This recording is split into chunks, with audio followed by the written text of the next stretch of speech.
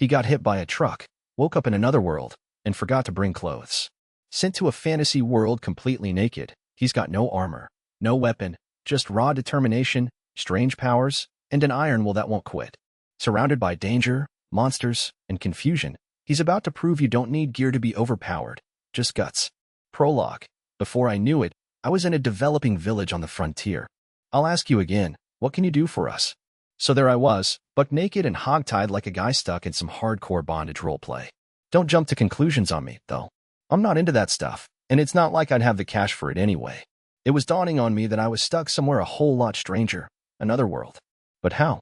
I clocked out from my part-time job and started toward this bar by the station for a quick drink on the way home, but after that I couldn't remember a thing. I'm in pretty good shape. I've done all sorts of odd part-time jobs, so I can handle just about anything you throw at me. I don't know how I stammered all that out to the young woman in front of me. She seemed like the leader. I did not want to piss off the leader. Come on, think, think. But the scratching sensation of sand inside my mouth was really damn distracting. Oh, I don't know what a part-time job is, but you'd best not disappoint me. I'll do all I can. Humph. This village doesn't have the means to accommodate anyone who can't pull their own weight, but we need all the manpower we can get. The young woman motioned toward me with her head. On cue, the muscle-bound man beside her stomped over and grabbed me. After Meathead dragged me through the dirt, he tossed me unceremoniously inside of a barnyard stable.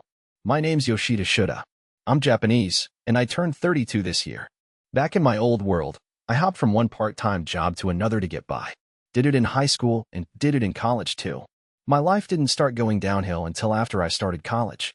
See, I actually had fun working part-time.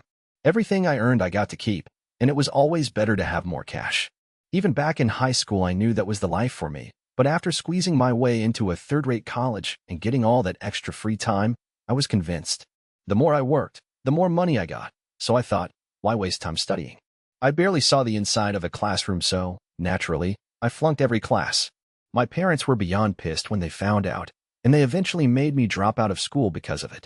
It only made sense considering they had to get my two little sisters through college too. After dropping out, I worked all kinds of jobs to get by. The stories I could tell from all the stuff I did, until I got to this world, at least, would be more than enough for good conversation over drinks.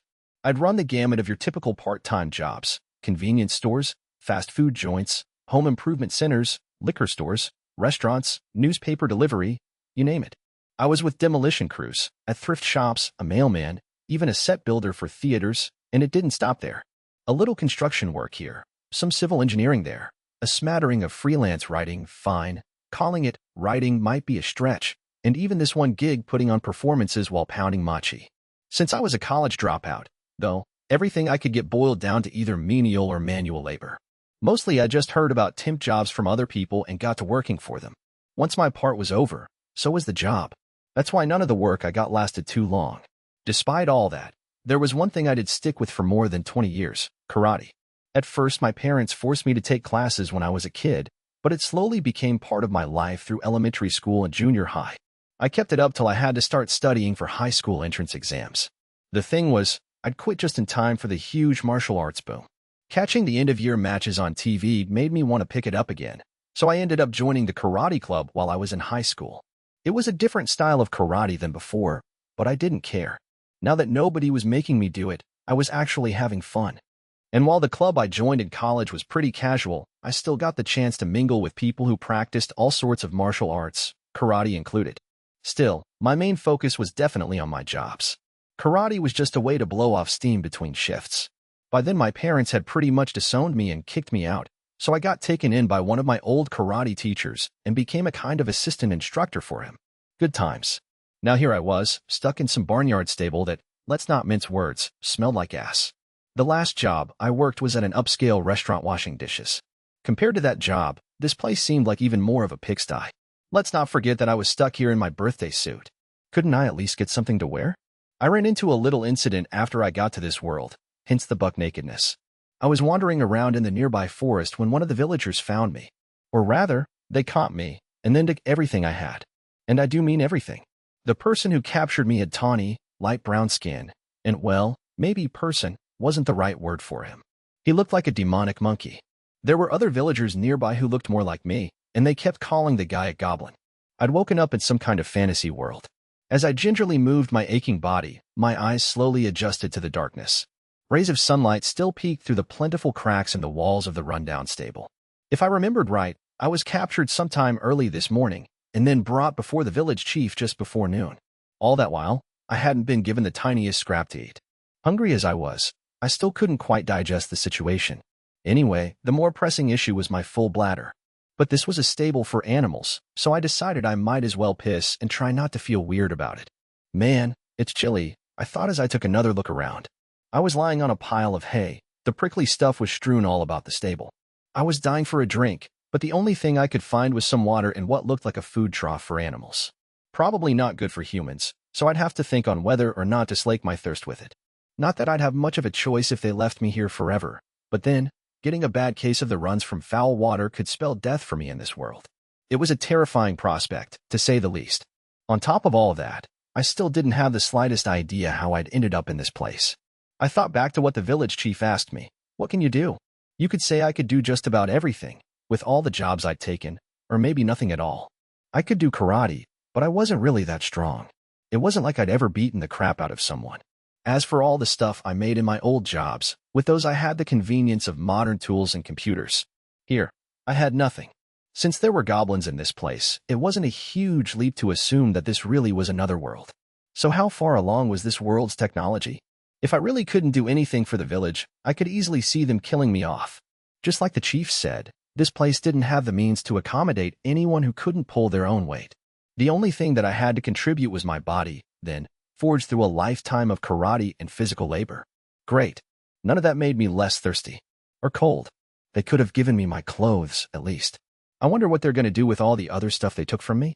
Now that I think about it, I don't even remember what else I had when I first got lost here. Wonder if they'll give anything back. The door to the stable opened with a loud creak. Time to eat. Come with me. It was the same goblin who captured me while I was wandering the forest. He untied the ropes around me, and I finally made my way out of that cramped stable. Waiting outside was the muscle-bound man who had thrown me in the stable in the first place. It seemed like he was in charge of keeping an eye on me. After a brief exchange of grunts between him and the goblin, the meathead followed after us. This way, said the goblin, and I followed. Man, it's bright out here. I used one hand to shield my eyes from the sun, and the other to hide my crotch. The wind was brisk, but at least the sunlight was a bit warm. I'd wager it was spring in this world, or maybe fall. A smattering of houses with walls built out of mud came into view as I followed, houses with chimneys, which meant that they probably had all the furnishings of real, proper houses. Just as I thought when they first dragged me here, this village probably had a few hundred people living in it. The village itself was surrounded by forest, with only enough trees cleared out for the settlement proper. Small plots of farmland clustered near the houses, along with tiny stables like the one they tossed me in. Hey man, what's your name? I'm Shuda, I said to the goblin. He stopped, turning to take a brief glance at my face. I couldn't tell how old he was, but even though the guy was a good head or two shorter than me, he was absolutely ripped. Imagine a miniaturized junior heavyweight pro wrestler, and you're on the right track. Deep wrinkles lined his face, but I guess that was just a goblin thing. It made it a lot harder to figure out how old he was. The goblin ignored me and kept on walking. Ah, come on, man. Don't be like that. You do have a name, right? No response. I decided to hold off on the questions for now. Even if I really wanted to just know where I was and what was happening, I didn't know what these guys would do to me if I pissed them off by talking too much. Come to think of it, the talking itself was weird. I was in a different world, but I could still somehow communicate with these people. We finally arrived at our destination, just behind the village chief's manor. It was no outdoor cafe or anything, but it had a wooden porch and an earthen stove, where they must have done some cooking. Sit. He was certainly a goblin of few words. I obeyed, sitting myself down on the wooden balcony. A young girl stood near the stove, ladling a thick, stodgy substance into a wooden bowl. She looked wary. Hey, thanks a lot, I said, flashing a smile as she handed me the bowl, at which point she darted away, unfortunately. Great. She hates me, or maybe outsiders are rare, and she just doesn't want to be involved with me too much? I peered at what was in my bowl. The sludgy substance seemed to be some kind of porridge. I couldn't be sure, but from what I could see, it had red peppers, I thought, some beans, potatoes, oatmeal, and bits of what looked like bacon, I hoped. Eat. When you're finished, time for work, the goblin said as he took his own bowl from the girl. I snuck a glance at what he got. Weirdly, he not only got less than me, but it looked like I got more of those bacon bits as well. When I finally brought my wooden spoon to my mouth, I found the porridge didn't have any flavor to it. Fine by me. I didn't need gourmet cooking on an empty stomach. It only took about 10 spoonfuls before my porridge disappeared. I'm guessing there aren't any seconds, right? My question was ignored, of course. After I finished eating, they finally handed me some clothes, kind of. Not my old clothes, but a raggedy old hemp loincloth. This wasn't even what the other villagers wore. They all had full sets of clothes. They gave me one more thing besides the loincloth, a small hand axe. Chop these logs. When you do, pile them up over there, the goblin told me as he pointed toward a mound of wood. So that was my job here. Chopping firewood. What should I do when I'm finished with that? Do all the ones here, then separate them so they can be used in the village. Then do the ones next to this pile, and the pile next to that one. I tried not to wince at the mountains of logs before me. Yeah, this isn't the kind of job you can finish in one day. It's going to take at least a week to get it all done. I offered up the brightest, most apathetic smile I could muster. Hey, you got it. Hey, folks. Still shoulda here. You know, that guy who got sent to another world and gets to chop firewood for a living? All I've got is a loincloth and a hand axe. I suppose you could call that my work uniform. It was the middle of spring, and yet another day of me working my way through a pile of logs. The goblin woodcutters gathered lumber, and my job was to chop it up so the villagers could use it as firewood in their homes all through winter. Simple, yeah, but exhausting. My first day trying it went something like this. First, I set one of the larger pieces of wood on a stump and tried chopping it with my axe. I wasn't used to this kind of work, so the blade got stuck in the log and wouldn't come out. I lifted my axe again, log still stuck to it, and brought it down against the stump. That got the thing cut in half. None of my cuts were even when I started, and my chopping technique was sloppy at best. It only took about 5 minutes for the palms of my hands to go numb, which was a sign of the calluses to come. Another 5 minutes, and the friction caused my skin to become hot. 5 more minutes, and my arms were starting to give out, then my shoulders. The feeling of exhaustion finally crept down my lower back, and then I was down for the count. The only reason I got that far was because of all the part-time jobs I'd done before, specifically, the one where I pounded machi with a giant wooden mallet over New Year's. It took 2 hands to swing that mallet, and I eventually learned to make it easier on myself by relaxing my body whenever I took a swing. That said, it was different enough to give me trouble. I was supposed to use one hand to swing the hand axe, and that was rough stuff. Still, that's how it had to be done, since it was crucial to give the arm I wasn't using a break before alternating back to it. I didn't know that on my first day, though. I used both hands. It made swinging easier, but it wasn't as efficient. Day 2 came, and work got a bit easier as I figured out the one-handed technique. I realized if I kept brute forcing it, I'd only slow things down in the end. Call it the intuition of a manual labor vet. By the time day 3 came around, I'd finally gotten the hang of my work, and I was on my way to becoming firewood chopping pro. Well, just like you said, it seems you possess some amount of physical strength after all, the village chief said as she observed me at work. Why thank you so much, Your Majesty. I'm not trying to brag or anything, but even if I couldn't be perfect, I still felt like I'd done enough in my life that I could handle just about any work they threw at me. It's my 60% rule. You get 100% in anything. Good for you. You'll be satisfied with that perfection. What keeps you going is aiming for 60%. I'd treat that 60% as 50% for next time, then aim to give another 10% more to reach 60% again. Rinse and repeat. Thank you for your words of praise, I replied, making myself sound as humble as possible. I didn't want to start you with farm work all of a sudden. Couldn't have you eating all the crops, after all, the village chief said with a reserved giggle. Honestly, the village chief was kind of cute. She had to be only a year or 2 into her 30s, with long, waist-length blonde hair. I remembered reading in some book that humans in the past only used to live until around 50 or so. That's why they'd get married and have kids so young, climbing the stairs to adulthood faster than I could even imagine. Really, it wasn't so strange to see a 30-something woman in charge of a village. Anyway, she seemed satisfied with what she saw of my work. She winked at the meathead guard in charge of keeping an eye on me before returning to her manor, and he bowed his head as he saw her off. Back to work, then. The worst part of it was that no matter how much I worked through the log piles, they never seemed to diminish. The goblin woodcutters just tossed new wood on the piles, day after day. The guard watching over me was always around, but he never lifted a finger to help. He would only ever take his sword out of his sheath to swing it around. How efficient of him. Intimidate me and get some practice in. What a guy, right? On the fourth day, I wound up with an injury from the constant rubbing of my loincloth. I noticed a stinging sensation first, and it turned out my skin had actually split open a little. I hadn't been able to wash my loincloth in the last few days, either, so when I saw the young girl working at the village chief's manor, I tried talking with her about it. "Excuse me, do you have a second?" She didn't say a word. She was still completely on edge around me, and I couldn't blame her. I was almost completely naked aside from the scanty loincloth.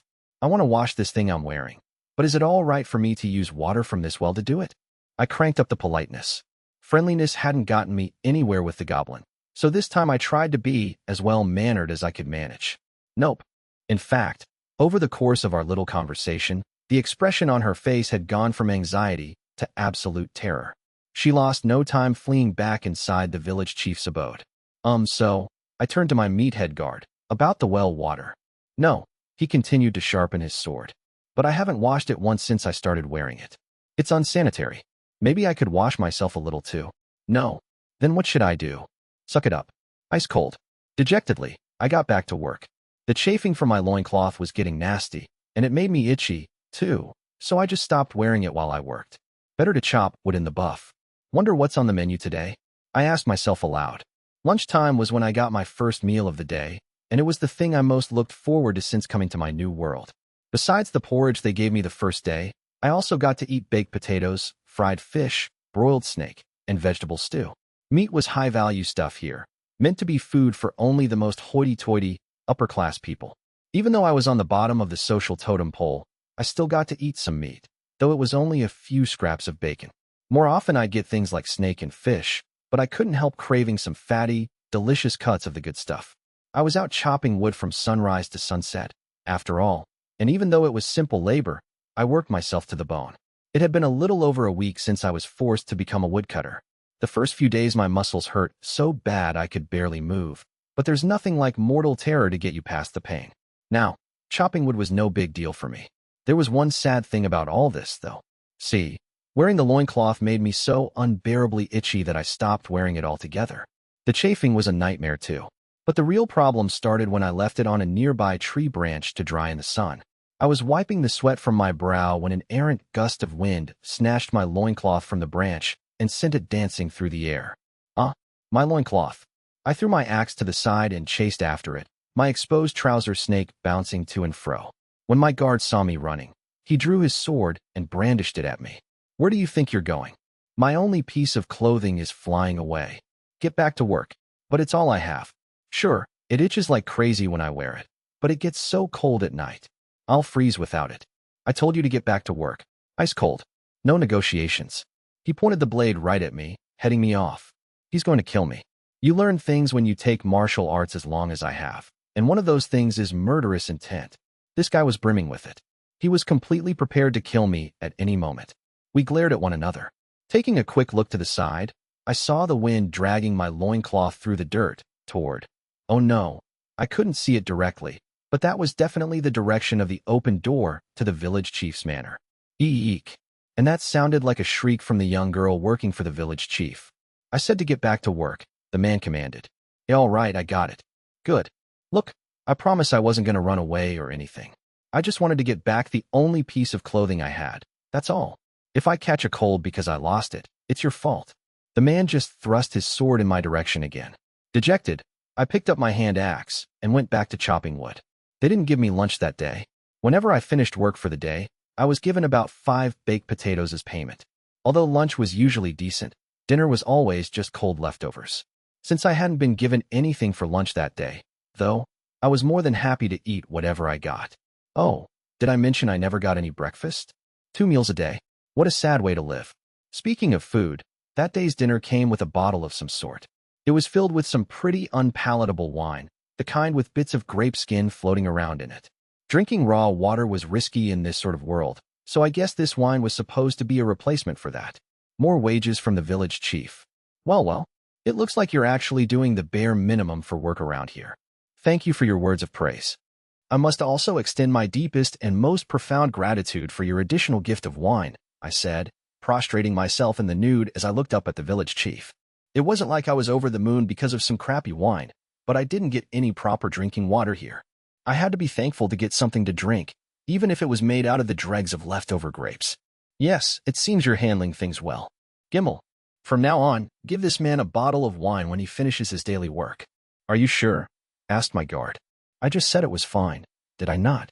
The look on the meathead's face made it clear he wasn't happy to hear this. So that guy's name is Gimel then.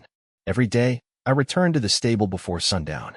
Whatever animals used to live there, now it was just me. Home sweet home. Well, I guess I did share the place with a few roosters. They'd be outside pecking away at their feed during the day, but my rooster roommates were there to greet me when I headed back to the stable. I was still itchy all over and couldn't really get a good night's sleep, but what could I do about it? Just as I was thinking that, the girl who, I assumed, worked at the village chief's place as a servant came with a bucket of lukewarm water for me. Gimel, you know, the meathead guard, was there as well, of course.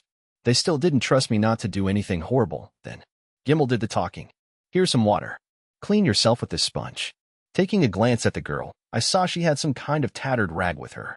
She held it at arm's length, pinched between two fingers, like when you would hold something disgusting away from yourself.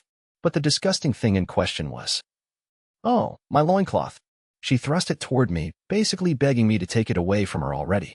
Thanks a lot, I said. What's your name, by the way? I mustered my friendliest smile again, but the cute girl just pinched her nose and ran away. I hadn't taken a bath in days, so I must have been downright rancid. I wearily turned to Gimel. Thank you very much. Get back to the stable. Also, you won't be chopping firewood anymore. Wait, hold on. Does that mean I'm fired? Am I going to be executed? Humph. We'll see, the man said.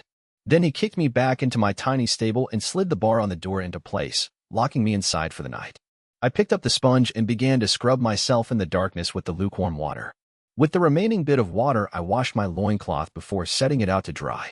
No more working in the buff for me starting tomorrow. Yoshida Shuda, 32 years old, and I finally finished my part-time job as a woodcutter. My payment, crappy wine made out of bits of leftover grapes. My days always started early in this new world. As in, before the sun even came up. That's when my rooster roommates would start crowing their heads off. Cock-a-doodle-doo. Morning to you too. With a stretch, I navigated the darkness to put on the only clothes I had, a loincloth. Hey, better that than nothing, even if it still made me itch like crazy around the waist. Still, I definitely wanted to get my hands on some genuinely decent duds soon. Right then, I heard the sound of the bar on the stable door being removed before Gimel threw it wide open. Get up. You're not coming back here from today onward. Before I could think, he was on me, grabbing me and dragging my hide out along the ground like it was nothing. A true gentle giant. If I'm not coming back here, does that mean I'm sleeping outside now? I guess that's fine since it's been getting warmer, but it gets so lonely at night. I'd want to at least take my rooster pals with me, you know? Shut up. And shut up I did. The roosters in question poured out through the open stable door one after the other, not caring in the slightest as they hopped over me to get out. Could you not just jump over me like I'm a corpse, guys? It was like all that time we spent together meant nothing. Ah, love. So one-sided, so fickle. So, what should I be doing now? You said I wasn't chopping wood anymore, right? Follow me. Starting today, you're going to be taking care of the livestock. Wow, taking care of livestock. I grinned, adjusted my loincloth, and stood myself up. About time I had some better work to do. It was still cold in the morning, but I would warm up by moving around a bit. I wanted to hurry up and get to tending those animals. So now that I've been chased out of the stable, where will I be living? I asked Gimel, following behind him. There's a barn, bigger than that stable. That's going to be your new home. Yes. Moving on up. The stable was just a little over 50 square feet, and now I suddenly got to move into a huge barn. And with animal pals, too. Like cows. Or, oh, maybe horses? No, actually. Pigs. It was pigs. There were a few dozen of the little guys, aching their bacony hearts out, and they stank. The stable may have smelled like ass, but the rankness here was a magnitude of ass that put the stable to shame. Pig crap, said Gimel. Clean it. Leaving me with those words, Gimel moved a short distance away to keep an eye on me, just like before. Does this guy even have a job? Judging by the sword at his waist, I'm guessing he works for the village chief, but I've never actually seen him do any work. What a guy. Just as I was thinking that, a large, older lady made her way over to me, though it was hard to believe she was a lady at first glance. So, you're the new manure guy then? Yeah, nice to meet you. My name's Shuda. Forget the formalities. Just grab that shovel and scoop it into those barrels until they're full of manure. When you're done, take the barrel to the mound out that way. Mound? What mound? You'll know when you see it. Now get to work. The old lady smacked me on the butt with the wooden stick she was holding. Hard. Yo isekai'd. Less yappin', more pig crappin'. This old lady was as hard-ass as they came. I scrambled to the shovel and got to work filling the barrels with the pig dung scattered around the barn. All that wood chopping really helped build my strength for this sort of work. Even so, my back started to give out in no time flat. The barn was even bigger than I expected it to be, with each story around the size of a 4-unit apartment. Over 30 pigs lived there, inking and squealing away. I realized this world had no sense of hygiene. The barn was damn filthy, with flies buzzing all over the place. It was a crap job, har, that I wouldn't want to touch with a 40-foot pole, but if I wanted food, then I had to get scooping. The lady watched me for a bit.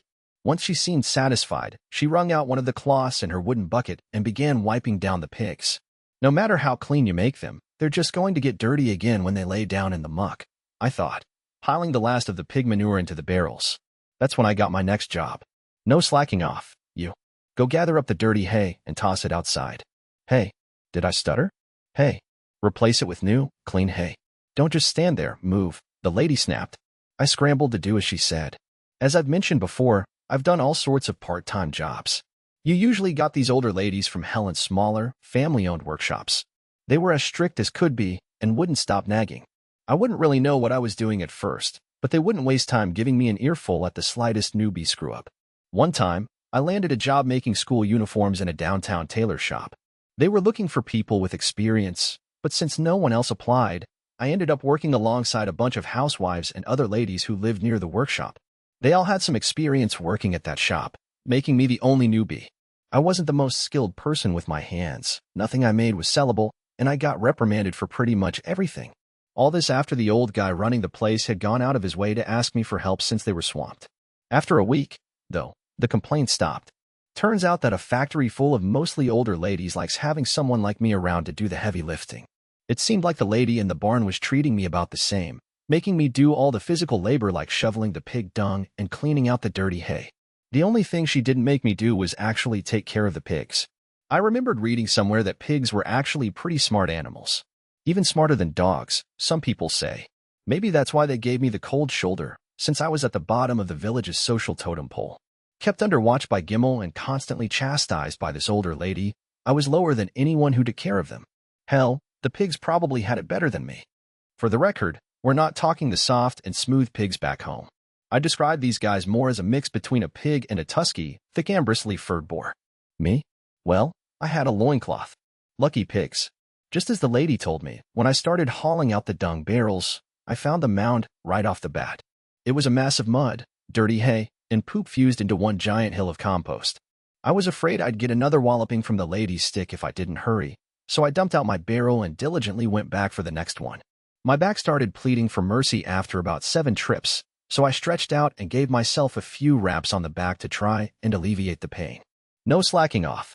Sorry about that, ma'am. Who are you calling, ma'am? I've got a wonderful name, and you better use it. It's Jinanan, she shouted, and gave my arms a quick, sharp whack. I'm sorry, Jinanan. That's gonna bruise. I knew this kind of pain from all of my years of karate. It felt like the aftermath of blocking a middle kick to the body. Lunchtime was still my one shining light. I worked more muscles in the barn, and I was all the hungrier for it. Instead of being taken behind the village chief's manor to eat like usual, Jinanan appeared with a basket of food. You're allowed to eat eggs from now on, so you better be grateful. Thank you. Now I got both baked potatoes and boiled eggs for lunch. Thank you so much. I couldn't even remember the last time I had eggs. I wasn't big on them back in my old world because, you know, all the cholesterol. I think I remember reading that it actually didn't really matter how many eggs you ate a day, but who knows with these things. Whatever. These were going to be my first New World eggs, so I couldn't give a damn either way. There were a total of 3 boiled eggs and 3 potatoes. I must be in heaven. Hey, you, Jinanan suddenly spoke up. What's your name? Even the pigs have names. You must have one too, yeah. The pig who was related to most other pigs in the barn was called Pampy, in case anyone was wondering. That's a pretty cute name you came up with there, Miss Jinanan. I told her my name when I introduced myself, but it seemed like she didn't remember. I'm Shooter, Humph. Think you're all that, do you? Hurry up and finish eating. Her mood suddenly took a turn for the worse, and she gave me another hard whack on the head with her stick. Dejected, I wolfed down my last egg, which promptly got stuck in my throat from trying to eat it too fast. After finishing the pig dung, my new job was to mix the compost. Mix it real well, then cover the whole thing with dirt, top to bottom. Gentinin explained to me, or ordered, rather. Then what? Get some water from the river and get the pigs something fresh to drink. All right, got it. And after that, we're finished. You better get moving, though, or things are gonna get messy. Messy? What's that supposed to mean? Gentinin put her hands on her hips, her bountiful chest bouncing slightly. It's gonna pour soon. So get moving. I glanced at the sky. Enormous, ashen dark rain clouds spilled over the northern mountains. So, hell, I grabbed my shovel and got moving on that compost. While mixing compost wasn't exactly a cakewalk, it was kind of similar to what I'd done as a civil engineer, so it wasn't anything I couldn't manage. I just wished it hadn't been so long since I'd done it. I don't know if it was an insurance problem or what, but at some point people just quit hiring freelancers like me to do construction work, civil engineering jobs, any of that junk. They looked down on us part-timers, I think, especially if there were any workplace accidents. If you were wondering why I was so rusty at manual labor like compost production, there's your answer. After mixing the compost for a bit, I heaved some dirt over the top of the pile. The stench of fermenting compost was ungodly enough already, and the fresh dung and filthy hay dragged things still lower. I stunk something fierce up until the day before, but this smell turned the air itself rotten and clung to everything. It was the kind of job absolutely nobody would want to do, so hey, why not make some schmuck from another world do it instead? With the compost mixed, I got to work replacing the water in the barn's troughs. Seeing as Gentinin was likely to kill me if I poured the reeking old water out in the barn, I hefted every one of those rectangular wooden troughs myself, and let me tell you, they were heavy. They weren't even filled to the brim with water, and they were still too much to take all at once. So I didn't. Dumping the water in the barn was out of the question, sure, but I could take a small bucket and scoop it from the troughs bit by bit. Once I removed enough water by bucket, I dragged the troughs outside and poured out the rest. I kept an eye on the black clouds as I worked, racing against the rain to get all the old water out of the troughs. When I finished, I grabbed a long wooden laundry pole and hung buckets on each side, hoisting the whole thing on my shoulders to get fresh water from the river. A river, even though there was a perfectly good well nearby. I asked Gimel about going to the well and, "You can't." "Why not?" "Because." "Then where do I get water from?" "The river." There was a river on the outskirts of the village, apparently. Not very close. But the well seemed like it was reserved only for a special few. Just delightful. With a bleak smile, I shouldered my laundry pole and hurried off to the river.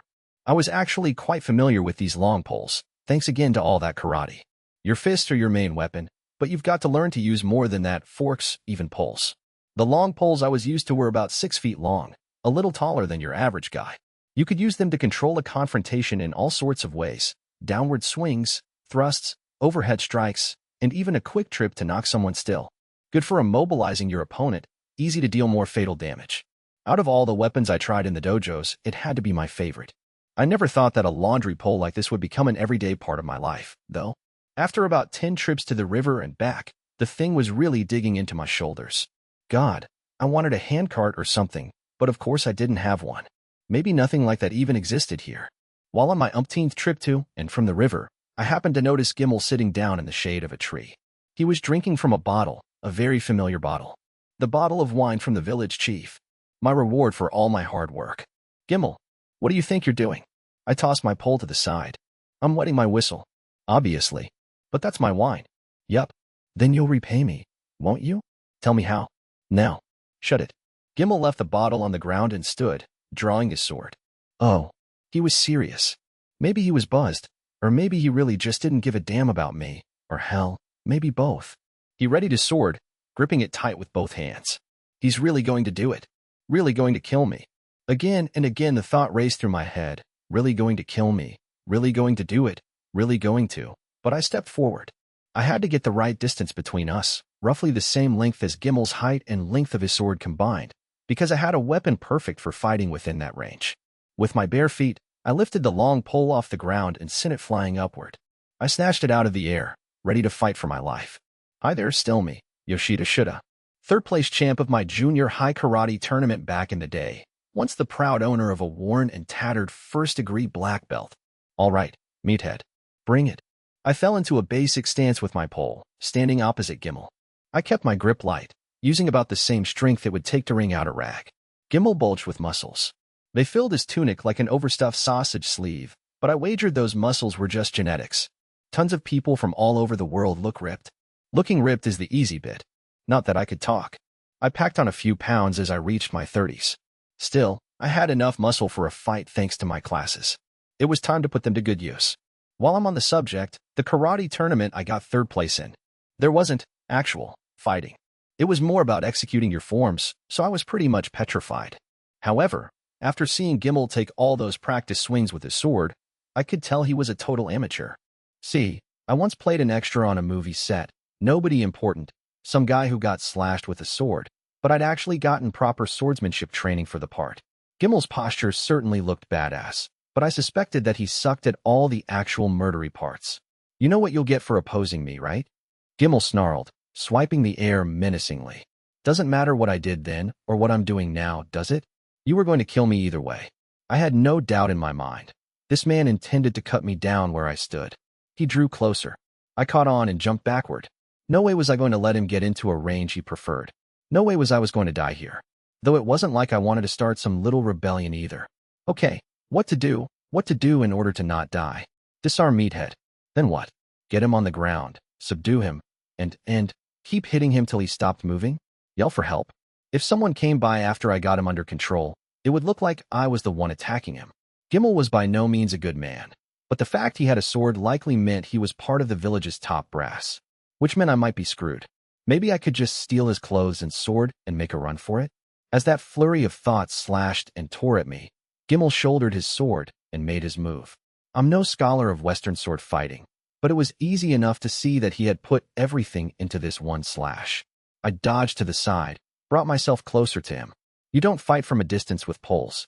Fierce as Gimel was, his blade missed.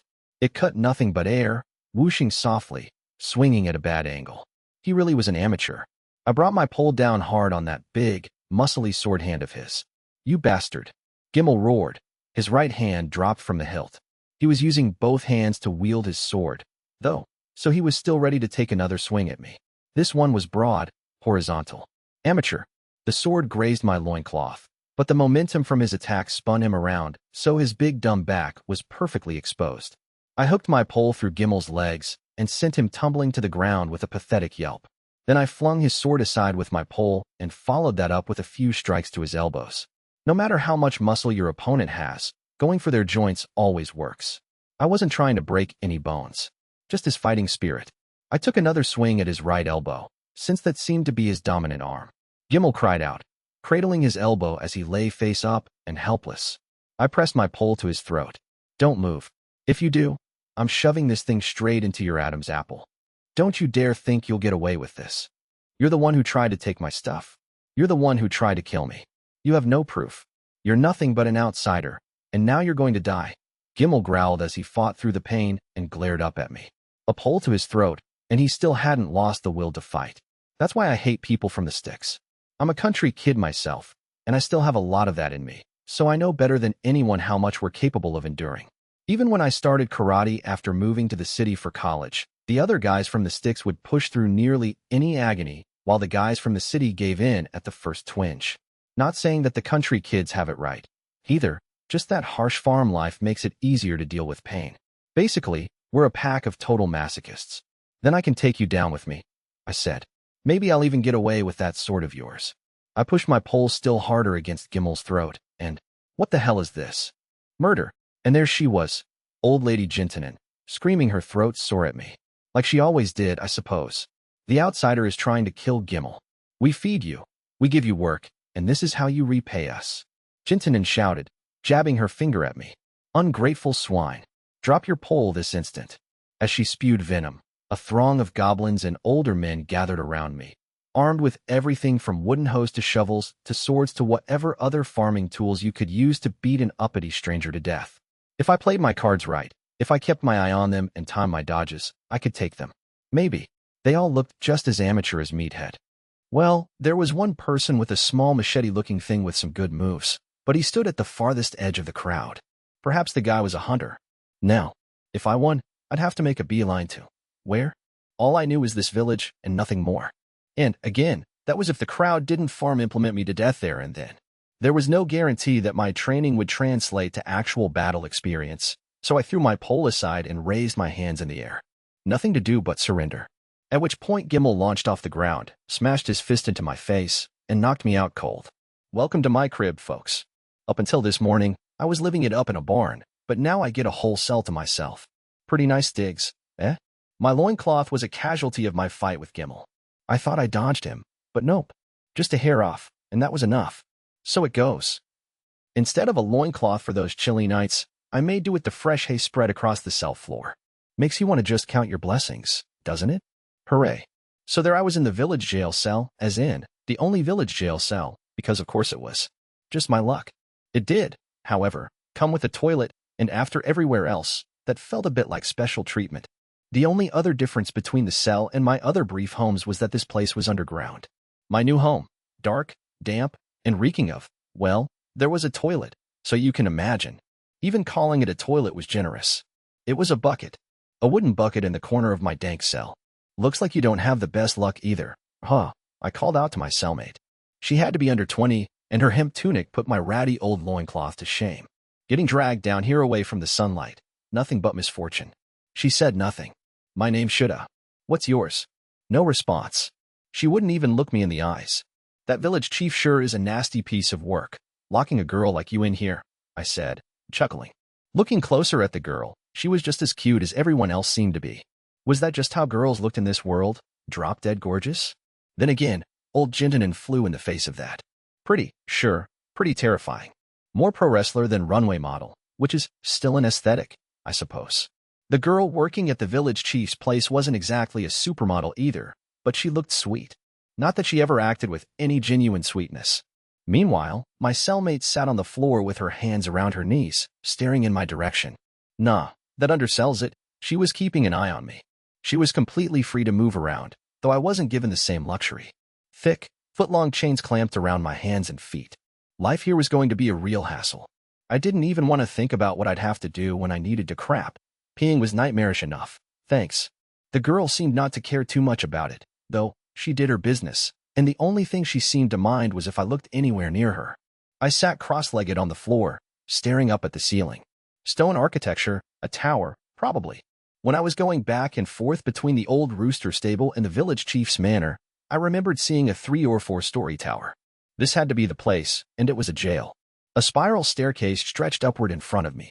The clacking sound of footsteps echoed down several flights of stairs. Footsteps that were getting steadily closer. I focused my attention on the spiral staircase, and soon enough the village chief made her grand appearance. Seems like you really went wild this time, didn't you? I swallowed. Gimel was at her side, his face completely smashed in. But I hadn't beaten him that badly, had I? You quarreled with Gimel while taking care of the livestock. Do I have that correct? She asked me. Yes, that's right, I said quietly. Making excuses would get me nowhere now, and there was no point in denying the truth. That's when Gentleman happened across you too, and had you captured. Yes? Right. Then Gimel punched me out. You look just as bad as him, you know? Take a look in the mirror, she added, giggling. Har har. Get it? Because there's no way you'd find something as luxurious as a mirror here. Still curious, I tried touching my face, and regretted it. My nose hurt like hell. Smashed in, probably, or maybe even broken. I jerked my hand away just to stop the pain. What happened to Gimel's face wasn't me. I said quickly. All I did was trip him. I didn't do anything else. I'm the one who punched my son, said the village chief calmly. Gimel slumped his shoulders. The girl in the cell shrank against the wall. They were all terrified of her. Your son? I asked. Yes, my son. Stepson, to be precise. My late husband was the chief of this village. I was his second wife. Gimel was his son, something for me to remember him by, if you will. I see. That was the only reply I could give. A violent boy, though, and I wouldn't be surprised if drink drove him farther this time. I've already punished him on your behalf. So his face. How shall I put it? The rules of this village go something like this. If you steal, we take your fingers. If you kill, we take your life. And if you smash someone's face in, the village chief might smash your face right back, which is what happened to Gimel. Truly, this was a woman to be feared. I've said my piece. You're cleared of all charges and free to leave. Finally, one of the woodcutter goblins was with the village chief. He fumbled with the lock for a second before getting the door open. Thank you for helping me, I said to the village chief. There's no need to thank me, but I won't apologize for anything, either. We're even now. Her son-in-law and me, both smashed to hell and back. Balance in all things, I guess. I've been meaning to ask, were you once a warrior? The village chief said. My son had a sword, yet you took him down with only a stick. I wouldn't say a warrior, per se, but I guess I've been through some of the training. I see, I see. Looks like we have ourselves quite defined after all. Her dry laugh echoed throughout the stone tower. So, I glanced at my cellmate. Who's she, anyway? Oh, her? I brought her here to take care of you. But never mind that. Come, follow me. At the village chief's prompting, I stood up and left the cell. Which was nice, but it felt like they were forgetting something. Ah, I almost forgot. Naniwa, take those chains off for him. The village chief ordered the goblin. How was I supposed to pronounce that? Nanny what? Freed from my chains, I pushed past a dejected Gimel. Oh, he hated that. You could just see it in his eyes, but he couldn't do a damn thing. Serve that douche right. The bright light of the outside world greeted us outside the tower. I'll go ahead and show you where you were supposed to live starting today, the village chief said. You mean the barn with the pigs? She turned around for a moment. No, of course not. Who in the world told you that? I glared back at Gimel, following just behind us. He averted his eyes. The girl from the jail cell walked beside him. She looked pretty shocked when I looked her way. She frantically shook her head, as if to say she had nothing to do with this. Gimel, then, the village chief sighed. Yeah, well, you have nothing to worry about. I was thinking of welcoming you as an official member of the village soon enough, after all. For real. Thank you. Thank you so much. And if you're going to be a member of the village, someone your age is going to need a wife, she said. I've selected this girl. Marry her. The girl behind us? Wait, what? I just met her. We haven't lived together. We haven't really talked. What about her? What about what she wants? What are you making such a fuss for? You're of age. She's a woman. Starting a family now is only natural. I didn't know if I really needed a wife, though. I'd never had a steady job, and my old house was a rundown apartment. I never cared where I lived, to be honest, and I could take care of my needs by myself. Then again, I wasn't about to turn her down. If relationships and free will didn't exist in this world, maybe I needed to get with the program. Thank you for your consideration. My wife and I will do our best to contribute to the village. My new wife froze up. It hit me then that I didn't even know her name. I wondered if she'd warm up to me. About this house. It's over there, on the outskirts of the village. It used to belong to one of our hunters. What happened to them? Oh, he died. He went into the forest last winter, and it seems a wyvern got him. Wyvern? Wyvern. And would Vern strike again? All right. Yeah, stupid joke. I knew what a wyvern was well enough. One of those flying lizards you find in any generic fantasy setting. Huge, deadly, famous, and basically public domain. So a wyvern killed him? I continued. They killed each other, actually. They call you Shooter, don't they?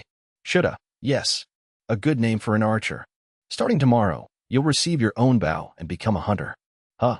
Surely a shooter has hunted before, correct? No, it was shoulda. Though Shooter did sound pretty rad, right? But no, I was over 30, and that was some goofy junior high gamer name stuff. Yeah, I've hunted, I said, responding to her question. It was with one of my uncles. The guy hunted ducks. In elementary school, I was absolutely terrified of all his hunting dogs. When I stayed at my aunt and uncle's place over summer and winter break, I was always at the bottom of the pecking order. My uncle was top dog there. My aunt was second to top dog, then the literal dogs, and finally me. Hunting dogs are only friendly with their owners. I'm sad to report. They're pretty smart. The problem was that when we shot ducks, we used guns, not a bow and arrow. However, I also used to work in an apparel shop where my manager was a former self-defense force paratrooper, and he took all the employees to airsoft places on our days off.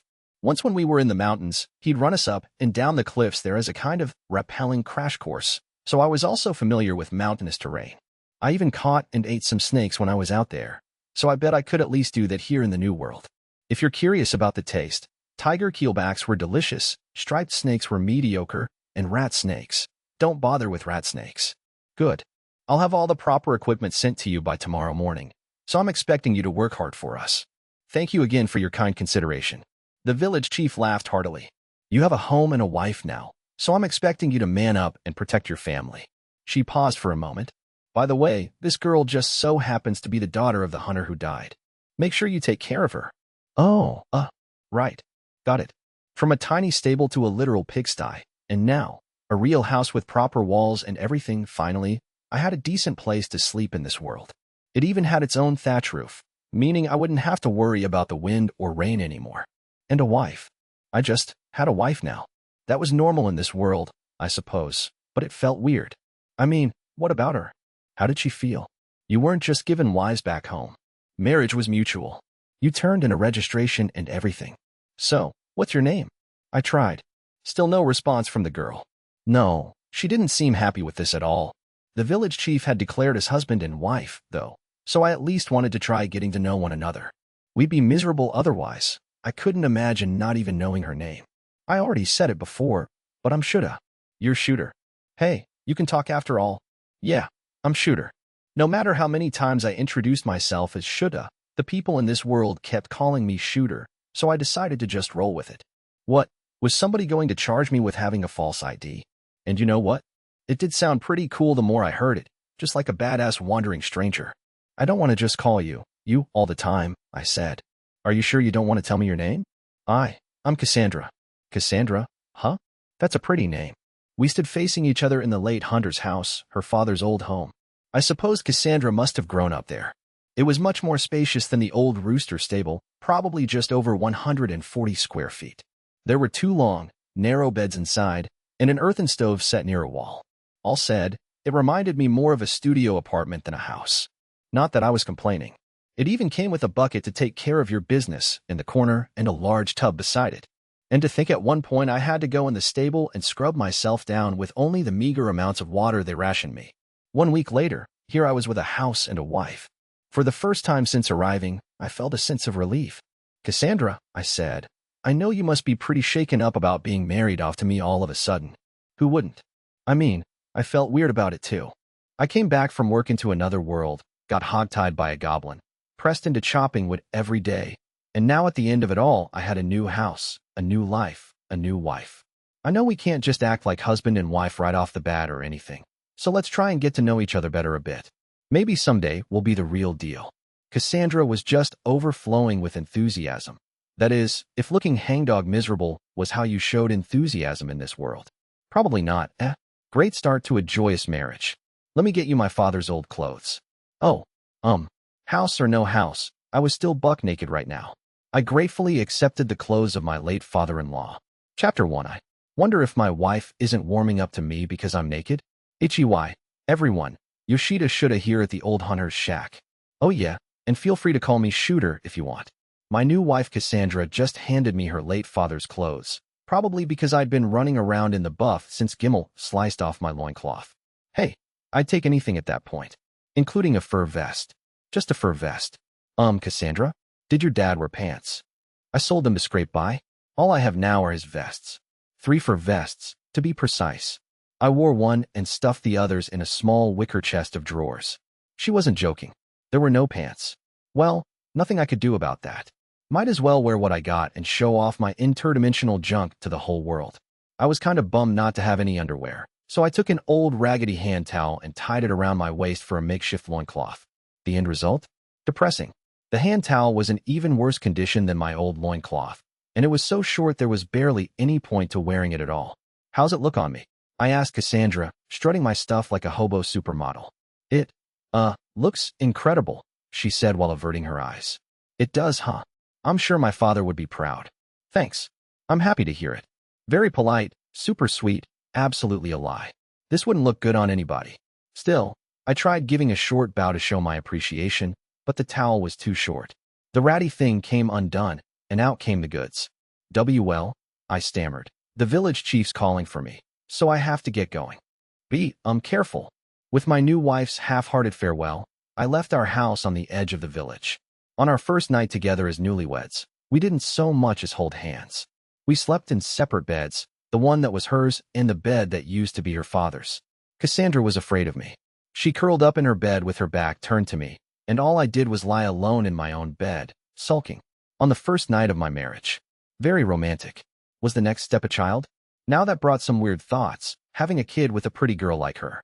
I bet she could see those thoughts too, with me wearing such a small, ratty loincloth. Ugh, no wonder she was freaked out by me. The next morning, a goblin named Wakwakaro waited for me outside. I couldn't see a difference between him and Naniwa the woodcutter, but apparently they weren't even related or anything. The village chief prepared everything you need for hunting, he said. Thanks, glad to hear it. I heard you were a warrior before coming here. They say hunting's just another part of warrior training, so it must be your specialty, right? I'm looking forward to seeing your technique. I've gone hunting before, but I wouldn't exactly call it my specialty. But your name's Shooter. That means you know how to use a bow. I might be uneducated, but even I know that. Out of all the villagers, Wakwakaro was the nicest one I'd met. He kept the conversation going on the way to the village chief's manor.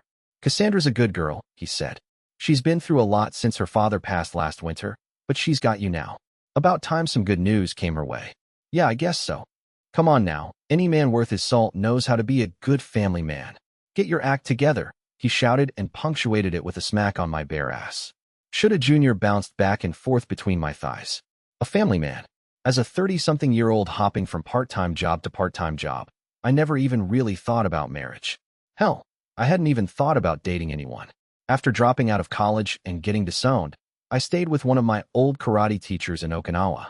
Their house had a dojo that I slept in, and in exchange, I was sort of an assistant karate teacher. I couldn't afford to feed myself with just that, though, so I also did all sorts of jobs, plumbing, making fireworks, whatever I could get. That left no time to think about dating and relationships.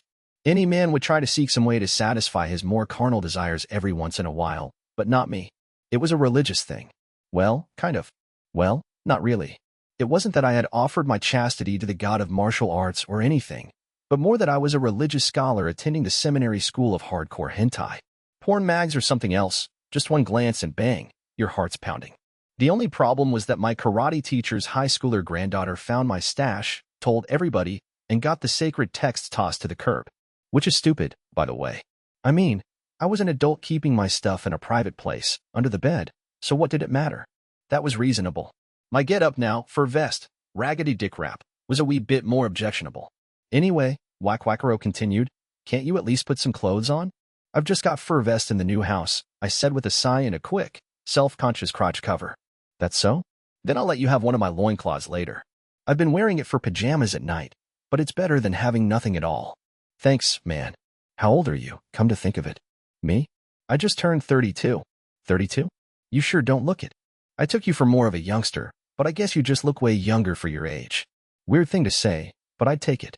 Thanks. I get that a lot. I lied, stroking the stubble on my face I hadn't been able to shave since I got to this world. Funny, I wonder if you're about the age Cassandra's father was. How old is Cassandra going to be this year? I think about 16 or 17, something like that. Yikes. Is this a crime? I thought to myself. I feel like this is a crime? Oh God, I'm dad age here. I'm Cassandra dad age. That's not great. Well, you humans live longer than us goblins, so I don't think it's anything you need to worry about. It's not that strange to see some big age differences between husbands and wives for you guys. You sure? I am. The village chief is going to be 31 this year, but she was 19 when she got married to the old chief. Guy was a grandpa pushing 50. And the current village chief was the old one's second wife, I hear? Yeah, she came here from another village. She's infertile, sorry to say, and that was her second marriage too. Oh, that's rough.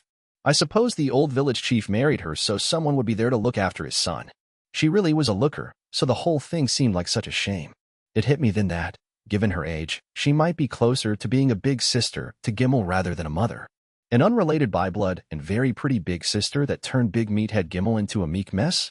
How earth-shakingly unshocking. The meathead had the hots for stepmommy. But what I told you is our secret, okay? Oh, Natch. I got it, Wakwakaro. There had to be a trick to getting the pronunciation right on these goblins. It was driving me wacky. By the time we reached the village chief's place, she was already waiting outside for us. You will be a hunter starting today, the village chief proclaimed, lording over me as I prostrated myself before her. As such, you shall be provided with the tools to fulfill that work. These tools have only been bestowed upon you because I have recognized you as a member of our village. You are never to use them against another person. Deepest of thanks. I understand and obey. I was catching on to all that bowing, scraping, and groveling. The civilization in this world seemed to be around our Middle Ages or so, maybe even before that. It looked like a renaissance hadn't occurred yet, with sprawling rural countryside as far as the eye could see. The difference between this world and my old one was that my dark ages didn't have forks. These ones were shaped differently than the forks I remembered, though, with just two prongs. More like skewers than forks, you could say. Anyway, in this primitive world my hunting gear was a spear and a bow. I'd be like one of my ancestors in those old Japanese hunter-gatherer communities, wounding prey with bows and arrows before finishing them off with spears. Besides the weapons, I also received a leather pouch and a pair of boots. I was rocking it barefoot right then, just asking to ruin my feet somehow. Those boots were going to be a lifesaver. From today onward, you will be working under Wakwakaro and the other hunters.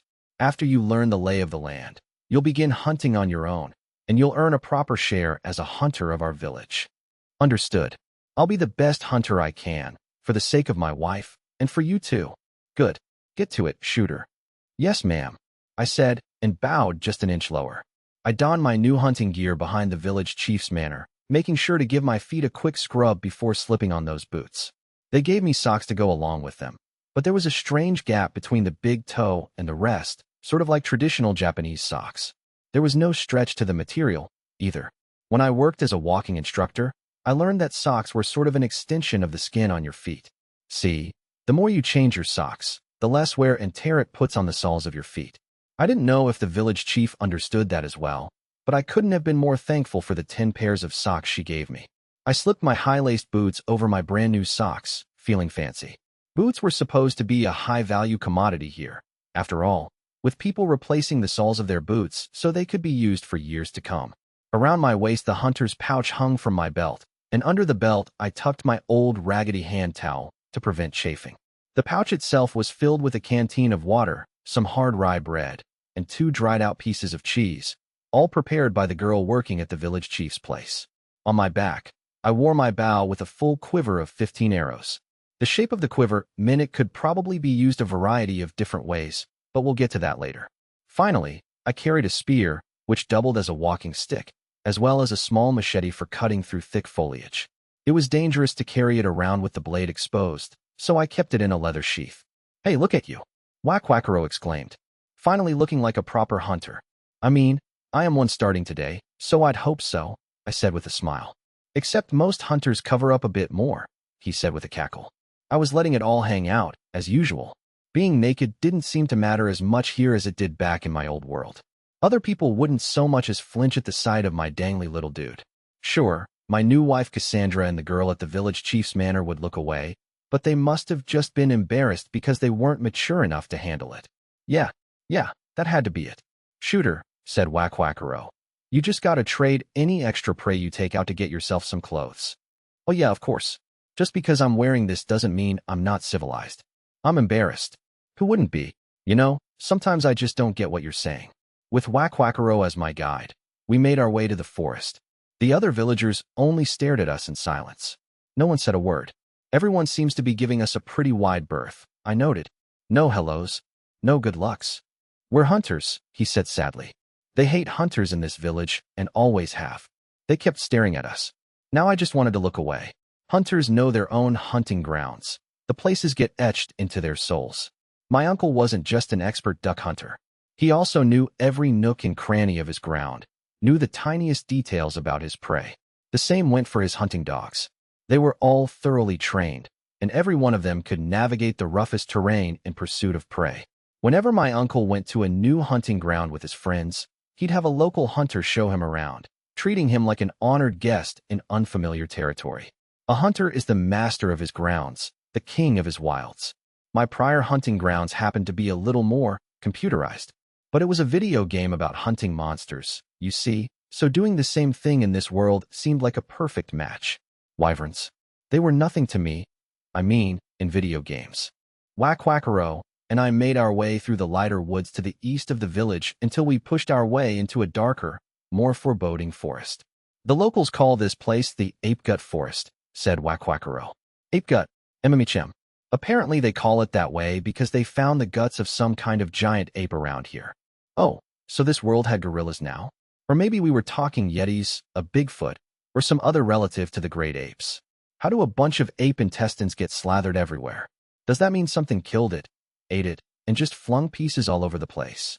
Probably something like that, he said, sighing through his hooked nose. There's a wyvern nest located deeper in the forest. And that's what Cassandra's father died facing. That's the one. But shooter, listen up. Yeah. Don't try going all gung-ho on me here. I don't care what they call you. Any hunter only just setting foot in this forest wouldn't be able to take one down. Not now. All of his humor, all of his friendliness, had given way to seriousness. Of course, I'm only a part-time warrior, and like you said, I just got here. I'll be listening to everything you say until I've got a better grip on our hunting grounds. I didn't even know what a wyvern looked like, and I didn't care to find out. As a matter of fact, every moment spent not in the presence of a wyvern seemed like a teensy victory. My video game wyverns were huge flying dragon things. What kind of idiot would try hunting that with a dinky bow and arrow? Even a rifle seemed barely adequate. Good to hear. Our target is something else. Got it. So, what's your specialty when it comes to hunting? You hear the word hunter as a blanket term, but anyone who hunts animals has their own area of expertise, whether that be birds, deer, wild goats, foxes, rabbits, whatever. My uncle's specialty was wild birds, ducks, turtle doves, pheasants, you name it. Wild boars and bears were said to be some of the nastiest targets, real violent bastards. The safest way to hunt them was to lie in wait and take them by surprise before finishing them off.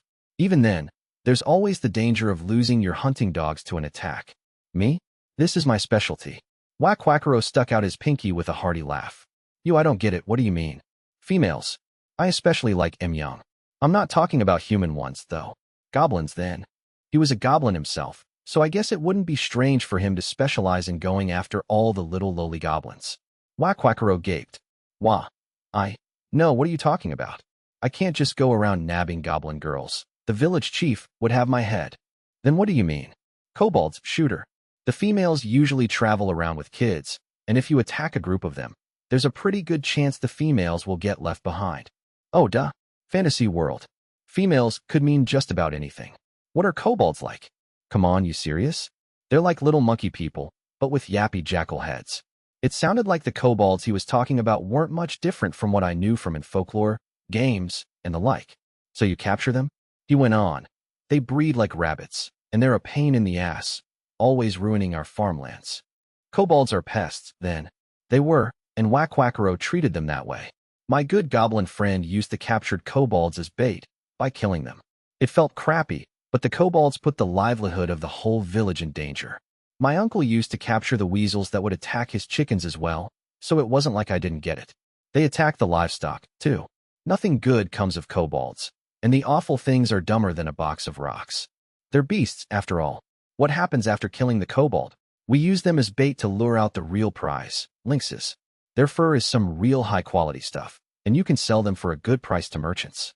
Lynxes, was that a magical thing? No. Wait, they were like those big cats from my world. Doesn't that mean we can't get any meat from the kobolds? Nah, kobolds aren't my real target. I hunt my fair share of deer and rabbits, for meat. They're good eating, and you can find them all over Apegut. Deer and rabbits, gotcha. Deer around here aren't all that big, so you can take them down even if you're all on your own. Now come on, follow me. He gave me a pat on the back, pulled out his machete, and started hacking through the foliage, trekking deeper into the forest. There I was, hiding myself in the thick overgrowth of the forest. According to Whack-Whackero, herbivores passed through all the time. Not just deer and wild pigs, either kobolds. How good are you with a bow? Whack-Whackero asked. We took our bows off our backs and readied them to fire, should our target cross our paths. As for being any good at one, well, I played a role in an Inca folk singer's performance as a hunter back when I was job hopping. The bow I used then was made of carbon, but I never ended up firing the thing. I used to have a longbow before, so this one feels a bit different, I said, which was almost not a lie. Gotcha. You are a warrior, after all, so I get that. Don't underestimate a nice shortbow, though. Doesn't matter if you're experienced or not. It only takes a little getting used to, and then it's a breeze. Bows were for bleeding your prey dry, and the spear was to put them out of their misery. Handling poles was my forte, so the spear would be no problem. The shortbow, on the other hand, I'd love to practice firing it sometime. Yeah, I bet. Let's meet our quota for the day, and I'll be happy to help. Bugs feasted on my way too bare skin as we waited. And waited. There, rustling, and it was just another rabbit. How long have we been out there? We left the village in the early hours of the morning, but it must have been nearly noon. Whack-Whackero was more than willing to shoot the breeze with me, but he wasn't so talkative as we hid in the forest underbrush. We decided to eat our lunches a bit early. The rye bread just made me incredibly thirsty. All of that on top of getting profoundly itchy in the forest thickets. The bug bites weren't helping, and worse, I was basically naked. The rocks and pebbles on the ground dug into my butt, and the grass rubbed against my skin, leaving tiny cuts. It was driving me nuts. I'd have to ask Wakwakaro or Cassandra for some advice on how to be even a little less uncomfortable next time. At the time, I just smeared mud on my skin as a kind of makeshift solution. You're pretty resourceful, huh? Wakwakaro said, raising his eyebrows and watching me apply my earthy anti-itch cream. I learned it back when I went camping with a portable fire pump. A fire what? One time when I worked at the apparel shop, my manager made us take part in a surprise attack on another airsoft team who were camping in the mountains nearby. I went marching through the mountains decked out in full combat gear, carrying a fire pump and a 2-liter water bottle. Bugs were just as hungry for my sweet flesh back then. We had this stuff called bug juice that was supposed to act as a repellent, but did absolutely jack squat. Instead, we slathered mud over any exposed skin as a countermeasure. It didn't protect us all day, but it kept the bugs from eating us alive. A fire pump, I said, is a magic tool you use to put out fires. Wait, you're a warrior and you can use magic? Nah, not casting magic, just using magic tools. Anyone can do that. Kobo, and kobolds. Everywhere, fuzzy yappy kobolds. Must have approached us while we were talking. I almost yelped, but Wakwakaro's hand shot over my mouth. They didn't seem to notice us at all. They were probably en route to find food or water or something. Wakwakaro poked me with his elbow, signaling that I should be ready with my spear. Not like I could be the one using the bow yet. As he whispered and signaled instructions, Wakwakaro readied his bow and took aim. His movements were fluid and precise, a thoroughly entrancing technique. Kabo, the boss of the group of kobolds, noticeably bigger than the rest, let out a howl to signal his comrades to gather around him. I grinned. Yeah, this first hunt was going to go well. The goblin huntsman Wakwakaro cut a gallant figure. His bowstring stretched taut as he knocked an arrow from the shadowed bushes, and snap, let it fly. The arrow dug into a female kobold. Kogia. A high-pitched screech rose from the wounded kobold. Wakwakaro kept calm, grabbing another arrow he had left by his feet. Released it. Had to be 5 seconds, maybe less. The pack panicked. A second arrow found its mark as well, and the children close to the target went running back to their mother. The boss kobold swung its stick, scanning its surroundings, and freezing as it saw the brush where Wakwakaro and I hid. All right, go get him, shooter. Wakwakaro roared as his third arrow pierced another kobold. I picked up my spear with one hand and charged. While we were hiding in the bushes, Wakwakaro told me that once he let loose with the arrows, my job was to rush in with my spear. Though kobolds were extremely cautious creatures, they weren't very attentive. If they found something that piqued their curiosity, they would become completely fixated. Not too surprising, if you think about it. I mean, we're talking dog-headed monkeys here. Kobolds were fairly weak on their own, so they formed packs to live together. Sure, they could use tools to protect themselves, but if they ever picked on somebody they couldn't take, they'd panic. Wakwakaro told me that kobolds only showed the bare minimum when it came to intelligence. Basically, whenever they faced something genuinely dangerous, they were just smart enough to fly into a panic about it. Sure, they could be sly and cunning if a fight was going their way, but their brains clicked off the moment the tide turned against them. Which is totally unlike any other intelligent species, right? Right. Let's just keep telling ourselves that. Anyway, that's why I leapt out of the bushes and started really raising hell. If I gave the kobolds time to react, they might decide to try and fight back. The wilder I acted, the less likely that was. Bogo Boge, the boss kobold howled. It must have been some kind of order in koboldish, or whatever you call it, because several other kobolds lunged toward me as the young and the females ran away. I took a low stance and drove my spear straight into the chest of the kobold leading the charge. The blade slid into its flesh, wet and sickening. Nothing like karate. I pulled it out right away before the blade stuck in the contracting muscles. I've heard those things happen when humans get shot or stabbed in all kinds of ways. Warily, I closed the gap between me and the kobold leader.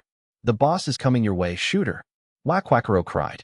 The boss kobold, incidentally, wearing a much nicer loincloth than mine, rushed at me, brandishing a razor-sharp wooden stick. Mud and dirt sprayed in all directions as the boss kobold's spear struck the earth. The guy was fast and looked pretty strong to boot. I didn't have to take him down, though. All I had to do was make him afraid of me. Take this, you damn dirty ape. Times like these, you gotta be assertive. And although kobolds weren't just primates, Everything about them reminded me of something just barely past monkeys on the evolutionary ladder. With a mighty shout, I thrust my spear toward the boss kobold. He dodged. I didn't care. More kobolds appeared on either side of me, but I had my spear ready and waiting. Ratten Kobo, the boss kobold howled as they made their retreat, dragging a kobold I'd killed with them. The children and females scampered after them. Once again, Apegut Forest was silent. Nice going. Just what I'd expect from a warrior like you, shooter, said Wakwakaro. He switched to his spear, and he looked carefully out at his surroundings as he turned one of the kobolds over with his foot. I just took a long, ragged breath. It was over. We bagged ourselves a grown male and a younger female. Usually I'd only be able to take down a female by myself. You just got us twice the bait. I've never done something like that before, I said. I was actually panicking a little, to be honest. You serious? You handled yourself pretty well out there. How would you deal with a whole group of kobolds when you were hunting alone? Like, assuming you managed to take one down with arrows first, what would you do next? I'd switch to my spear right after my first arrow and rush straight for the head honcho. You want to try and hurt them before they get a chance to think up anything sneaky. I don't bother with anyone else. Made sense. Hit the big guy, strike fear through the entire pack, and get them running away all on their own. Wakwakaro beamed devilishly before unsheathing his machete and starting to slice up one of the kobolds. So there's no point in really going for them, then. Yup, you went after the head honcho's lackeys too, but it's not about numbers. It's all speed. That was my bad. Sorry. Next time, I want you to just focus on the boss. They're usually tougher than the rest, so it'd be a pretty even match even for a goblin like me. I'd at least be able to mess him up if we took them by surprise. An injured kobold is basically helpless, so when you get the ball rolling it usually ends the same way. The last, and only, time I was in a fight this big was when I worked at a Japanese barbecue restaurant. A couple of drunk customers got into a scuffle. I jumped in and got them to stop with a few good hits, but I ended up getting fired because of it.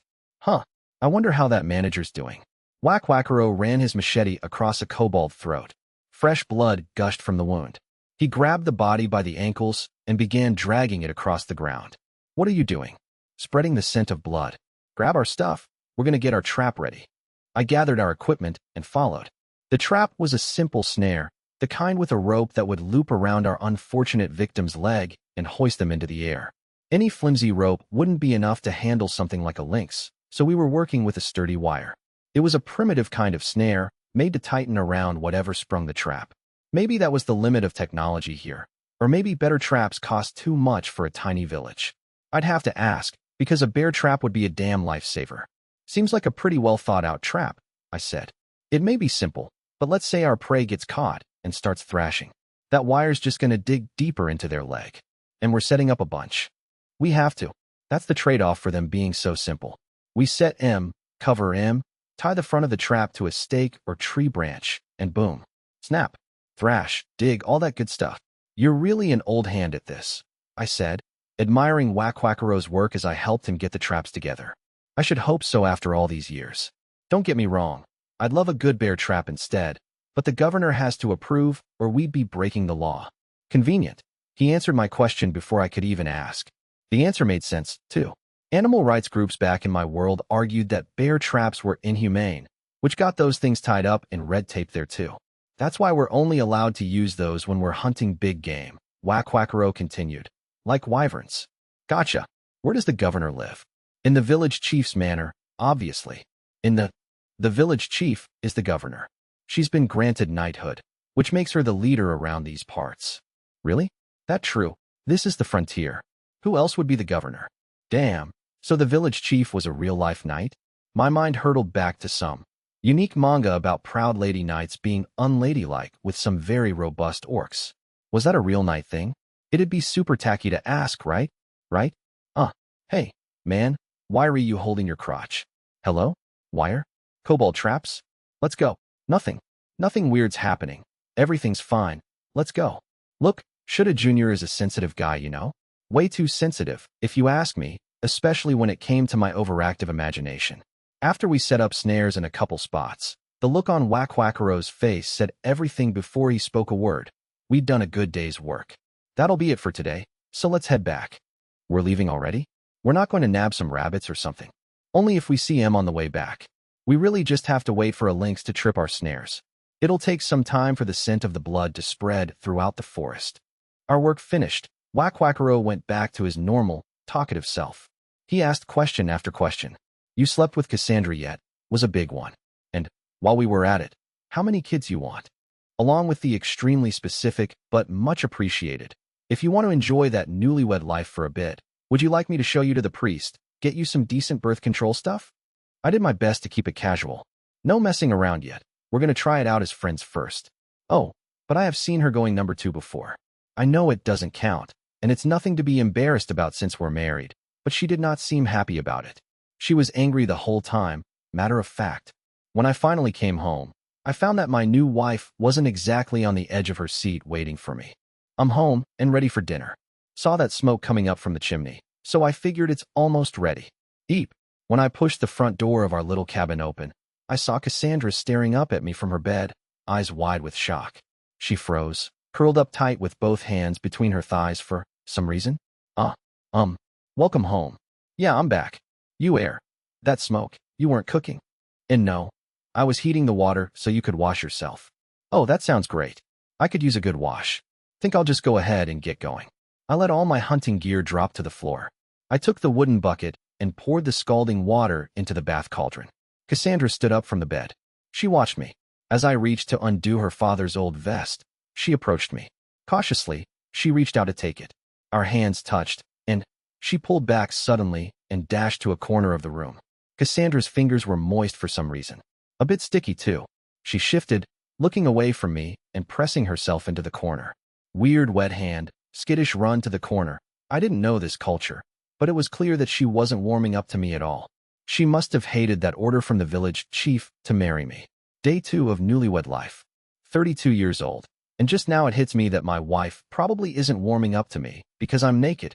The next morning, I found Wakwakaro waiting for me outside my house in full hunter attire, spear in hand.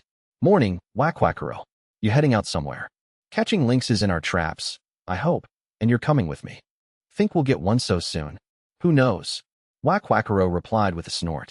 The smell of blood should be spreading through the forest by now. Lynxes love blood. They've got to be close by. Right, got it.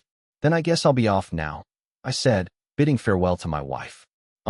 Be careful out there. Cassandra saw us off. Before long, Wakwakaro and I were in our hunting ground once more. The lynxes in the forest were usually solitary, Wakwakaro told me, and they tended to have their own territories. Yesterday we placed our snares on a spot where a bunch of their territories intersect with each other. Usually the males try to avoid that, since it leads to some pretty nasty fights between them. Cats, I said suddenly. They're like a bunch of house cats. Bigger, sure, but you're not wrong. Male and female lynxes, on the other hand, tend to have territories that overlap each other, but that's because they gotta get that sweet pussycat lovin'. Wakwakaro grinned. Ah shit. So, he said, how are things going with Cassandra? Slowly. Even that was overstating it. She always looked away when I smiled. At least she's warming up to you. Come on, have you looked at us? I've known Cassandra for a long, long time, man. This isn't a big village, you know? Trust me. My wife seemed unhappy at times, but she was damn cute. I hoped Wakwakaro was right. We were on our way to our snares when Wakwakaro suddenly stopped me. Something wrong. These footprints, they're fresh. And gigantic, too. These cat-like footprints had to be the size of a girl's hand, maybe bigger. These are some pretty big prints. Is it a lynx? I asked tentatively. Gotta be. Outside of bears and wyverns, they're the biggest animals around here, Wakwakaro said, gazing out at the trail of prints. Man, these things were huge, even for fantasy world junk. Lion-sized, tiger-sized, maybe bigger. With a nod, we crouched and stalked along the trail. Wakwakaro fell quiet again. Back to hunter mode, I guess. The lynx could be anywhere. I gripped my spear tightly. No point in using the bow until I knew what I was doing, so I wanted to have something ready in case we found the lynx. Getting caught flat-footed by something so fast would be trouble. After following the tracks for a bit, Wakwakaro stopped. Crouched low. These prints haven't dried yet, he whispered. I was on edge now. The lynx must have been stalking close to our snare traps. Sure, they smelled the kobold blood, but they were playing it safe for now. Clever girl. All at once Wakwakaro bolted upright and readied his spear. Shoot her there. I whipped out my own spear just in time. A massive, snarling cat-like creature beast rose before me. It was just enormous, big as a tiger, and its roar was as much like a pussycat's as a wolverine's. The lynx leapt from the bushes and swiped at me with a muscled front leg, its obsidian claws glinting in the sparse light. One hit from that would have been it. I rolled out of the way, pausing only to land a glancing blow on its flank. Fast as it was big. You could telegraph those movements, wait for when it readied the next move, and there, right there, that's your window. Rising from my roll, I spun around. The lynx charged. I aimed a solid thrust as it came at me. No time to put power into it, not with such a short distance, but I didn't have time to complain. The tip of the spear vanished into the black inside of the lynx's mouth. The shock of impact shuddered through my right hand. I let go of the spear and jumped back to avoid the death spasms of the lynx's razor claws. The spear dug into its mouth, the point gleaming red through the back of its skull. It thrashed absently, agonized, before falling to the ground, where it twitched and seized. You okay, shooter? I took a deep breath. Well, close, huh? I'm okay. Not hurt, at least. You took out that lynx with just one blow. The lynx was still breathing. This was a younger one, Wakwakaro told me. He drew his machete and, without hesitation, slit its jugular to put it out of its misery. Judging by its fur, I'd say he's somewhere between 3 and 5 years old. That's a good profit, long as we carve him up nice and proper. Bit smaller than I thought, though. The spots on a more mature lynx would be a lot bigger. I guess it's lucky for me that it was a young one, then. I'd hate to face off against a full-grown adult. You're right about that. Being a hunter means weighing your risks. Get greedy and get killed. Play it safe, and you can hunt another day. We wouldn't want to send you home to Cassandra in a pine box, you know? I bowed. It was good advice from a veteran hunter. Since I sometimes hunt male lynxes, other males start to move in this way from the deeper parts of the forest. Of course, all I do then is hunt them down, and the cycle continues. Man, I'm looking forward to seeing what we get tomorrow, Wakwakaro said. He slapped me on the back, laughing. We never imagined we'd get our lynx while on our way to check those traps. It was one lucky haul. We strung up the lynx between our 2 spears and decided to head back for the day. After coming home, I started skinning the lynx with Wakwakaro. Cassandra was shocked when she came home and saw us. Your husband's a real catch, Cassandra. This guy just took down a lynx in one strike. Just what you'd expect from a vet in the warrior business. That's amazing. All I could do in the face of all these compliments was sheepishly scratch at my head, maybe give a few quick bows of gratitude. Make sure and take good care of him, will ya? Said Wakwakaro. He's gonna make it big someday, I tell ya. I will. I was feeling pretty good from all this praise I was getting, so I turned to look at my wife. Maybe today was my lucky day, and she promptly turned to look away from me in kind. But no way was I going to let that discourage me. Chapter 2, Wyvern Hunters. In my warm blanket, alone in my new bed, I dreamed. I was walking through the shopping district in front of the train station, dressed in my usual kind of outfit, a long-sleeve shirt with a t-shirt underneath, the official work pants my employer made me wear, and my trusty backpack. Faintly, I could make out my favorite bar before me, and that's when I realized that this was probably it. The last moments of my old life. I'd been thirsting for a drink after work, so of course I picked my favorite cheapo dive. I didn't hate drinking at home, but using my meager part-time wages for a cheap, after-work special, chatting up a pretty waitress, just unwinding, perfection. So there I was, about to step inside the bar, and that was it. That was all I remembered. Did I die or something? Get hit by a car? The bar stood before me. The narrow roads of the shopping district blurred with heavy traffic. No one veered off to hit me. In the bar, I didn't go in. I turned around, as a matter of fact. And that's when my dream ended. My name is Yoshida Shuda. I'm 32. Also, I'm stuck in another world learning to hunt. After trading good mornings with my wife, I grabbed my gardening hoe and headed out the door. She asked me to tend to the vegetable patch out front, and I was happy to oblige. There'd been no one to help take care of it when she was living alone, and so the whole thing was in bad shape. Cassandra said it was near the end of April. The good weather rolled in at February's end, when the mountain snow began to melt. It was supposedly too late to start plowing now, but it wasn't like Cassandra could have done anything about that on her own. Back when she was alone, she planted potatoes. They were easy to get a hold of, cold-resistant, and didn't need too much water. I swung my hoe into the earth, working to till nearly barren soil. Cassandra had 4 plots of land for farming out front. Since one of them already had potatoes in it, I decided to tend to the one in front of the potato patch. If I was going to make Cassandra's life easier, I wanted to do it as soon as possible. That meant working at this every day. That's what it means to be a man, after all. As I tended to the dry soil, I heard a familiar voice call out, "What do you think you're doing so early in the morning?" It was Wakwakaro, of course, bow strapped to his back and ready to go. Morning. That time already. Lynxes are nocturnal, so the trap could have snagged one by now. Yeah, it'd be nice if we could deal with one that already got itself caught. And with that, I had to leave the field half-tended so I could check on the snare traps. Hey, I'm heading out again. I called out to my wife. Stay here until I get back, okay? Shouldn't I tend to the fields? I'll take care of that when I get back. You just sit tight and try not to burn the house down. It's not like I expect you to be hammering away at an anvil while I'm gone or anything. Blacksmithing? I've never done that before. Wait, was she taking my joke seriously? Or was this some kind of comeback, like saying that she already handles the laundry and cooking just fine, and I shouldn't underestimate her? Maybe this was her way of telling me that. Like I may not be the greatest, but I do my best, kind of thing. Which is cute, I'll admit. Good weapon of choice. I'll come help out when I'm back, I said. Thank you. Be careful out there. I said my goodbyes to Cassandra, and Whack-Whack-A-Row and I headed into the forest together. So you think you can forget about me and just start flirting? You dog, you. Whack-Whack-A-Row ribbed me as we walked. You call that flirting? We haven't even held hands yet. Everything's still so awkward. Hold up, you two still haven't gotten it on? You swing the other way or something. Nah, I'm straight as an arrow. But man, every time I try and look at her, she seems freaked out or something. You're naked, my guy. Hey, don't downplay the vest. You're almost naked.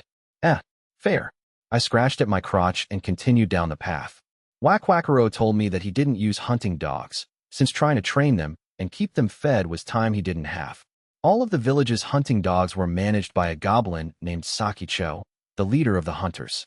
Goblins aren't usually held in the highest esteem, said Whack-Whack-A-Row. No matter which village you're in, we're usually only allowed to be farmers, woodcutters, or hunters. Damn, sounds like you guys have it rough. The really talented goblins all leave town and go off to become mercenaries or adventurers, living it up and relying on nobody else. And you didn't? Of course not. What the hell kind of person abandons their family? He snorted indignantly. Say I leave town. What happens to the rest of my brethren? Their families and mine. Hunters already have it bad enough as is. If we don't bring in any game, then the villagers see us as a bunch of freeloaders. And it gets really rough in winter. According to him, the heavy winter snow blocked off the deeper parts of the forest. That meant hunters settled for hunting deer where the snowdrifts were less dense, and these deer were hell to catch. They gathered in a vast, wide-open area where there weren't many spots for the hunters to lie in wait. Then how do you survive when you can't hunt? Side gigs. Make boots, or sharpen spears, fashion arrows, whatever. Winter is the time for blacksmithing, I tell ya. Wow, you even smith stuff? The old dwarf smith in the village keeps pretty busy, so hunters like us try to stay self-reliant. Here, take a look at this. Whack-Whack-A-Row took an arrow from his quiver and showed it to me. You can make your own arrowheads out of stone. From what I've heard, stone arrowheads are way better for taking out animals than ones made of metal. These things really dig into animal hide. Iron arrowheads may have become the standard once they were easy to mass-produce, but those weren't for animals.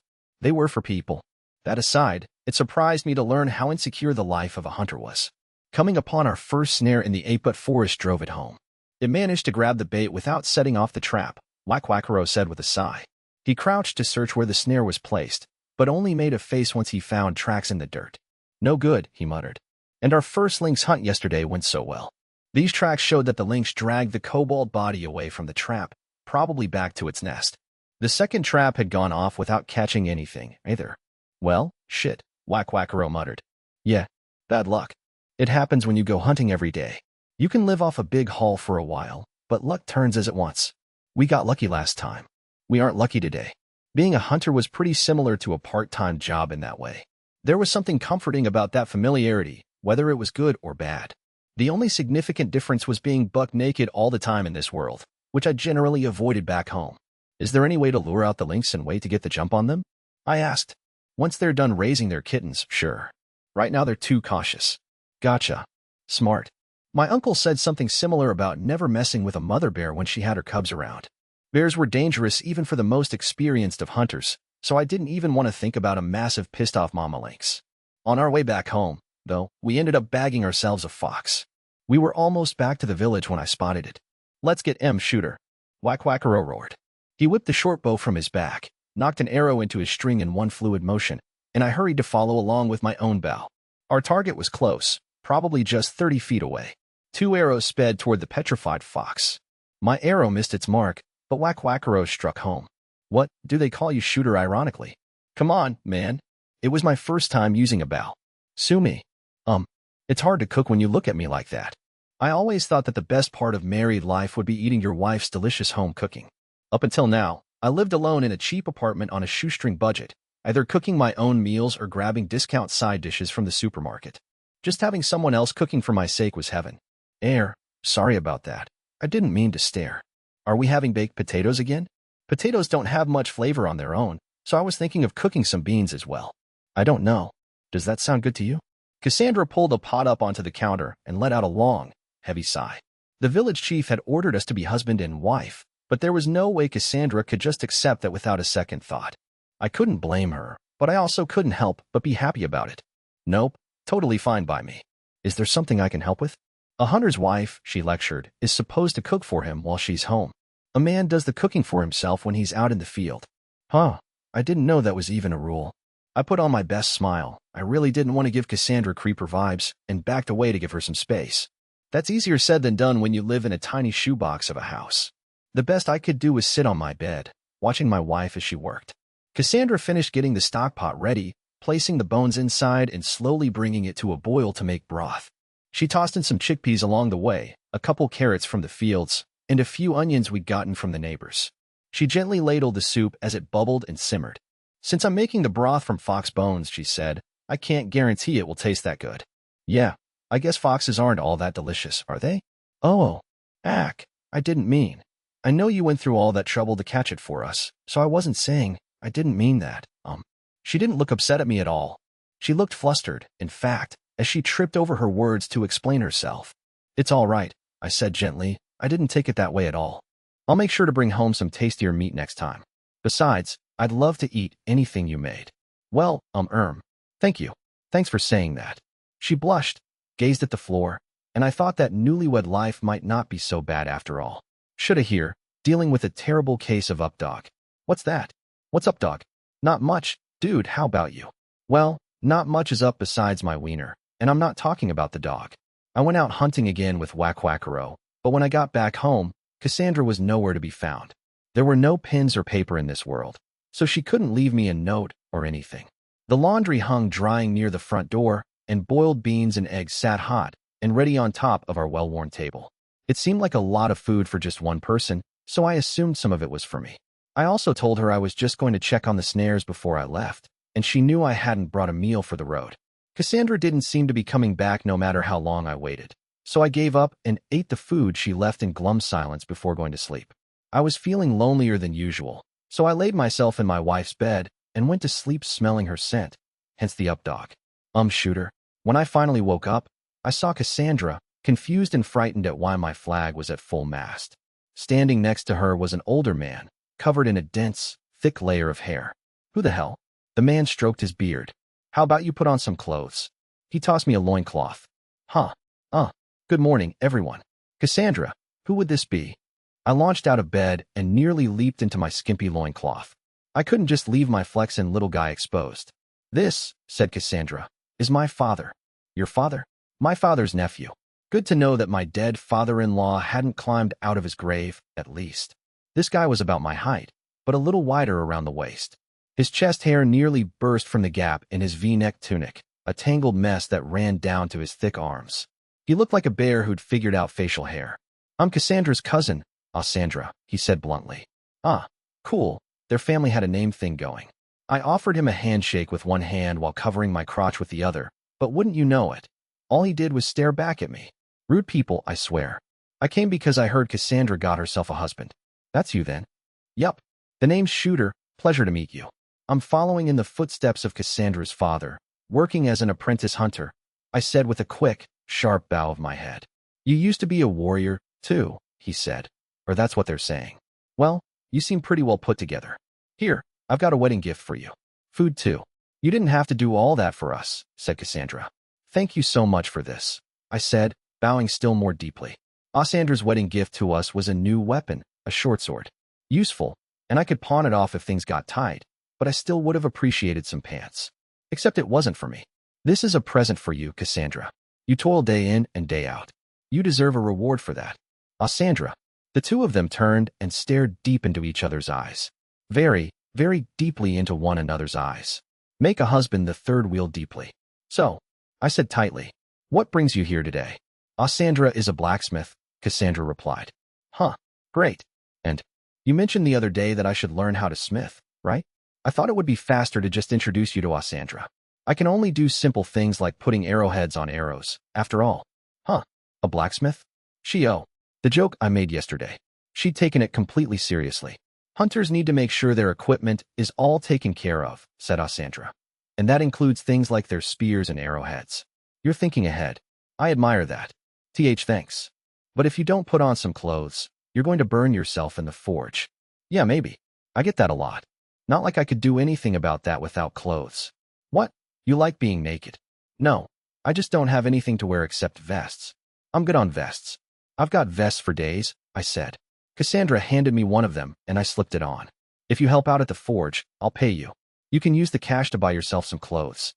Hey, that sounds great. I'd be happy to. That was how I ended up going along with my wife's cousin to work at the blacksmith's forge. When I asked if she was coming with us, she turned me down. No, I've got chores.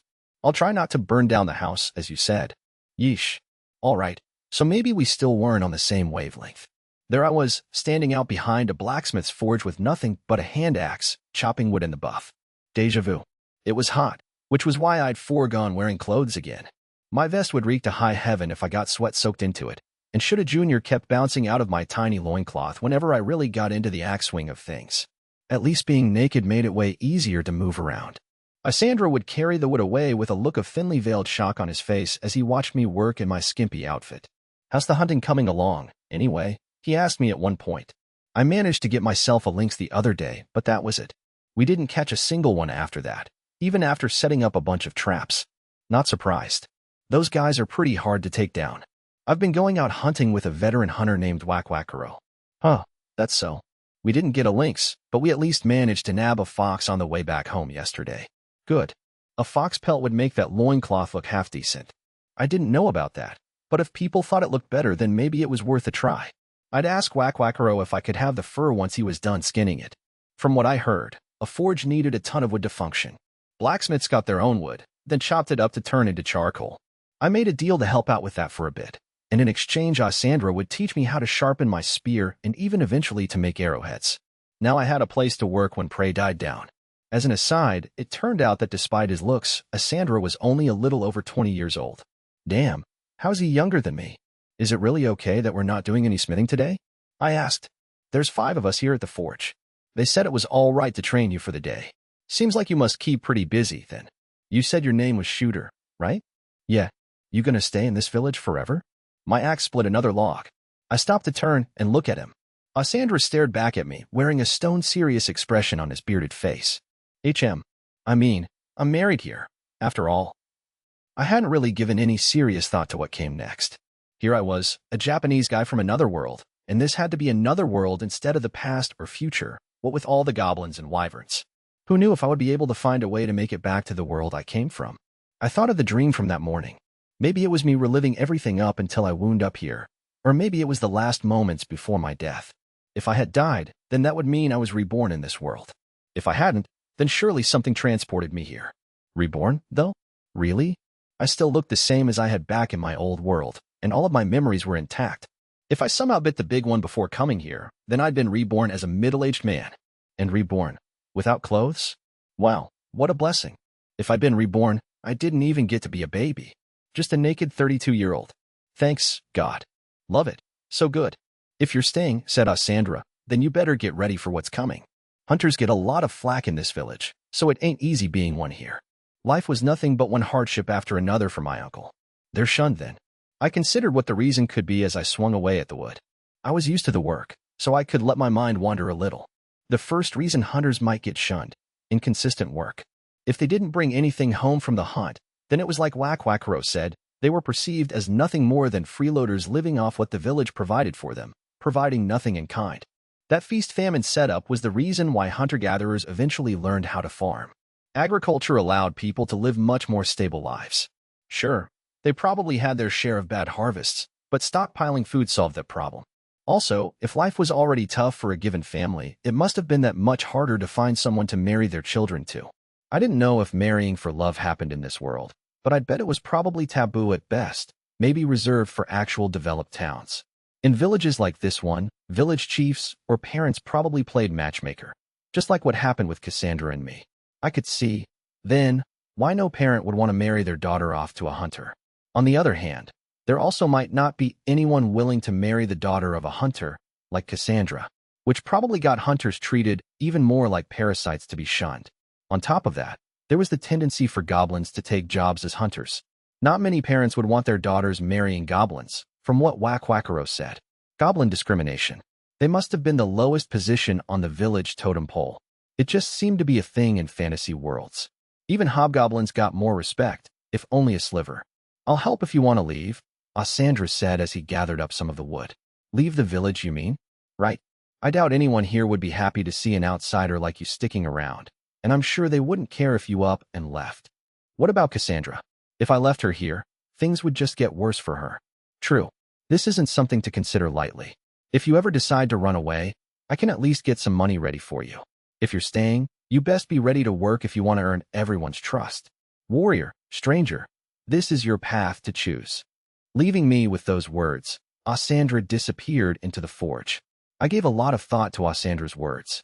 Sure, I was born in the sticks, but I was never ostracized, especially since my grandparents had been such social people. My grandma was so well known where we lived that they made her the vice president of the local fishing co-op. Back home life was easy. Not that people weren't shunned at all. There was at least one family who everyone avoided. Maybe they were shunned. Never thought about it till now. They had a girl who was about the same age as me, but we never played together much. She was usually with her younger sister, so my sisters and I never really talked with them. Maybe now I knew how it felt to be in a family like that, marrying somebody above my station, even if only a little. It was going to be rough if I kept living here. I'd need a strong will. I'd have to build up my status in the village to really show the villagers that I was worth keeping around. Once, in my old world, I had this part-time job at a marketing firm. They mainly proposed new ideas to clients or found ways to improve projects in progress. Consulting, basically. It was a small company, so my days there consisted of trying to drum up business alongside this young guy, the representative director of the firm. He told me there were a few tested ways to get a client to agree with our ideas. First, you hook them on the idea, and then you show them that it's achievable. I'd make a slideshow doing just that, with this awful program that I hate using. You're probably familiar with it. And then the director would clean up my rough draft. Clients always went for the ideas that grabbed their attention. The next step would be to earn the client's trust by getting to know their top brass. Department heads, managers, whoever. Get those guys on your side, and you could get even the most outrageous ideas approved. Easy peasy. Now, who was the top brass in the village? Bingo, the village chief. First things first, I had to get her to accept me. With a governor on my side, and a knight at that, with all the power and privilege that entailed, no one would even try to ostracize me. Even if people had a bone to pick with me, they wouldn't dare say it out loud if I had enough prestige. And hell, if I got the village chief on my side, then she wouldn't tolerate it either. If I was going to make that happen, I needed actual results. A consulting firm's goal was to bring in sales, whether for the client's business as a whole or for individual projects. If I was going to apply the same logic here, I'd either have to somehow broadly improve the lifestyle of the village, or I'd have to bring in something big as a hunter. That would mean really busting my ass to get better, maybe even good enough to take down a lynx or two without breaking a sweat. I wiped the sweat from my brow. A whole lot of options, and none of them perfect. Still, it was a beautiful, cloudless day. A refreshing breeze blew in as I worked. Suddenly, I spotted a strange black cloud in what should have been a cloudless blue sky. It sped through the air too quickly. It couldn't be a cloud at all, not moving that fast, and it plummeted to the earth at breakneck speed. Someone screamed out, "WW Wyvern." My name's not Vern, Chief. I thought, like an idiot. The villagers poured from their homes, panicked and crowding. "It's a wyvern." Sure was. And it was going after the livestock.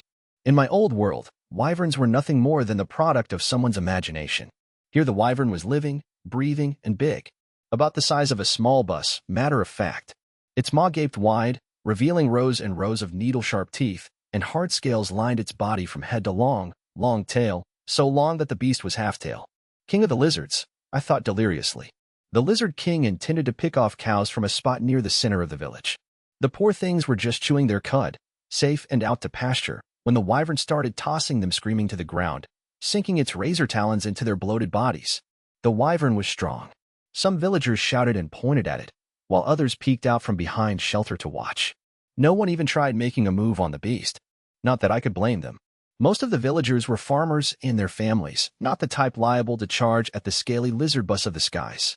Only a veteran hunter like Cassandra's father could have stood a chance against it. "What's all the ruckus out here, shooter?" Cassandra cried, running out with an armful of charcoal. "It's a wyvern, Cassandra. Look." The charcoal spilled from his arms. He stared for a moment in mute horror. "A wyvern," he said finally. "But why?" "I don't know. It just came flying in all of a sudden. How can this be happening?"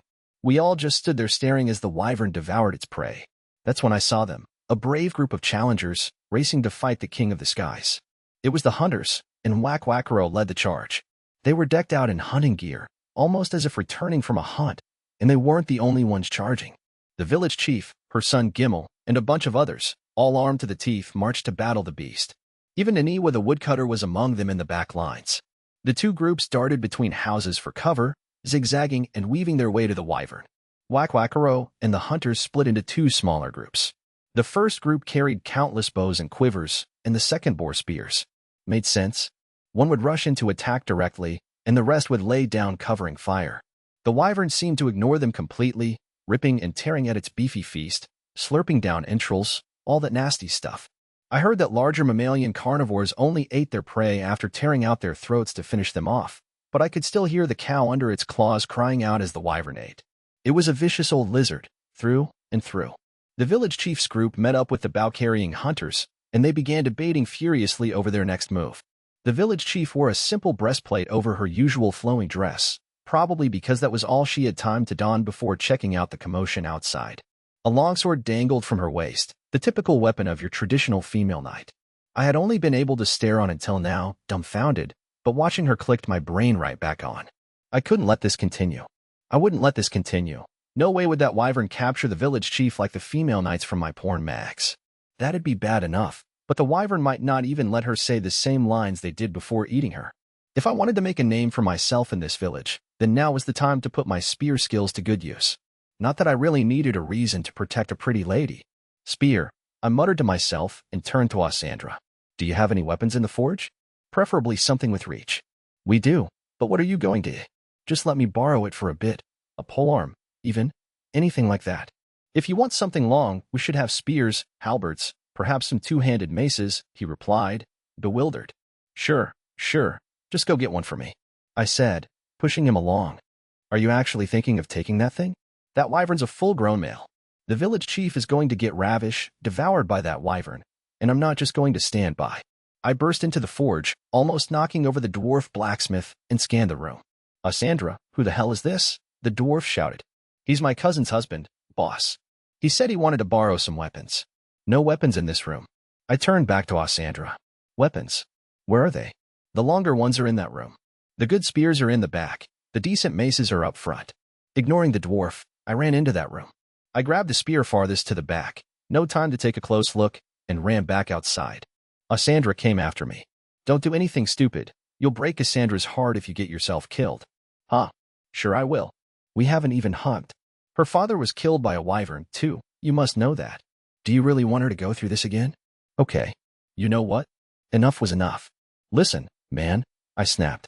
I may have stared directly at her while she took a big OL dump back at the house, but we're nowhere close to being a husband and wife yet. If I die, how about you marry her? You think I haven't noticed the way you look at her? I haven't. I know, but, well, I mean. With him babbling nonsense, I unsheathed my borrowed spear and got myself ready to make a break for it. The wyvern raised its head high over the shreds of cow and unleashed an earth-shaking roar. The very air trembled. Dread carried on sound waves. The roar was the last straw for Wakwakaro and the other hunters. The group providing cover fire pulled their bowstrings back in unison. Damn, I better get going if I want to show off my spear work. I'm not just going to let myself get shunned by the village forever, after all, I said, flashing a wild grin at Cassandra. I took off after the wyvern, and I was goddamn terrified. Can you blame me? The only things I'd ever faced in a fight were a couple of drunks at a restaurant, a guy who got to second place in nationals for karate, some indie pro wrestlers, and Gimel. Try to imagine that version of me getting asked to fight a tiger with chopsticks or something wild like that. But at that moment, something in my brain chased my fear into the recesses of my mind. Adrenaline. Just like when it kick-started my body in karate matches, adrenaline writhed to life and all of my fear, all of my doubt melted away. The battle was already underway as I ran toward the wyvern.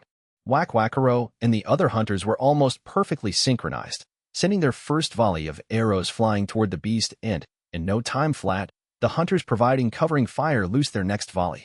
They weren't aiming at any particular spot, since the wyvern was so large that you could hit it as long as you aimed in its general direction.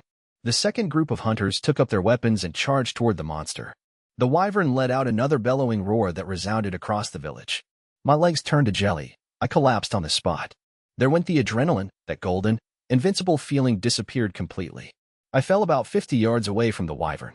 The king of the skies towered over me. Funny. It looked even bigger closer up. I was scared stiff. You know, everything in this world was a bit, very ridiculous. A brave goblin who had gone to attack the wyvern went flying with a single swipe of the monster's tail. Everyday people with everyday lives just don't see people going full on ragdoll physics through the air. Now I had, and not because I used to work as a stuntman. No, there was a goblin hunter whose name I didn't even know tracing a perfect arc in the sky before my very eyes until, well, I didn't look to see that part. The next man took advantage of the goblin's sacrifice and charged with a spear. The wyvern flapped its wings as it backstepped. The gust sent the man flying backward. The wyvern, clever guy, took the chance to rip into the man with its powerful maw. His dying scream froze my blood. God, it was merciless. The rest of the hunters faltered, spreading out to surround the wyvern at a distance. The archers stopped providing covering fire, not wanting to hit their fellow hunters. Not that it mattered. The arrows hadn't pierced a single scale. Swords drawn, the village chief's group joined the hunters surrounding the wyvern. I managed to get myself back on my feet and caught up with them. I talked so big back at the forge, but I just ended up freaking out, falling on my butt, and making myself look pathetic. I'd be laughed at for weeks if we made it out alive, I was sure. You have to retreat, please. Gimel begged the village chief. I'm in charge of this village. I will not back down. I will not allow myself to back down. Then I beg of you, at least stay on the back line. As they bickered, the hunters loosed another wave of arrows. The wyvern never dropped its guard, not even for a second. It spun, deftly snapping its tail at its attackers. One brave soul had the will to slay the monster, a single goblin who seemed to step above the other hunters. He wore leather armor over his fur pelts and wielded a mace in each hand. The village chief barked her order. We have only one goal, strike the blow that drives out the beast. The goblin charged forward. He had to be Sakicho, the leader of the hunters Wack-Wackaro told me about. I'd seen him when I fought with Gimel, too. As the leader of the hunters closed in on the wyvern, the other hunters took up their weapons, and I joined them. Oh ho, you're here too, shooter, the village chief teased. I ignored it for now. Sakicho wailed on the wyvern's stomach, pounding furiously with his maces before rolling out of the way. No dice. The wyvern snapped at the goblin, its razor-sharp fangs gleaming, as a hail of arrows came down on its vast wings. The wyvern let out a high-pitched screech. The wings, I thought as it began to beat its massive wings. Those had to be its weak point. Airborne now, the wyvern raised its deadly claws and set its sights on the village chief. I'm no action star, all right? I mean, I've been a stuntman. That's not nothing. It also has nothing to do with a gigantic wyvern. I've been beat up by people charging at me on horseback for a shoot, but I reiterate that these people were not, as far as I knew, gigantic wyverns. But, hell, if I wanted the village to owe me a favor, this was the moment. The wyvern was big, but I only had to wait until the last second to dodge, just like I had with those horseback riders. Well, not exactly like that. In a way, this job was going to be way easier. I threw my spear aside and sprinted with everything I had, making a beeline for the village chief, leaping into the air and, wham, tackling her out of the way. The wyvern let out another roar, turning its claws toward me. The village chief fell flat on her but from my tackle, and only looked on in a daze. I drew the short sword Asandra had given us as a wedding present. Maybe it was pointless, but I wasn't about to go without a fight. That was really a possibility. Dying at worst, maimed forever at best. No wonder smart hunters stuck to ambushes. Right when I'd given up hope, the goblin hunter clad in fur pelts swung his mace right into the wyvern's ugly, scaly face. With a sickening crunch, the weapon connected with the monster's snout, and it reeled back in agony. Oh, thank God, I was saved. Get the village chief out of here. Now, the goblin hunter yelled. I nodded, grabbed the village chief's arm, and yanked her to her feet. Surprisingly enough, the village chief just followed along with me, all the color drained from her face. No way in hell was I letting that wyvern get its claws on her. I'm leaving the village chief in your hands, the hunter shouted before turning back to face the wyvern. What a guy. He reminded me of my old karate teacher from Okinawa who took me in way back when. Not that I got to know my savior that well, because those were the last words he ever spoke. He wasn't careless, he wasn't stupid. He was just one man up against a creature with the strength to dominate the skies. The next moment, the wyvern unleashed a thunderous roar. Raw and powerful, it emanated pure rage. There was a magic to it, I was sure. Something to make your head freeze up. When I turned back to look at the goblin, he was completely frozen in place, arms still raised as if mid-assault. But it was over. The wyvern sank its dreadful claws into the goblin hunter, spread its enormous wings wide, and took off into the sky. The magic from the roar seemed to wear off for Wakwakaro, who readied his bow as he shouted an order to the rest of the hunters. Don't let it get away. Fire.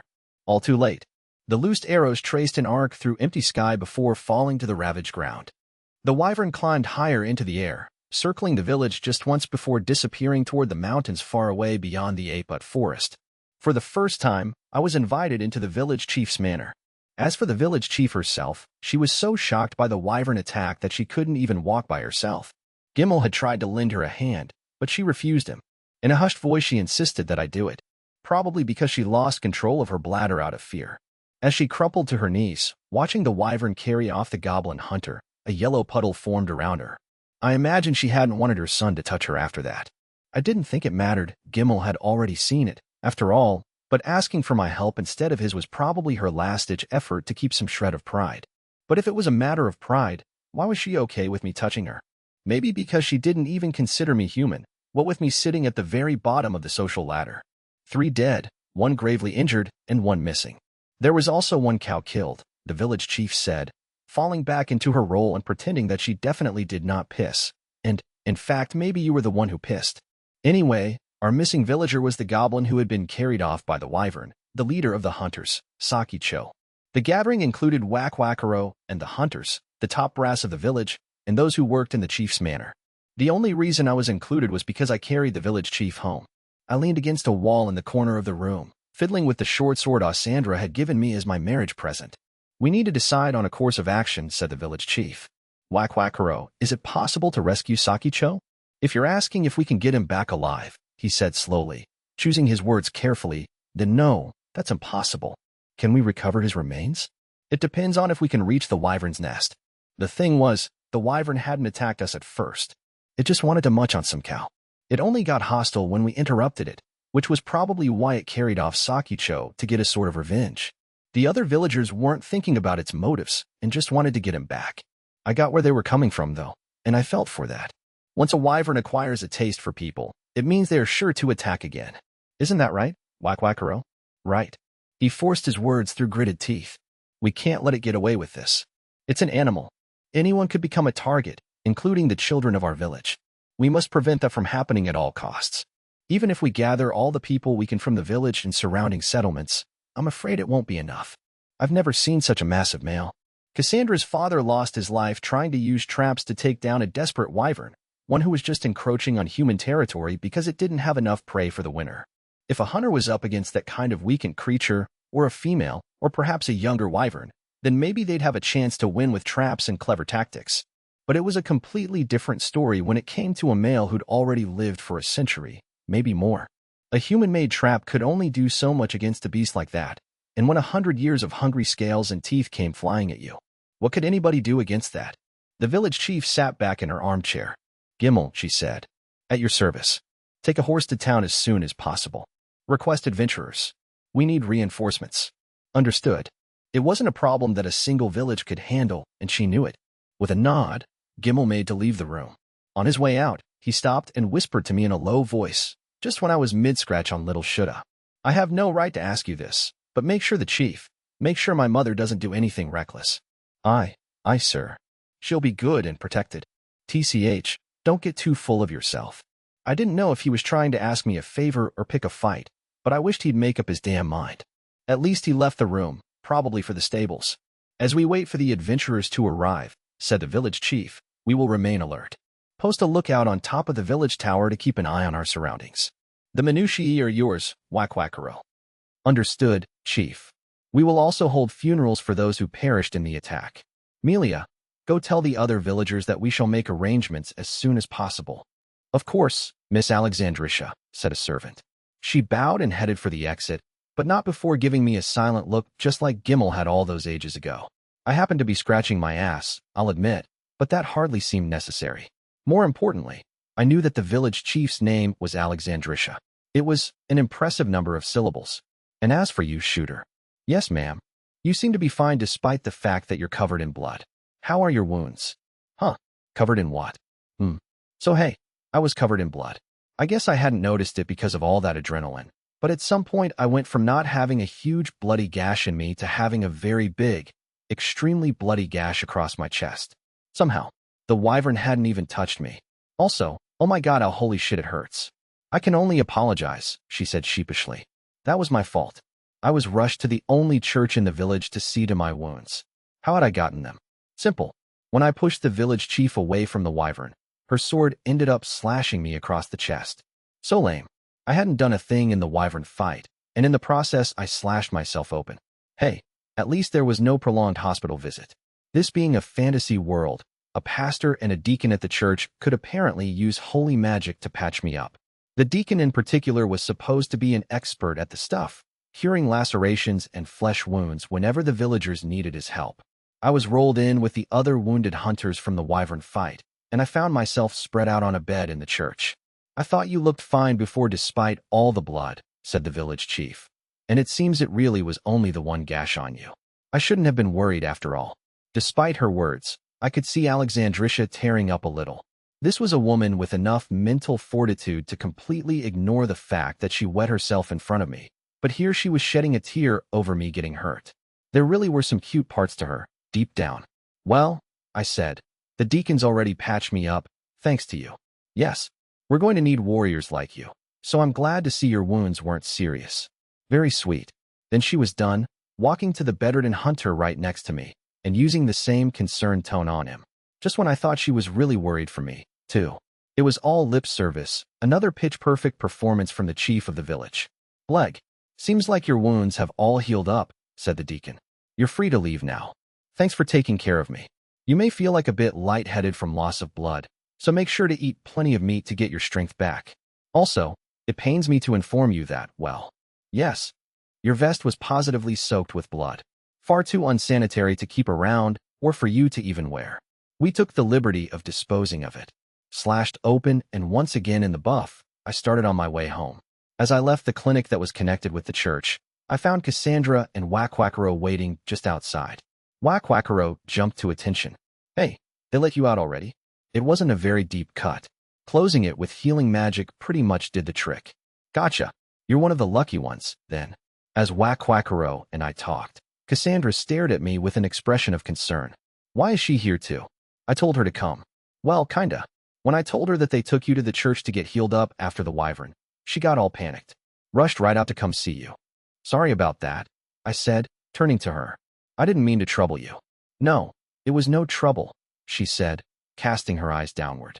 Wow, she was actually worried for me this time. I gave Wakwakaro a nod. I'm sure she couldn't just sit around when thinking about what happened with her dad. Well, she started. Don't worry, Cassandra. Some wyvern won't do me in so easily. In fact, I wish all those other amateurs could have just stayed out of the way, flailing all over the place, making it so much harder for the real professionals. I joked. Cassandra wasn't laughing. I see. Annihilated by my wife. Wife annihilated. Yup. Is Cassandra all right? She asked. He was with you for the fight, wasn't he? I heard some people were injured. Killed, even. Of course, she wasn't worried about me. I wasn't happy about it, but I tried my best to explain things as nicely as I could manage. Yeah, he's totally fine. He was holed up in the forge the whole time.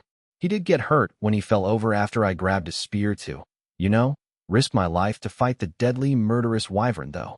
He's fine? Oh, thank goodness. Totally head over heels. I didn't complain. It was great that he was fine. I was only just a little terribly depressed. As for Wakwakaro, he took a different tone. Hey, he said, taking me aside.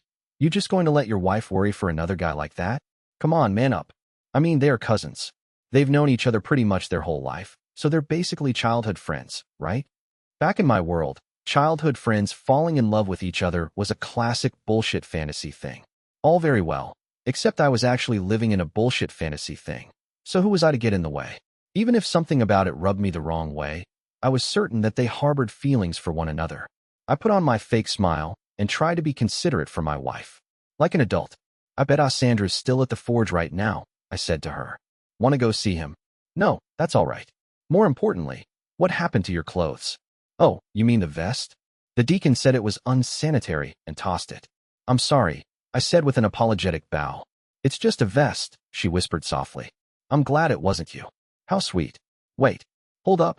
Was she being nice to me? The funerals for the 3 dead villagers proceeded at the village's communal graveyard. We offered silent prayers to the fallen as the pastor recited his holy scriptures. But there were only a dozen or so people at the gathering. The dead had fought to protect us all, so you'd think more people would care, but it was only the village chief, the families of the victims, and fellow hunters. We hunters really were hated. I guess there was another reason. The village chief had ordered all livestock to be returned to their barns, as well as for the villagers to not travel too far from their homes. But they could have at least showed up for the funeral. Even an outsider like myself and my wife came to pray for the departed. Absolutely heartless. Also, Shuda Jr. was chafing all weird, so I had to shift his position a bit to focus on the grieving. It was customary to wear crimson-red scarves at funerals in this world. It was a sign of mourning, and people wore them until the departed were reborn into their next life. As I listened to the pastor read on, I listened for more talk of being born into new worlds. Maybe I'd ask him more about their fantasy mythos when I had the time. It could wait. For now I wanted blood. Wyvern blood, specifically, for the 3 hunters in caskets and the one carried off. When the funeral services ended, I started heading home with Cassandra when the village chief called out to me. You look unsatisfied. Is it the other villagers? I bet you're upset that they didn't show up for the funeral rites. No, not exactly, I said. It's more complicated than that. I'm sure they've got their reasons. Everyone has reasons. Today it's an old tale, one that says a wyvern pursues its prey with ferocious tenacity, even after death. They're worried the wyvern may come back for the corpses of the hunters. Mere rumor, but they fear it all the same. Disaster spreads its tendrils through the atmosphere. And I guess proximity to damage is like being close to the disaster itself. Like pollution, not to mention that the dead were hunters, and who cared about hunters? Maybe the villagers were happy to be rid of a nuisance. Why? I started, and realized it was too late to go back on my question. Does everyone hate hunters so much, anyway? It was the efforts of myself and my husband, the previous village chief, that paved the way for the development for this village, said the village chief. Hunters and woodcutters lived on these lands before we arrived. Is that right? I asked, turning to Cassandra. Yes. My father hunted in the Apegut forest even before this village was built. Eudora was an exceptional hunter, said Alexandrisha. The same thing can be said for Saki Cho and the other hunters who lost their lives yesterday. I supposed Eudora was Cassandra's father, then. As far as the villagers who colonized this place are concerned, the hunters are strangers. Foreigners. I'm sure they'll blame the hunters for not finishing off the wyvern too. The thought made me furious. That's awful. What are we supposed to do against a monster like that? Silly question. That was the point. We were scapegoats. All I know is that things won't calm down until the wyvern is taken care of. In fact, the village chief gave a short cough before tucking her hair behind her ear, an ear that happened to be unusually pointed. Oh God. She was an elf, right? A hot elven knight who was also the ultra-capable village chief. Kill me now, Alexandrisha. The other night, she continued, the owner of the dead cow, Jintanen, filed a complaint with me. She stormed in and asked me who would compensate her, and what she was supposed to do about feeding the rest of the cows when she wasn't even allowed to let them outside. It seemed that the village normally let the cows and sheep roam free to graze and eat whatever they could find. Now that the livestock were stuck in their barns, the expense of hay fell to their owners. Even though the wyvern was the cause, the blame was spreading to the hunters too. Strangers or outsiders, the villagers hated them both. Hunters were both to them. Old Jintanen was a great example of that type. As chief of this village, I have a duty to eliminate that wyvern. Yeah, I guess so. If I don't, then my command over the village will falter, and the people will rise against me. Sure, that could happen. I didn't know exactly how to respond, so I just said whatever came to mind as I looked at her. At times like this, when she wanted something, the village chief tried to hide behind my back a little. It would have been cute if she was doing it because she trusted me, but nope. She was definitely trying to get out of my sight. Still, I thought, it'd be a little cute if she grabbed my sleeve while trying to hide, right? Except, wait, no sleeves. Or pants. Oh God, I was still naked. Oof. Maybe she could grab my scarf? Or even, Shoulda Jr.? That thought made Shoulda Jr. act right up, so I covered him with both hands and tried to play it off with a smile. I'll be sure to make myself useful in any way possible. Good. I'm expecting great things from you, warrior from another land. Now, have you seen Wakwakaro? Yeah, he should be keeping watch on top of the tower. I think there's another guy up there with him, too. The three of us turned to look up at the old stone tower, the highest building in the village. Weird to think that they'd thrown me in a jail cell there, and that it had been where I met my wife. Nostalgic, even, to remember how I watched her take a dump. Or, watched her take a dump for the first time, I guess. Wakwakaro and the surviving hunters took turns looking out from the platform at the top of the tower. In the event of another wyvern attack, they would ring a bell to alert everyone. Wyverns were usually active during the day, so lookout duty began at the break of dawn and ended at sunset. After tallying the dead and wounded, we found only 8 hunters were still in good health, myself included. 5 of them had shown up for the funeral. All looked coldly furious, ready to take vengeance upon the beast who caused this tragedy. I believe the adventurers from town will arrive later tonight or early morning tomorrow, said the village chief. Could you pass that message on to Wakwakaro for me? Has Gimel come back? Then? No, he sent a messenger pigeon before he left the town. He's coming back to the village as quickly as he can. Understood. I'll tell Wakwakaro. Cassandra and I bowed our heads as we saw the village chief off, but I couldn't resist asking one last question. Excuse me, but you wouldn't happen to be an elf, would you? Oh, is it the years? Sorry to disappoint you, but no, I'm half goblin. Just a hybrid with human and goblin parents. Well, that was unexpected. A hybrid? Hee hee. My apologies for not being an elf. No, it's all fine. Or maybe it wasn't so unexpected at all. She was unfailingly kind to the woodcutters and us hunters, after all. So Alexandrisha had goblin blood in her veins. The adventurers arrived in town before the break of dawn. I expected a regular pack of tabletop gaming heroes, but nah. Fully decked out in chainmail, they looked more like a squad of Vikings than adventurers to me. They carried a whole assortment of weapons. I'm talking spears and halberds, strange polearms with what looked like crossbows attached to the ends, and even giant nets and bear traps. So much for permission from the governor. The King and Adventurers Guild clearly gave these guys special dispensation to use as many bear traps as they wanted. Broadswords hung from their waists, weapons focused on durability over short-term deadliness. They could almost be mistaken for a band of mercenaries by their appearance, and that probably wasn't far off. Mercenaries occasionally got involved in disputes between territories, after all. But just like hunters, adventurers made their real living slaying monsters like wyverns. The big difference was in strategy. Hunters took time to set traps, using their knowledge of the land to pursue their prey. Adventurers, on the other hand, relied on pure, brute strength. Also, while hunters took advantage of bows and arrows to snipe from a distance, adventurers were all about getting up close and personal. How promising. You want to use the bodies as wyvern bait? Wakwakaro roared. The sun hadn't even truly risen as the leader of the adventurers finished explaining their secret plan to all of us. We gathered in front of the village chief's place as Wakwakaro continued, snarling with rage. Are you trying to desecrate the dead? His casual friendliness was gone. I could hardly blame him. The adventurers wanted to dig up our fallen comrades and leave them rotting in an empty part of the village. That's right, said a tall, middle-aged adventurer. A hunter like yourself should already know how wyverns fixate on the prey they've killed. It'll come back for them. They always do. Sure, everyone says that. But how do we know it's true? Wakwakaro snapped. Oh, it's true. We've got plenty of first-hand experience with this particular wyvern, so believe me. Believe us. But those are our fallen brethren you're talking about. We can't just hand them over to you like it's nothing. Village chief, tell them. Wakwakaro turned to Alexandrisha, but she said nothing. She shut her eyes tightly, as if deep in thought. Is it because they're goblins? Is that it? And how are we supposed to explain this to their families? You come in and boss everyone around, but this cost falls on us, on the people who live here. The adventurers sighed. I know we're asking for a lot, but this is the only way to guarantee we take down the wyvern. Just think, are we supposed to tromp into the wyvern's own territory and kill it? Do you know how many days we'd need to prepare for that? How long and drawn out the battle would be? I know that. It's all so inhumane. The longer we wait, the more victims that monster claims. If our client, If your village chief rejects this plan, we'll follow her orders and think of another. But the village didn't have time for another plan. Not when we lived in constant fear of that ruler of the skies. It had been a few days since it last raided the village, and no one knew when hunger would bring it back for another meal. It's fine, ain't it? A voice broke into the conversation as Wakwakaro and the adventurers glared at each other. It was a girl wearing a cloak with a longbow strapped to her back. I'm sure the guys who bid it would understand. I'd be more than happy to give up my own dead body for something like this. I mean, it's not like a bunch of corpses are gonna complain. They're dead. Who cares? She broke into raucous laughter. Wakwakaro and the other hunters scowled at her. Who the hell invited this drunken bum?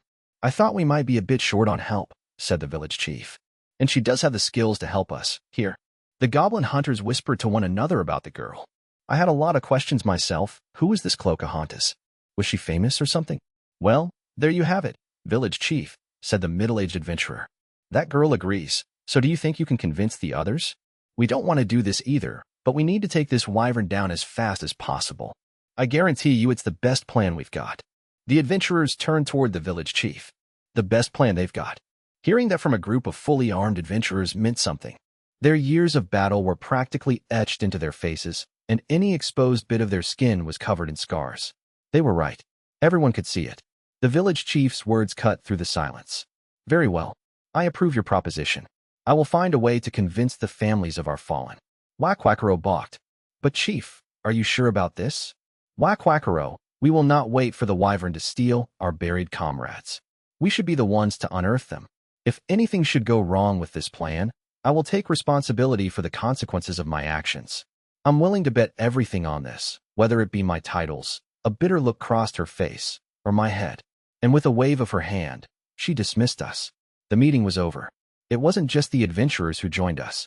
Hunters from all the other settlements within the village chief's jurisdiction trickled in to join the assault against the wyvern. The village boasted a population of over 600 people, but the other settlements were much smaller, each having no more than 5 to 7 families. Around 10 hunters total came from the other settlements, none of which were very far away. Add that to the other hunters from the village, the adventurers, and me, and our wyvern extermination squad barely broke 30 people. The just-buried bodies of our hunters were dug up once more and placed in the open field where the wyvern had gone after that cow. The village chief had gone to each family of the bereaved and explained the plan, told them why we needed their bodies as bait. Surprisingly enough, they agreed without a word. Why do you think the families said yes so easily? I couldn't understand it, so I asked Cassandra as we stood together on lookout duty atop the stone tower. We stood with our backs to each other, staring out in opposite directions. I couldn't see the expression on her face, but I could hear the sadness in her voice as the breeze carried her answer to me. They're afraid, she said faintly. If they refuse, you see, then they might not be able to live in this village anymore. Oh, is that the reason you decided to be my wife? Cassandra didn't answer. I don't think she had to.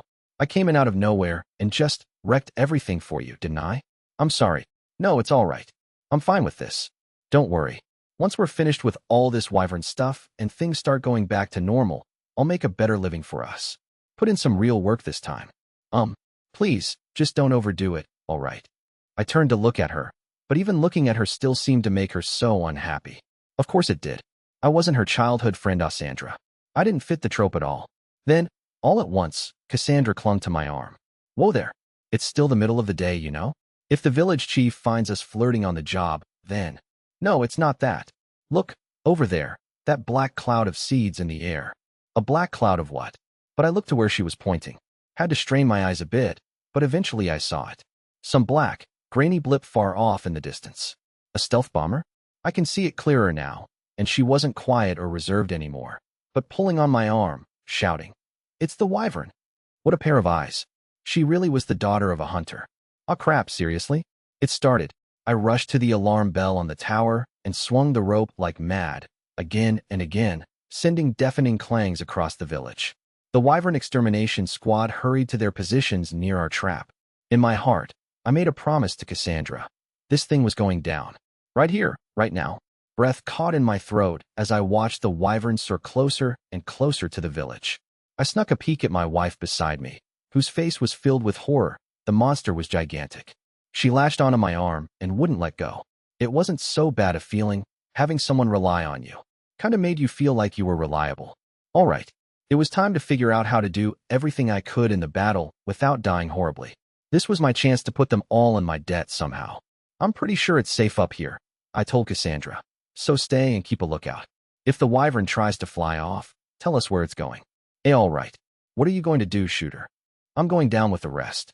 I'll show them what I can do with this here spear, yeah. All right, but don't do anything too reckless. What? Are you worried about me?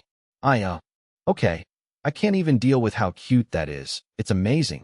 But how about we do this after we kill the ruler of the skies? I flashed her a smile. And there it was again, that familiar look of utter distaste. Just when I thought she was really worried for me. She was all about Cassandra. How did I keep forgetting that? We barely knew each other, after all. Right? Okay, but with that, I ran down the spiral staircase of the tower, hoping that somewhere in the long run I'd forget how shitty I'd made myself feel. When I emerged from the stone tower, there it was. It touched down in a vacant part of the village, stretching its neck from side to side, glowering at its surroundings.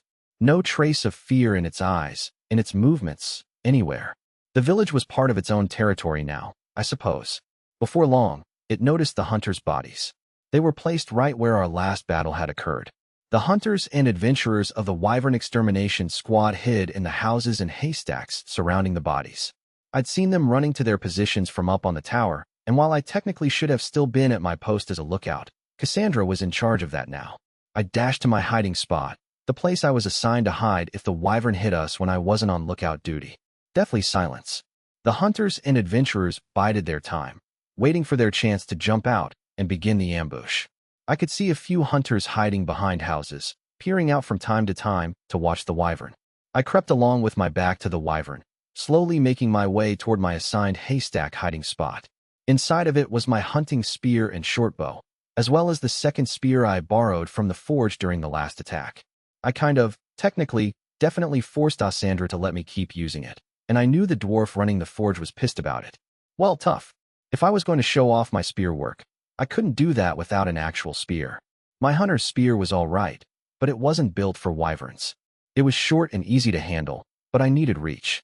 Longer weapons were my specialty, and a long spear was the easiest one to handle. I crawled into the haystack and pulled my spear toward me, keeping an eye on the wyvern all the while. My heart pounded like crazy. Everything felt so much tenser than when I first saw that monster. But, of course it did. I completely underestimated it before. Just because my father-in-law had taken one down by himself, I thought I'd be able to do the same. Now it was different. My whole body trembled, and it wasn't because I was naked in the cold. This was fear. No matter how fast the wyvern was in the air, it moved more sluggishly while stomping to the hunters' rotting bodies. I swallowed. Hard. It just tore into them. What a fine meal for the bastard. The once quiet air filled with sickening crunches, cracks, slurps. I grit my teeth. When were they going to set off the damn trap? The bodies of the deceased hunters sat on a wooden platform, and beneath it lay a huge pit. That platform worried me. I was afraid it would snap under its weight like a bunch of twigs, but it held. Despite its size, the wyvern was apparently much lighter than it looked. Made sense. You need to be light to fly. Hollow bones and such, like birds. That would explain why a simple reinforced wooden door was enough to hold it. If the 3 corpses were taken off the platform, however, the wooden trap door would collapse and drop the wyvern into the pit below. Then the adventurers lying in wait nearby would throw spiked chains over it, ensnaring the monster. And now it was time. The wyvern hadn't shown the slightest concern for its surroundings while tearing into the corpses. When it lifted them from the platform, on the other hand, the trap sprung, and the wood collapsed beneath the beast, as if the devouring mouth of hell were opening beneath it. With a dull roar, the wyvern plummeted into the hole. The adventurers' countless bear traps awaited it in the depths, all of which were lashed to spiked chains that coiled around the wyvern. It was the perfect plan. The moment it fell, the squad sprang into action. Fire! When the leader of the adventurers gave the command, the archers lying in wait at a distance rained arrows. At the same time, several adventurers wielding spiked chains threw their weapons high, arcing in the air and coming right down on the beast. Close in, the leader barked. At that, adventurers wielding those strange crossbow-fitted spears charged. The king of the skies was trapped in a pit while spiked chains dug into its body and countless bear traps snapped shut on its legs. It let out an earth-shaking scream. The crossbow spear users were in range now, firing bolts into its face as its head thrashed in agony. Strings dangled from the end of the fired spears, the bolts loosed when you pulled them. Interesting. I dodged the wyvern's flailing tail and moved in closer. Now, when I say I've got some experience as a stuntman, I know that sounds impressive. The truth is, though, that people like me are invaluable when there aren't enough real stuntmen to go around only because we can take a nasty beating. I've been flipped around in cars, kicked by horses, fallen off castle walls, and been sent tumbling down a flight of stairs, so I was pretty confident in my ability to tumble out of harm's way if I had to. I don't know how effective I could be with stabbing proper, but getting a hit in before bolting? That I could do if I had the guts to go for it. There were no rehearsals here, after all. I let out a long, ragged shout to pump myself up as I ran. Maybe it sounded stupid, maybe not, but it was for me. A big badass barbarian screamed to keep me going. I tightened my grip on my spear and thrust it forward with everything I had. Face, neck, tail, whatever, I wasn't aiming for anywhere specific. I'm no veteran hunter, not some experienced adventurer. I'm a serial part-timer from another world. I only had one mission here, to get a hit on this thing anywhere I could. My spear pierced straight into its belly. Hardly stuck around to see what happened then. Just pulled out and ran away, as fast as I could. Other people nearby used the same strategy, getting a hit on the wyvern with their spears before beating a hasty retreat. In a fit of pain and rage, the wyvern started thrashing at everything and everyone. It managed to get half its body up out of the pit and flap its enormous wings, sending several hunters toppling off their feet. I barely rolled out of reach and readied my spear at once. That was something I picked up from my time working on samurai films, where you had to break your fall while still holding your weapon. Here's to the stunt industry, folks. I took a moment, assessed the situation. Could I get another hit in? I took aim at the membrane on its wing and thrust up. The wyvern's coming out from the trap. Everyone, fall back. As I heard those words, I finished my second hit and once more rolled away from the wyvern. I beat a retreat with everyone else. The hunter next to me had fallen over, so I stopped for just a second to get them back on their feet. Right then, the wyvern crawled up out of the hole, bleeding and screaming with rage. The roar it let out was unlike anything I had heard before, or maybe I heard it once before, right before the monster seized Sakicho. Just like then, everyone in earshot froze on the spot. The archer's last volley of arrows, fired seconds before the roar, rained down on the wyvern like hail. It was the final straw. Unwilling to take any more abuse, the wyvern shook its body free of the gore-covered spears, arrows, chains, and other weapons. It struggled and stumbled, trying to get airborne, each pane flap of its wings sending pummeling gusts of wind everywhere. It limped along, readied itself, took a running start, and rose into the air, retreating into the distance. It left behind only the mangled, rotting corpses of our hunters and countless pools of its own blood. Alexandrisha and Gimel were on standby inside the village chief's manor. When they finally came back outside, the adventurers were examining the trap hole, assessing the situation. It managed to pull all those wired bear traps off itself, but it definitely took some damage to its legs, the leader of the adventurers reported. "Take a look at this," said the village chief. "Looks like it lost a talon. That thing's huge. I knew it was one of the biggest males I've ever seen, but I never thought it could be that big." My eyes weren't playing tricks after all. The village chief nodded. "I saw one of the arrows strike it in the eye, too. It can't have gotten far." "Did you see what direction it went?" the adventurers asked us hunters once they climbed out of the hole. I hadn't, but my wife had. It went to the left side of Apegut Forest. It didn't go back toward its nest." Everyone turned to stare as Cassandra explained. She was squeezing my arm as she talked, and, look, I know she wasn't finally warming up to me, and that I was pretty much the only person she could lean on for support, but by God I was going to take what I could get. "Then we'll put together a search party," said the village chief. "It can't have flown far after a beating like that." "Yeah." An adventurer frowned thoughtfully. "Also, someone had the guts to land a blow on its left wing." "Who was that?" "That would be me." "Yes, a good move on their part," the village chief mused.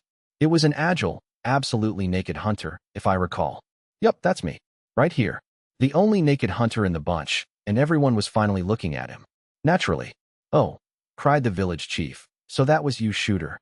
Certainly fitting for a warrior such as yourself." She just lavished me with praise. When the other adventurers heard her, their confusion over how I was, or more accurately, wasn't, dressed turned into wry, appreciative smiles. "Hey, so that was you. Quick thinking, man." The pride on the village chief's face was clear as she continued. "He's one of our village's hunters, and was a warrior before he joined us. But he didn't finish it off," someone pointed out. "Wounded wyverns are way worse. It's going to be pretty much impossible getting to it now." And just like that, the villagers once more turned their scornful stares on me, as if they wanted to know why I hadn't just killed the damn thing. Cool. Love to not be ostracized for literally 20 seconds. Air. The village chief cleared her throat. Right. Then let's hurry to send a squad to find it. How should we search for it then? Split into small teams. Yes, small teams of 3. 1 adventurer, 1 hunter from the village, and 1 hunter from the surrounding settlements. The village chief could tell what the other villagers were thinking. It was time to bring the meeting to an end, and quickly. Hey you, come with me. As we were deciding how the search parties would be split, one of the hunters from the other settlements singled me out. It turned out they lived on their own, and usually ended up going solo on their hunting missions. Their name was Nishka. They wore their violet hair short, which is very fantasy universe and usually gives you an active, sprightly vibe. Also, they had an eye patch, maybe from a hunt? They had a badass look for somebody who had to be in their late teens. They wore an old yellowish blouse with a leather vest over it, and something that looked like medieval fantasy hot pants? Medieval fantasy leather hot pants? And the way they wore their gloves and leggings made it seem like they were wearing a garter. God, fine, they looked stupid hot. She looked super hot, because, if it wasn't obvious already, Nishka was a girl. Though the village chief's ears may have ended in a slight point, Nishka's were even longer. Are you talking to me? I asked. You see anyone else around? You're the one who ripped right through that thing's wing, yeah? Yeah. You're kind of a weird one, huh? She said as she placed her hands on her hips. At that moment, her vest pushed her chest up with a jiggle that no mortal could ignore. This girl was just packed with attitude. Huge, rockin' attitudes. Nishka slid in close and wrapped her arm around me. So, here's the plan, she whispered. We're gonna go out and take care of this ourselves. Here was how she described it to me. After the search party groups were decided, they'd fan out into the ape-gut forest.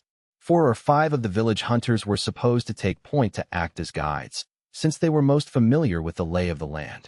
They'd have new weapons now, something called a spike. Spikes were spears that had a spiral notch fashioned into their tips, and they were used to hunt only the biggest game. The spirals were laced with poison, and their tips would dig in the more the target resisted and tried to pull them out. Ugh, sure would have been nice to have those things earlier. Not that we could have used them. Spirals apparently weighed a ton, so they couldn't be used with a quick, uninjured target. In the first battle, they were secondary weapons, never even picked up. Still, unwieldy as they were perfect for striking a final blow. Those things are too heavy to drag around, said Nishka. They're basically useless. Anyway, shooter, was it? Yup, that's me. Can you handle any weapon you get your hands on? For the most part, yeah. Spears and halberds for sure, and probably swords, too. I'd only use swords for kendo and staged fights, though. I took first place in a local sword fighting competition once, but that was less a contest of deadly steel and more flailing around with inflatable toys. How about bows? She asked. Bows. I can shoot a few arrows, if you really need me to, and miss the broadside of a barn. That's fine. I'll be the one finishing it off, anyway. Huh. You look like you've got some muscles on you, so I want you to take my bow. You blast it with arrows from a distance. I'll follow up and make sure they hit. But why would I be using your bow? Wouldn't it be easier for you to use that instead of me? That's because I'm going to be focused on guiding the arrow to the target, dummy.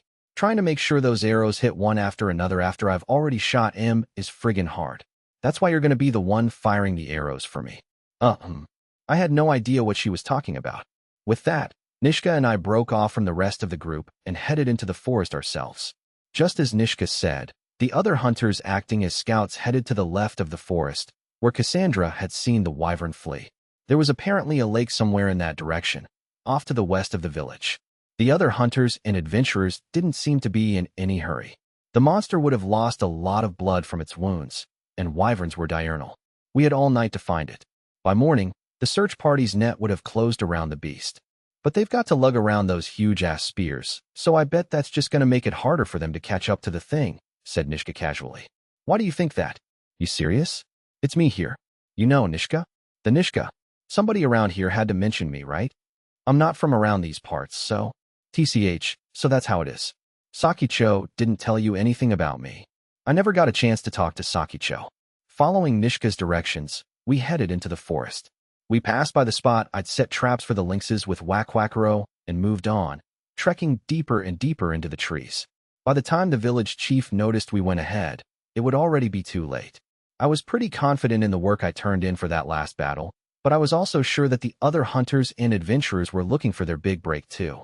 They might not be so keen on letting an outsider like me strike the final blow against the wounded wyvern. Still, the long-eared hunter girl led the way, pressing on through the dense undergrowth. It's almost like you know where the wyvern went. Of course I know. This forest might as well be a garden to me. Really, of friggin' course. The hell do you think I am, anyway? Rude? Foul-mouthed? No, you moron. What the hell are you on about? A girl who somehow ended up a hunter, but you've got some good parts to you too? And you're built like a brick house. Goddamn, I have no idea what crap you're spewing.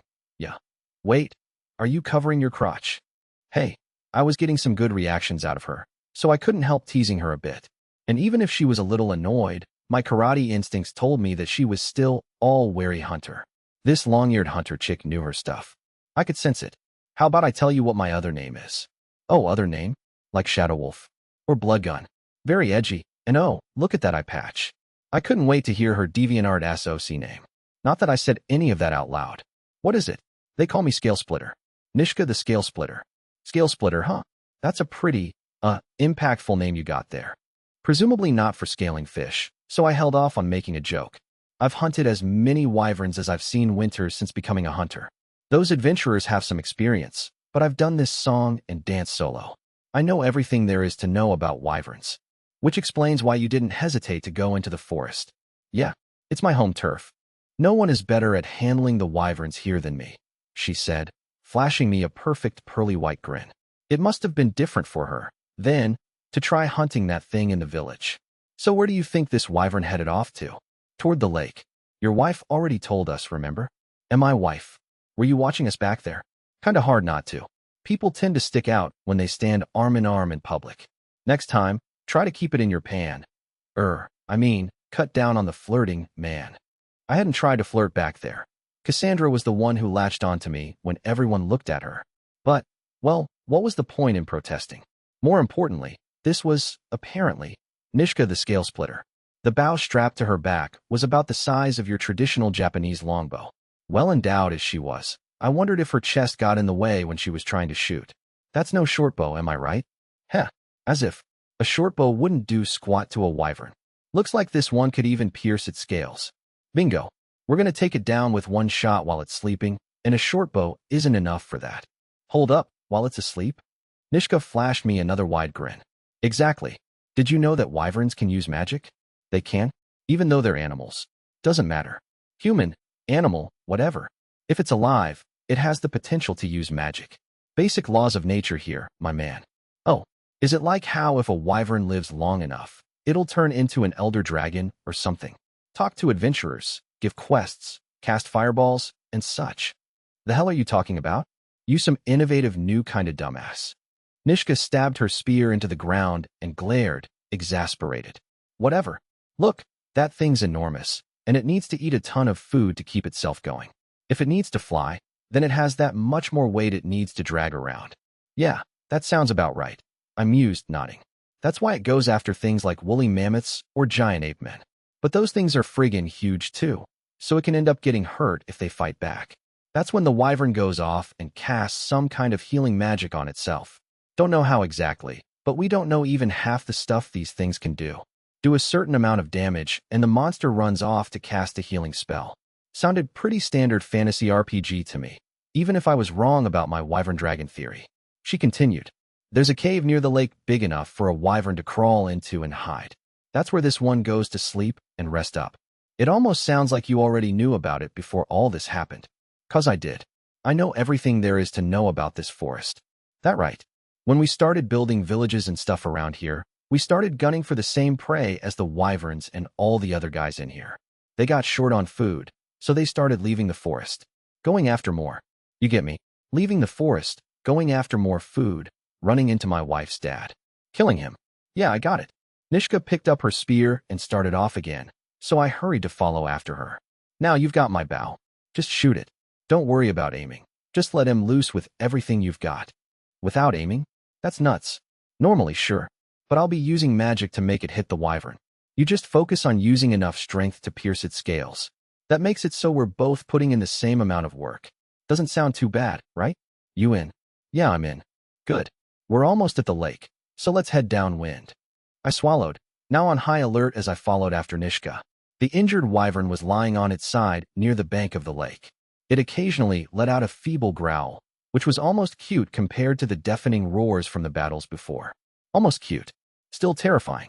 It'll need to rest before using magic to heal its wing, Nishka explained. It's going to wait a bit before attempting the regrowth. How long will that be? Half a day at most, maybe less. That's why we need to take it out now. By the time tomorrow rolls around, it could be fully healed. Be careful now. These things get wary when they're about to go to sleep. None of the other search parties had shown up at the lake yet. Nishka was right to call this place her own private garden. She knew shortcuts none of the other local hunters could hope to find. Just like how Wakwakaro went after lynxes, wyverns seemed to be Nishka's specialty. All right, no more talking. I'm leaving the bow to you, so get ready to fire when I give the signal. Where should I aim? The eyes. We'll take away its vision, then aim for somewhere easier. After we pop an arrow into its other eye, we'll go for its lungs and brain. So we're trying to gouge out its eye in one shot. Can you do it? This isn't a can or can't situation, man. We're going to do it, and that's that. Nishka shoved her longbow and quiver into my arms. I took them with a nod. I'm damn good at wind magic, so just leave it all to me. You've got to teach that to me sometime. If we get the chance, maybe. With that, we dropped to the ground and crawled through a grassy plain. We were downwind from the wyvern, so it wasn't able to smell us coming. It was a classic predator tactic, and Nishka the scale splitter was at the top of the food chain in this forest, if she wasn't all bluster. We squirmed along, flat on our bellies, pushing forward with our hands and knees. Nishka inched toward a good shooting spot, and I followed right behind. I found a boulder I could use for cover and hid, pulling an arrow from Nishka's quiver. The tip looked like it had been hammered out of some kind of uneven rock. Obsidian, maybe. Nishka gave a satisfied nod as I examined it. I pulled out a few more arrows to have ready for a quick follow-up shot, just like I'd seen Wakwakaro do before. Leaning against the boulder, I finally stood to peek around my cover. There were about 150 feet between me and my target, but the size of the wyvern made it feel much closer. My gut instinct screamed that it could be just 100, maybe even 50 feet away. How was I supposed to line up my shot when I couldn't even get the distance right? Still, I kept a firm grip, pulled the bowstring taut. Do it, Nishka signaled with her hands. I let go. An amateur could have seen the power behind my arrow, even as it whistled through the air and way off course. Nishka muttered something to herself beside me. Wasn't she supposed to be guiding this thing? Then it happened. The arrow turned in midair, its point aimed right at the wyvern's face. It was like she said, I was in charge of the bow and arrows. She was in charge of hocusing and pocusing them on course. You could call us a sniper and his magical spotter. The arrow made a visceral squelching noise as it lodged in the wyvern. Well, it didn't really make a noise, but my brain made one up to fill the odd silence. A brief silence, too, because the wyvern let out a gut-wrenching scream and began to writhe its head in pain. Next one, hurry. Obviously. I knocked the next arrow and let it fly. The king of the skies gave a roar that once more sent the very earth trembling as the arrow embedded in its head. Both arrows stuck firmly in each eye as the beast swung its head wildly, desperately, as it tried to survey a world it could no longer see. I readied my third arrow. All right, this time aim near the body. Doesn't have to be exact. Not yet. Steady. Now. I loosed the arrow at Nishka's command, and again it found its mark, sinking into the wyvern. It got the lungs. The wyvern had left its stomach exposed as it thrashed about. Its belly was soft enough that the arrow lodged deep, much deeper than I expected. The wyvern flipped over backward and collapsed with a thunderous boom. No flailing. Not this time. Before I knew it, Nishka dashed toward the barely breathing monster. She whipped her machete from her back and lunged for the wyvern's neck. I didn't have time to worry about counterattacks or failure or any of that stuff. She just plunged the blade deep into its throat, this one last, greatest weak point, with all her might. The king of the skies could offer no resistance. Its eyes gouged, its lungs pierced. The wyvern gave one last shuddering whimper before finally perishing. A pool of blood spread out over the ground, spurting red and fresh from the wyvern's severed artery. Before I even had time to take it all in, Nishka came over and snatched her bow from my hands, along with an arrow from her quiver. She turned her aim toward the sky and let the arrow fly straight up into the air. What was that? As I asked, a loud whistling noise sounded out as the arrow sailed into the distance. A whistle arrow. That your first time seeing one? Yeah, it was. It's a signal. Shouldn't be long before the other search parties follow it and get to us. Nishka retrieved her quiver and slung it over her back, then took out her machete and stabbed it into the wyvern, already starting to carve it up. Oh God, that reeks. Of course it does. This thing doesn't even brush its teeth. What do you expect? She seemed totally unbothered as she plunged her machete into its guts over and over again, her massive attitudes bouncing all the while. Carving out the intestines was the basic first step when it came to prepping an animal after a successful hunt. Guts start going bad as soon as they're out, so it's best to just toss them. We fished the bodies of the dead hunters out of the wyvern as well. Nishka had clearly earned the title of scale splitter. She was an old hand at carving up wyverns. Every dozen seconds or so came another huge splash of blood as she dug through the wyvern's intestines with her machete.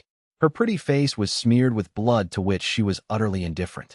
She took a chunk of meat from the wyvern and offered it to me. "What, you hungry?" I wasn't. I didn't know if I'd ever be hungry again. The battle against the wyvern had finally come to a close. 3 hunters lost their lives in the initial fight, and 2 more were gravely injured in the second, eventually succumbing to their injuries. As Nishka and I dug through the wyvern's intestines, we found the body of Sakicho, the goblin leader of the hunters, bringing the total number of casualties up to 6. The poor guy hadn't even been fully digested. In accordance with village tradition, the bodies were covered in clean cloths and placed inside coffins. The victims were all hunters, either from the village or the settlements located close by. The fact that one of the victims in the second attack was a young man from the top brass must have been a hard blow for the village. It was the second funeral I attended in the New World, and this time the whole village was at the graveyard for the proceedings. Well, only the people who had the time to come attended, but that number still came to over 100. Even the adventurers showed up. I stood with my wife and Asandra. The 3 of us put our hands together in prayer. Cassandra and Asandra clasped their hands in accordance with their religion, while my palms were pressed flat in true Buddhist fashion. What I prayed for, how we prayed, none of that mattered. We were there to honor the dead. I stepped forward to help bury the fallen on behalf of our village. Nishka was there too, standing off to the side quietly. She was out of her bloodstained clothes and wore her normal yellow blouse, vest, and hot pants. She wasn't wearing her handguards or leather tights this time, but rather a pair of long boots. As was customary, we all wore crimson-colored scarves. That day, I learned the scarf's purpose. The color was meant to evoke the image of blood. We, the survivors, inherited the blood of those who passed on and would carry their blood to the next generation. We had to, or we would truly lose the departed forever. Instead of the usual scripture readings and prayers to the victims and the goddess, the village chief began to speak. Though we may have lost many, I was glad to see our whole village unite as one in order to eliminate the wyvern threat, she said, gazing at the attendees. "Whole village my ass," Nishka snarled. "These guys didn't do jack." She had a point. Everyone was only concerned for themselves during the first attack, at most just complaining to the village chief. None of the other villagers even showed up to the first funeral. Japanese society had shown me that being ostracized meant being ignored by everybody outside of only the most important occasions. This village really outdid us there. The only thing uniting these guys was their devotion to being gigantic assholes. Oh, but here they were, showing up to the second funeral. Probably because they saw the young man who died as one of their own. The other hunters could eat shit, I guess. I also offer my sincerest regrets for the loss of so many hunters, these indispensable servants of the village, the village chief said, turning toward the hunters and our families. Our work here is only halfway done. Hunters are essential to the development of our village. Life would grind to a halt without them. That is why I will be looking to recruit new hunters from town, as well as more workers to assist in building up the village. Was she talking about replacing the dead hunters with new ones? And on top of that, recruiting more builders? So she wants to bring more deadweight? Nishka spat, just loud enough for Cassandra, Asandra, and I to hear. We don't need more useless meatheads who are all talk. Damn, that was a harsh way to put it. But then, as far as the hunters and their families were concerned, this just meant bringing in more people who didn't understand hunters or what we did for the village. More people who would treat us like dirt. The village by Apricot Forest was on the very edge of developed society. Maybe someday it would end up a hub for the region. But that would only be after decades of building and trade. Right now it was nothing more than a poor village. The newcomers would be from towns, from bigger cities. They'd spit on us just like the other villagers. Nishka nodded. She must have seen the look of disgust on my face. "Yeah, I feel you," she said. "The only ones who should act any kind of high and mighty are the ones ready to throw their lives on the line." Cassandra and Asandra gave me a shocked look, but they said nothing more, which was probably for the best, because the real shocking bit was coming right now. I will be sending personnel from the village to gather the necessary people from town. To that end, shooter, the village chief cried. I wish for you to act as the escort for this mission. Hey, would you look at that? Nishka said, grinning. You're going to be carrying that dead weight. My wife and Sandra were staring at me now as well. And me? I stammered. Yes, you. You haven't seen anything outside the village beside the forest, correct? Think of it as a chance to broaden your horizons. I'll make the necessary arrangements. The village chief's voice boomed with authority, and that was that. This was Alexandrish's great order, and she'd given it to me. Side story. I need to put on some clothes if I'm going to town. One morning, when I was out tending to the fields, as usual, Wakwakaro came to see me. Hey, shooter. I got something good for you, he shouted, giving me a toothy grin as he waved at me. He looked pretty cheerful, his red scarf fluttering as he approached. A dog obediently followed at his side, or, well, maybe a wolf? Whatever it was, its tail wagged. Morning, Wakwakaro. You're looking chipper as ever. Of course I am. I'm always ready and raring to go, my man. Wyvern's gone. We can finally do our jobs and get on with our lives. Yeah, for sure. But come on, man, you're the new leader of the hunters. Don't tell me you're not psyched about that. With Sakicho lost in the wyvern attacks, the village chief named Wakwakaro to replace him. At first, I thought that would make things rougher for him, what with all the hunting dogs he'd have to feed, but that didn't seem to be the case. Apparently, not only was the lead hunter exempt from paying taxes, they got a hefty pay raise as well. Meat. My family, my siblings, we get some real meat now. Of course I'm going to be in a good mood, Wakwakaro said, giving his hunting dog a scratch between the ears. It didn't seem too attached to him yet, and only yawned in response. Here, these are some fresh onions from our place. Bring him to Cassandra for me. Thanks, man. I will. Talk about a good thing. Oh, I'm not talking onions. Take a gander. Wakwakaro broke into an even wider grin and handed me a fur pelt. Rejoice, my friend. Remember that fox we hunted a while back? Well, they just finished skinning it, and I'm giving it to you. Oh yeah, that feels like ages ago. Ah, but look at the poor thing now. I think the fox shrunk in the wash. What a pity, I joked. Well damn, you don't seem all that happy about it. You like being naked that much, do ya? I'm not naked. Just sorta naked. Everybody forgets about the vest. The vest doesn't hang low enough, my guy. You're going to town, right? Then shut up and wear this so you don't embarrass the village. Well, yeah, it's not like I enjoy bumbling around in the buff. Happy to have it. Is this a fur loincloth then? Fitting for a hunter like yourself, right? And here, some clean cloth as well. Give it to Cassandra for underwear. Thank you so much for all this. I bowed over and over to show my gratitude for the gift of new clothes. Though we were called hunters, it wasn't like we went on expeditions into the forest every single day. Since I was about to go to town, all I could really do for the next few days was help my fellow hunters by gathering traps with them. If I tried to set any new ones now, I wouldn't be able to collect any prey I captured while I was away. That's why I was getting some practice in with my short bow, trying to hit a stump. Trying very hard to hit a stump. What the hell was that? Doof nuts? Your elbows are all over the place. You don't use brawn to shoot a short bow. It's all in the chest. The fellow hunter with me this time happened to be Nishka the Scale Splitter, of course. She yelled at me pretty much nonstop. You're supposed to be escorting those village bigwigs to town, right? Then at least learn how to use a friggin' bow. I'm a beginner, so I kind of need you to spell things out for me. Hand it over. I'll show you how it's done. Nishka snatched the bow away. After glaring at me and giving a dismissive snort, she knocked an arrow. She puffed out her chest as she pulled back the bowstring, and on her chest were two very valuable assets, puffing up her leather vest. Geez, how the hell did she shoot about with those things? First, you do it like this. Got it? Then you do this. I could almost hear a twang as she let go of the arrow. It wasn't the arrow making the noise, though, but the sound of those planet-killer asteroids jiggling on her chest. Fine, maybe that sound was in my head. Anyway, the arrow sailed through the air and embedded itself in the stump. Now you do it, Nishka said, handing the bow back to me. When I went to knock my own arrow into the bow, she came up behind me to correct my posture. I was totally expecting her to press herself up against me, but I got something even better. Since Nishka was shorter than me, her face came up just above my shoulders. Every time she breathed out through her nose, her hot breath tickled the back of my neck. All right, I'm gonna say it again. Use your chest when you're drawing the bowstring. Don't use your arms, but your chest. Yeah, just like that. Yeah, that's pretty good. Listen, I'd do anything she asked right then. I was in heaven.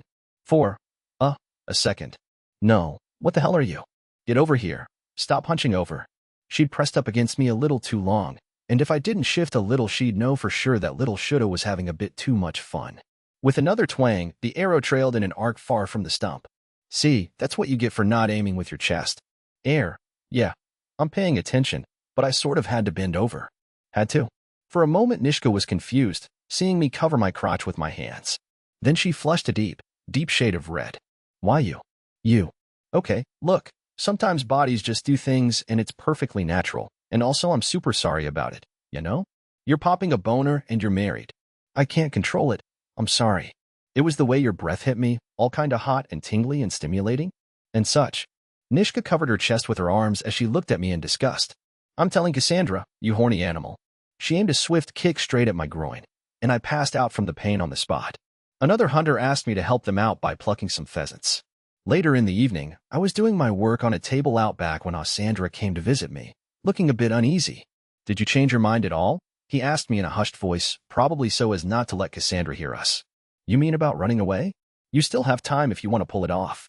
I'd just be heading into unknown territory if I did. I don't even have any money saved up, so I think I'll stick around and wait a bit, see how I feel. I can always get some cash together for you. Sorry, I make it a policy to never borrow money from people. Oh, I see. Yep, there you have it. If that's all, then I guess we're done here. Wait, there's no need to be that hasty. It seemed like Cassandra really wanted to chase me out of the town. Gee, could it be because of Cassandra? Who could say? What a mystery. I want you to let me take care of Cassandra while you're gone, he managed to ask me after tripping over his words. Oh yeah? Sure, I hereby bequeath her unto your capable hands. She was saying she needed some more apple cider vinegar, so I bet she'd be grateful if you brought her some. It was incredible watching how fast Cassandra's mood improved from hearing me say that. I mean, I thought he'd be happy, but he was like a kid pretending to be chill in a free candy store. Tonight's dinner was a stew filled with wyvern meat, potatoes, beans, kale, and onions. Pieces of the wyvern had been handed out to the rest of the village as a way to memorialize those who lost their lives to it. Cassandra and I sat next to each other in silence as we poked at the pot of stew on the table. There were no chopsticks in this world, so I had to use that strange two-pronged fork and a ladle to eat. Lovely memorial to the dead, I guess, but wyvern meat was god-awful. It was way too tough and chewy, with just as much fat as it had flavor, that is, none whatsoever. We tried soaking it in wine overnight to improve the taste, but it hadn't even softened the meat. I was pretty sure the other villagers were thinking just about the same thing, but meat was a precious commodity. There wasn't much else we could do besides eat it. You've had this stuff before, I'm guessing, I said to Cassandra. When her father passed away, I was sure. Yes. I had so much meat delivered to the house I didn't need to worry about food for quite some time, Cassandra said, and paused to blow on her soup to cool it down. Free food or no, life couldn't have been easy for her back then. There'd been no one around to help her tend the fields, and she even sold off her father's clothes just to get by. But she was happy now, right? She had an extra pair of helping hands with me here, and I was learning how to work the fields by watching other people do it. We planted beans, potatoes, and even some herbs that could be harvested without much work. As long as I wasn't hunting, though, that meant eating into our reserve food stores. Then there was Cassandra, the friend Cassandra had known since childhood. Hey, Cassandra? Are you happy? Shouldn't have asked, I bet, but the words came tumbling out my mouth all the same. Cassandra timidly looked up at me. I don't have to worry about food, and you're even providing for me. I suppose I'm the happiest I've been. Oh, then I guess I have to just keep on aiming to be a better hunter. Yes, please do. You'll be heading out into town tomorrow, so make sure to eat properly and rest up for your trip. Dinner time was over, and I watched as Cassandra put our wooden dishes into the empty stew pot and carried it away. It was obvious she didn't really think about herself. Happiness took many forms back in my old world, but the people in this one were too busy focusing on simply surviving to ponder what happiness meant beyond that. Being happy was just keeping yourself alive. For Cassandra, I bet getting married to Cassandra would have been her own personal happiness. Or maybe not, since the village chief or her father might have stepped in to make sure that didn't happen. Maybe I just appeared at the right time, and they chose a stranger to be Cassandra's husband so she wouldn't get hitched to her cousin? I made myself more confused the more I thought about it. Tomorrow, I'd head into town to recruit both replacement hunters and new villagers to keep the village growing. Of course, if I really wanted to, I could make a break for it and try and start a new life in town. But then what would happen to Cassandra? Life was bad enough for her as the wife of a hunter, but I couldn't imagine what it would be like with a dead father and a runaway husband. Damn it. No matter how much I thought about it, I couldn't come up with a good answer. If she told me she wasn't happy, I would have found a way to get her and Cassandra together. Or maybe they really intended to be together, and it would happen no matter what I did. The only part of Cassandra I'd touched so far was her fingertips, after all. I was at a loss over what to do. I flopped back onto my bed as a whirlwind of thoughts swirled in my head. Shooter. Cassandra called out to me. HM? What is it, dear? I used the cloth Wakwakaro brought to knit you a pair of underwear. I wouldn't want you to be embarrassed in town. Oh, underwear. Yeah, I've heard good things about underwear. I got up to take the underwear from Cassandra. I was expecting it to be like another loincloth, but, alright, you know G-strings? You know how guys generally do not wear G-strings? Well, my wife made me one. A G-string. Make sure to wear it so you don't get your fur loincloth dirty. It's the only good clothing you have, after all, she said with a tiny giggle. God, though, she was so cute. Was that the first time I heard her laugh? I really liked it. Thank you. Thank you so much. I fought against the urge to just throw my arms around her and tried to put it into words. I wanted to hold her, kiss her, push her down on the spot, as if she wasn't already taken, but Sandra's face floated through the back of mind. That was just the way things were. There was a single two-wheeled wagon waiting in front of the village chief's manor. It was the only vehicle in the village, and it had no canopy. The only ones riding in it would be me, Gimel, and the bones of our good wyvern in the back. There wasn't anything like blue tarp in this world to cover it, just some kind of fur sheet to keep the bones dry. We had to get the remains into town to sell them, and we'd take any price we could get, no matter how small. It was kind of funny. We were selling the bones of the wyvern to recoup the huge cost of killing the damn thing. The only ones gathered to see us off were the village chief, Naniwa the woodcutter, and the girl who worked at the village chief's place. Then I will leave the negotiations in your hands. You too, the village chief said. You can count on us, ma'am, came Gimel's stiff reply. The way Gimel and Alexandrisha talked to each other made it hard to believe they were actually family, blood or no. Me, I was decked out in my usual hunter garb and ready to go, with my new, more luxurious fur loincloth. I even had underwear. I'm leaving the minute details to my son, but Shooter? You guard him well. Leave it to me. I have experience as a self-defense instructor, so I'll fend off any ruffians or ne'er-do-wells. It shall be nothing, m'lady, I said, giving the sword on my hip a pat. Good. You've already proven your bravery by slaying the wyvern, so I'm expecting great things. Your family, however, did you not want to say goodbye to them? My wife is a bit shy. I think she stayed home. Then we'll be leaving now, mother, Gimel said. Yes, be well. With that final short exchange, I hopped into the back of the wagon as Gimel whipped the horse into action and got the cart moving. I gave a short bow to the village chief, and wouldn't you know it, she waved me goodbye. We trundled along at a leisurely pace on the road away from the village chief's home. Besides the apegut forest, I knew absolutely nothing about this world.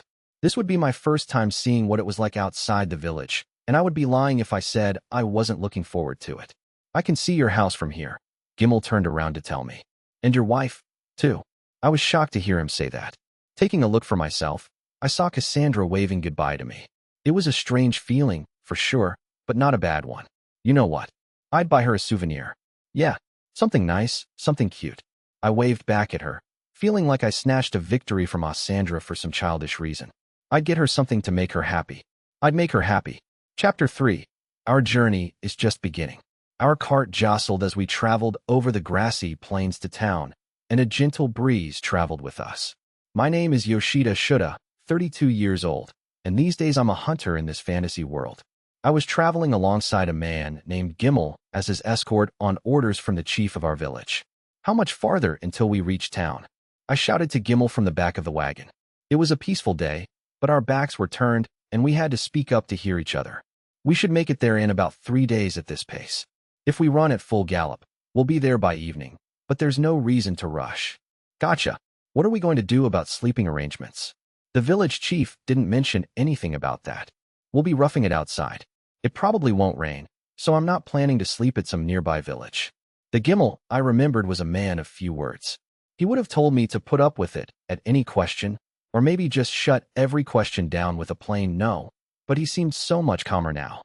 There were plenty of reasons for that, I was sure, one of which being how I once kicked his ass after he got drunk and tried to murder me, another being how much the village chief praised me for my efforts fighting the wyvern. The main reason, though, had to be how the village chief had taken an interest in me.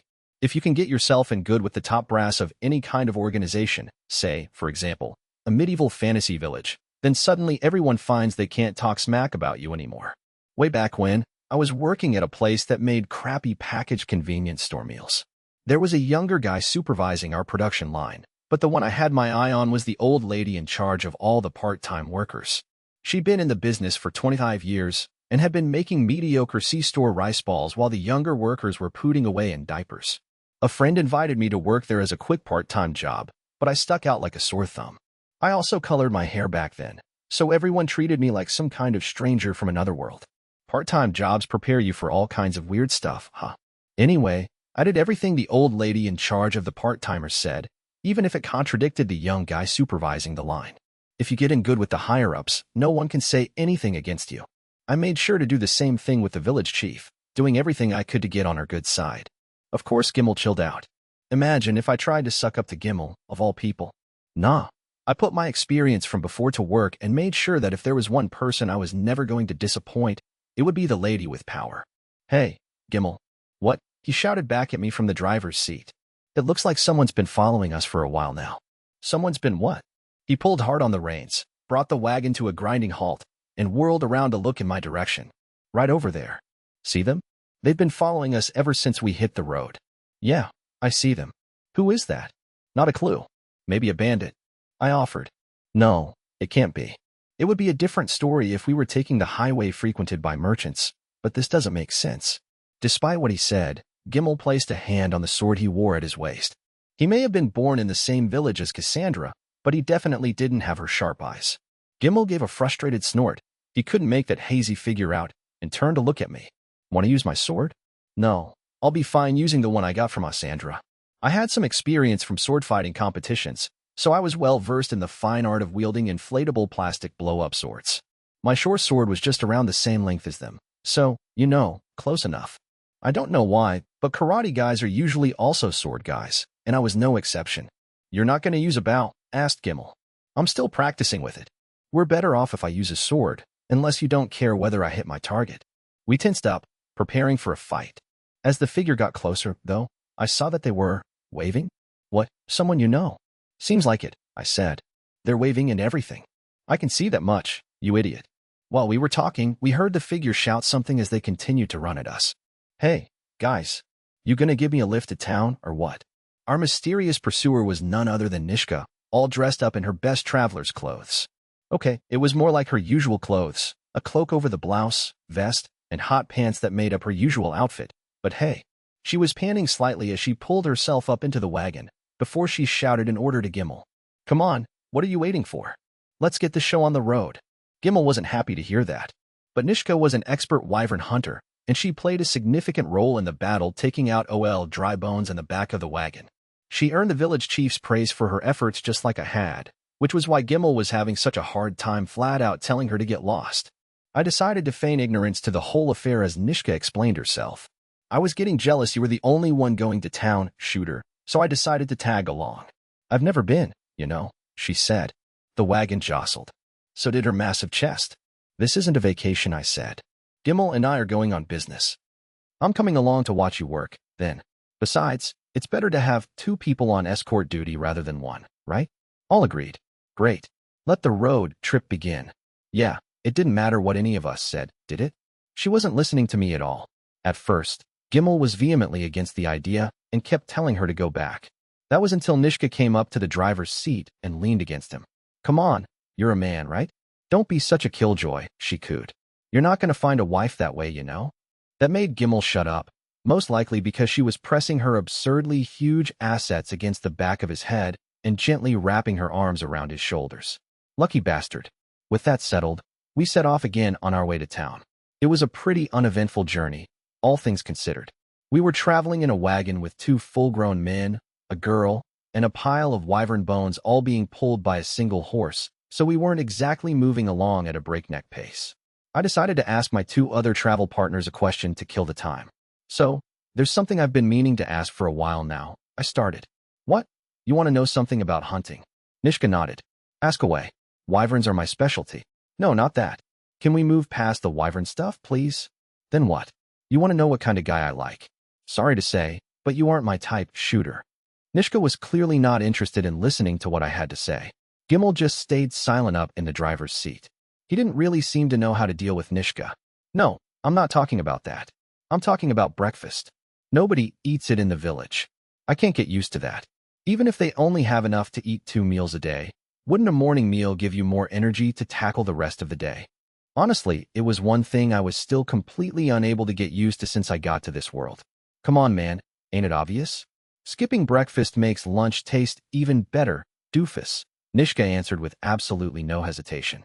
Gimel, on the other hand, did an audible spit take and broke into a fit of coughs. She's lying, he said, whirling around. We skip breakfast to strengthen ourselves against starvation, which makes our bodies store extra nutrition. Nishka blinked. Why, yeah, I mean, obviously. I was just messing with you, shooter. Huh, I can't believe you, fell for that. Heh. As one might expect from the son of the village chief, Gimel really knew his stuff. Nishka, on the other hand, didn't. I remembered reading somewhere that even though tons of people skipped breakfast nowadays, it wasn't worth it. Going straight to work after waking up just caused nasty hunger pangs. People in this world went without breakfast on purpose, though, in order to train their bodies against that very phenomenon. The same problem tackled 2 different ways by different worlds with their own traditions, and now I was wondering which one was right. Our meals for the road consisted mostly of preserved foods. I ate the meal Cassandra packed for me first, but now I was down to nasty biscuits and smoked wyvern jerky for dinner. Gimel did his best to chew through the tough wyvern jerky, looking miserable all the while. Once he noticed I seemed to be choking mine down relatively easily, he spoke up. You seem like you're enjoying that wyvern meat. Huh, like hell. I've just had tanuki jerky before, and this tastes more or less the same as that. Out of all the meat out there, nothing was more hit or miss, mostly miss, than tanuki. The taste changed depending on what it had been fed, but all the tanuki meat I ever tried was just awful. It was dry and tough as leather, which was just about the same as wyvern meat. Nishka wasn't bothered in the slightest as she dug into her portion of wyvern. Made sense, given her specialties. The next 2 days played out in about the same way, camping outside as we made our way toward town. When nighttime came around, we took turns crawling into the back of the wagon to sleep. On the 3rd day, right when we were all reaching the point of exhaustion from our back-to-back nights roughing it outdoors, we finally made it. We had arrived at the town of Bulka. This place is huge. Those were the first words out of my mouth upon seeing Bulka. I was imagining something a few sizes bigger than the village, but the town blew it out of the water. Wow, there are walls going around the whole city. How many people live here? Gimel shrugged. What? You never seen a town before? That's just how they are. The population is over 10,000, which is more than 10 times the amount living in both the village and the nearby settlements combined. Dang, I guess that's the city for you. Of course, back in my world, Bulka would have been a dinky little town, but it was a virtual metropolis in this one. Watching all the people streaming in and out of the gates had an almost exotic feeling from my point of view. Japan isn't exactly brimming with roads and buildings of stone, after all. Nishka, meanwhile, was practically picking her jaw from the ground. There's more people here than that huge herd of deer we saw back in the forest. Well, we all have our unique ways of seeing the world, I guess. I tried to get my personal appearance in order as we prepared for the border inspection outside Bulka. I was wearing a vest that once belonged to Cassandra's father, one of 3, the beautiful G-string underwear she knitted me, and my fox fur loincloth. Aside from that, I wore a cloak as part of my traveling gear and a few bare necessities for any decent hunter, namely, a short bow and short sword. I'd left my spear behind, since I decided I probably wouldn't need it in town. I may have seemed a bit lightly dressed for springtime, but at least I wasn't buck naked anymore. Yeah, I'd fit in just fine in town. Probably. Hopefully. I spun around like a fashion model as I checked myself out, earning a wary peer from Gimel. You got off the wagon just to twirl around like an idiot? The hell are you doing? I was just wondering if my outfit looks weird or not. Funny coming from a man who used to be naked all the time. It's not like I wanted to be naked or anything. Naniwa took all my clothes, so I didn't really have a choice. Don't be stupid. You've been naked ever since we found you wandering around the forest. Huh, now that I didn't know. I could have sworn I arrived in this world wearing the same shirt and work pants I had in my old one. But nope, apparently the only suit I'd been wearing had been my birthday suit. So what? Was I reborn here? Was God making me start over as a middle-aged dude? That didn't seem fair. Come on, couldn't I just start over from the beginning? I thought you were part of some clan that took pride in being nude or something, said Gimel. As if. Back where I came from, being naked in public is a crime. Then you better be careful in town too. The only ones wandering around naked there are slaves and the crazy folks they call wise men. Wise men? What the hell? At least being naked wouldn't be a crime here. Considering my awful luck with clothes, it was nice to know that. Wait, are we planning on going into town now? Nishka whimpered. Just like that? My heart's not ready for it yet. She trembled and clung onto me, which squished her humongous melons into my innocent arm. There were no such things as bras in this world, either, so I could feel everything through her clothes. My little buddy downstairs raised his flag high, the patriotic little perv, so I tried to calm her down and get her boobs away from me. Don't worry, Nishka, just play it cool. You are cool. A badass, matter of fact, a wyvern slayer. Be proud. Hey Gimel, what exactly happens during these inspections? Usually they levy taxes on people coming through, but we're exempt from tariffs on authority from the village chief. They should just do a simple check to see what we've got. I turned to look at the line ahead. There were about 30 people waiting to try and get through the town entrance. Some were travelers loaded with bags, others merchants using horse-drawn carts, and there were even some with fancy, properly covered wagons who were probably nobility. I passed the time till our inspection trying to calm Nishka down, and it still seemed to take forever.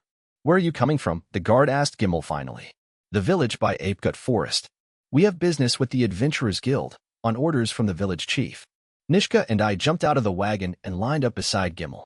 The guard went to pat us down for a body inspection. He was all business when he worked on Gimel, but was, shall we say, very thorough when it was Nishka's turn. There could be anything hidden in her cleavage, he said, or certain spots that only a girl could hide things in. She shot him a glare befitting a wyvern slayer, though, and the guard backed off. After a relatively quick pat down of the rest of her body, she was let go without any problems. There he went, from creeper to trying to get it over with as quickly as possible. I understood the mentality behind the strictness, since people bringing weapons could be interpreted as trying to incite a revolution against the local authority. That said, carrying weapons for personal protection was fine. It was just having tons of magic amulets or cursed weapons that got the guards' hackles up. Speaking of curses, even though I was cursed with being naked most of the time, they let me in with no problems. Can you believe that? I didn't really like being touched by guys, so it was a real win-win if you ask me. Listen up, here's the plan, Gimel told us. We're taking the bones to a trading company we've reached an agreement with and selling it to them. Once that's done, we'll find a place to park the wagon and find an inn for the night. I know a place that people from the village always use. All right, got it, I replied. We'll head to the Adventurers Guild after that. Who cares about that stuff? Nishka butted in, chronically shitty at reading the room. Let's go look around town. Countless rows of stone buildings stood packed together like sardines along the main road. They reminded me of the rows of tchotchke shops at tourist destinations, and they were almost as crowded as one during the heavy midday traffic. It was like a bustling shopping district from back in my world. While we only had a single wagon in our entire village, this place was so built up that vehicles were an everyday sight. Gimel brought the cart to a stop in front of a trading company. I jumped off the wagon and pulled away the sheet covering the bones. When Nishka followed, her two girls jumped around when she hit the ground. Nice. As that was going on, a goblin had come out of the trading company and already started negotiations with Gimel. It's been a while. Good to see you, Erde Apegut. That was apparently what our village was called in Bolka, along with the forest. It's still too early to call me that. My mother could always end up marrying someone else, which means the title would fall to them. Surely you jest. You're the legitimate child of the previous chief, aren't you? Not like you're going to have any competition, either. They say Alexandrish is barren. Keep your voice down, dolt. Gimel shot a glance my way, and I grabbed a few of the wyvern bones from the back of the wagon. The meat had been scraped away from the bones before cleaning them, and they'd been taken care of as well as you could expect.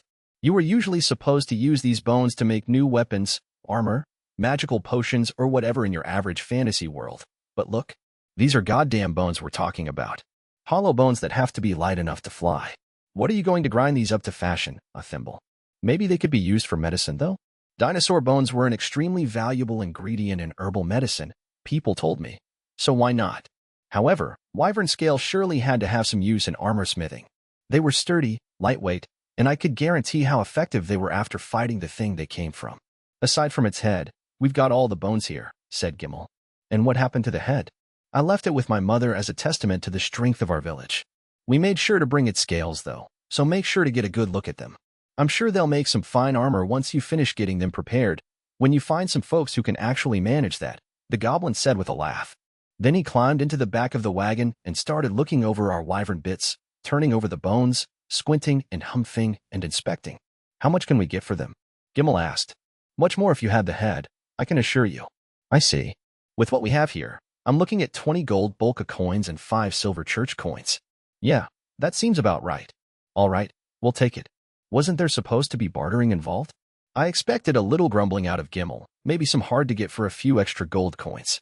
While I worried over Gimel's apparent lack of haggling talent, a bored Nishka opened the top of her blouse a bit and started to fan herself. She eventually caught on to me ogling and shot me a look of disgust. Eyes to yourself, man. Wait, you mean you weren't doing that on purpose? I thought you wanted me to see you or something. Conceited much? Ugh, now I'm all self-conscious. Wait, did having big boobs actually bother her? Speaking of not that at all, why do you think Gimel isn't trying to bargain with this guy? You'd think he'd try and haggle for a better deal or something. Are you kidding? 20 gold coins is a ton of money. That's enough to eat fluffy bread and meat stew every day for the next decade. Is it? And how much would that cost? You could buy a whole 20 sets of full wyvern armor with that much cash. That deal's ridiculous. Come on, really? I mean, the only thing you know about is hunting, so. What? You making fun of me? Anybody can count money, you jerk. As Nishka got worked up, her chest got to jiggling, and naturally, Shuda Jr. started getting worked up as well. Getting off the topic of jiggling, before long the goblin went back inside the shop and Gimel turned to face us. I heard you wondering why I didn't barter. There's a reason for it. Listen to their demands now, and you can leverage them later. Use your knowledge to make better deals. Like a lost leader, sort of. Take a hit now, make a gain later. Right. The village gets all the supplies it needs from this company. What's more, even if they tend to undersell us, they listen if we really need something big taken care of. We can't get that with other shops. Just like the goblin said, Gimel was really brushing up on his leadership skills for when his turn came up. I had experience working to get a payment system in place for a startup company. Well, I wasn't working on the payment system. My role there was to clean up the place where the actual team worked. Still, I remembered something one of the bosses said. There's a reason we charge a higher handling fee than our competitors, so we can offer fuller support. We're the only ones working Saturdays to get their payments processed. We're there when our clients need us. And that's why Gimel picked these traders, because they helped out the village when they truly needed it, even when other shops wouldn't comply. Expensive or cheap, I muttered, there's always a deeper reason than you think. Today's losses are tomorrow's profits. I think I got a bit smarter today. Gimel looked at me with a curious expression on his face as I said this to myself. What? I started, flustered. Does my hunter outfit make me look weird after all? No, you don't. I was just making sure you weren't about to do something stupid. That's all, Gimel snorted as he looked away. We left the trading company behind and found a place to park the wagon. After paying a small fee to the attendant, we headed for the inn. Gimel, being gigantic, was a great human bulwark to push our way through the crowds of people. The main roads were built wide enough to allow carts to pass through, but the alleys were cramped and packed full of street stalls. From what I can see, I said, it looks like there's only humans and goblins here. Are there no other races around? Yeah, Nishka piped up. I thought there would be other long-ears like me around, but I'm not seeing any. There were goblins everywhere in Bolka. Most of them looked like they worked as employees at shops, but some were decked out in fancy armor. They looked like warriors. These must have been the goblins talented enough to make it into town that Wakwakro told me about. The ones who'd chosen to leave their families. They might even be working as adventurers. Are people with long ears especially uncommon? No, Gimel answered. You can find elves in the settlements. So long ears meant they were elves after all. Nishka didn't look too elf-y, though, especially with her head of violet hair. They're a bit rare to see around town, though, he continued. Most elves live somewhere around the ape-gut forest. Do elves stick to the forests and mountains because they hate city life? And they don't get along with dwarves, either, right? Gimel snorted. Slow down, brain damage. There are tons of elves if you head toward the capital. Even the royal family has elf blood in it. I turned to Nishka, a quizzical look on my face. That's just because people like me are a bit special. Yeah, that's gotta be it, she said. Well, she didn't seem all that special compared to us humans, aside from that ludicrous rack. Bolka is a town way out on the frontier, Gimel continued. So you won't find any elven nobility or city dwellers here. I see. So elves like Nishka are savages, then? I am not, she shouted indignantly. Soon enough, we arrived at the inn. That's what they called it, anyway. I hadn't expected anything as fancy as a hotel or travel lodge or something, but I thought we were headed towards something at least a little better. Maybe a place to kick back and relax. Like, tiny but roomier than a capsule hotel or something. No such luck. The Sound of Joy Inn was as bare bones as you could get. Gimel was the only one to get an actual room, while Nishka and I were shoved into a tiny 20-square-foot room with 2 beds. Well, I say beds, but I mean hammocks. Gimel got to take it easy, and we were stuck with the hammocks. Discrimination, socioeconomic disparity, bourgeois oppression. With hammocks. We'll grab something to eat after we drop off our stuff, said Gimel. Make sure to bring anything valuable with you. Like what? I'm pretty much naked all the time back at the village, so it's not like I have anything more valuable than the fur loincloth I'm wearing. Kenneth, just make sure to bring your sword. Obviously, I was supposed to be guarding him after all. No way was I letting go of that blade. We left the inn a little bit after noon to go find something to eat. I thought we were going to a restaurant or something, but we just grabbed cheap eats from a food cart. We sat down on empty barrels, drinking vegetable soup from a cup and scarfing sandwiches that were nothing more than meat packed between slices of hard bread. Just a bit of trivia about this world, but you were never supposed to eat vegetables raw. They could contain parasites or viruses, so they always had to be cooked. I thought food in the city would be crazy delicious, but this isn't anything to write home about, Nishka grumbled. I bet we could find some better stuff if we went to a good restaurant, I said. I'd love to try going to a bar or something. Hell yeah, a bar. Nishka, chest and all, bounced up and down excitedly at the idea, but Gimel shot her down on the spot. Not happening. There's still daylight to burn, so we're heading to the Adventurers Guild after this. Come on, don't be such a buzzkill. I'm talking 1 drink. We've got time for that. No, you came here without a coin to your name. I'm already paying for you to stay at the inn. I sipped on my wine, watching the 2 of them go at it. How come Shooter gets to have wine? Let me have some too, damn it, she complained. So much for neutrality.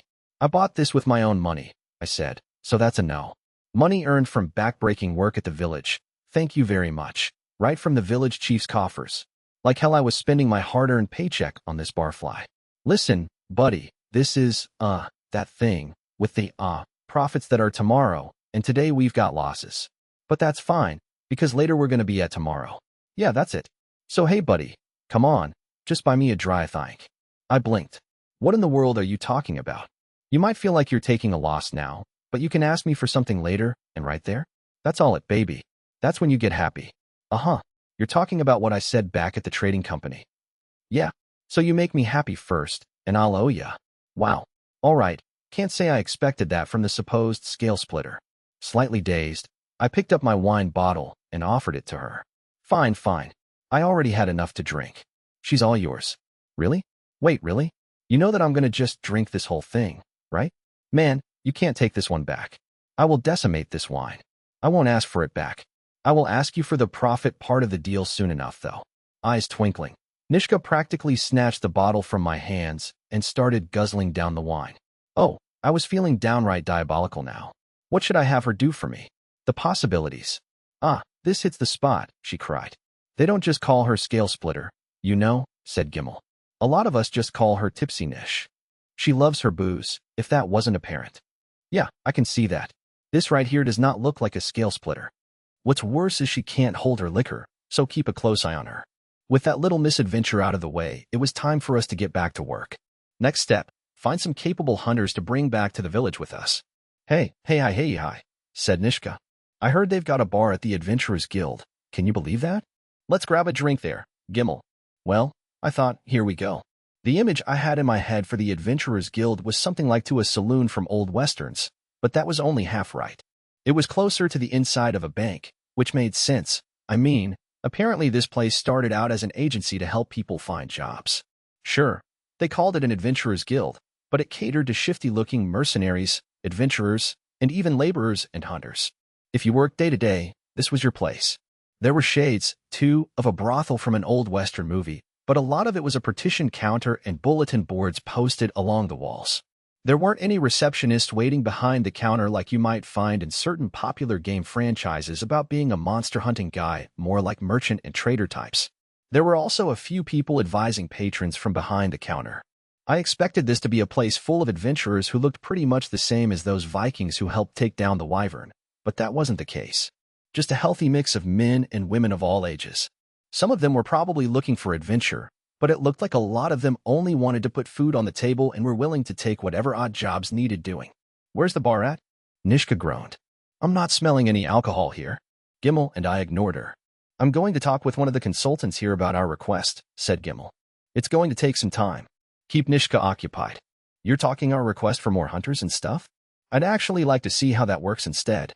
Understandable, but I don't think we should leave her to her own devices right now. Hi. Bar? We are going to the bar, right? We can drink if it's just a little bit. Come on, please. Nishka said, tugging on my arms. I guess you're right, I said, sighing. Let's go then. Nishka. It was just next door, right? Nishka practically dragged me out. Hey shooter, did you know you can get beer in town? The village only has wine and the stuff made from potatoes, so I want to drink some of the good booze for once, she said, and then unleashed her very best puppy dog eyes. Fine, whatever. But just one, got it?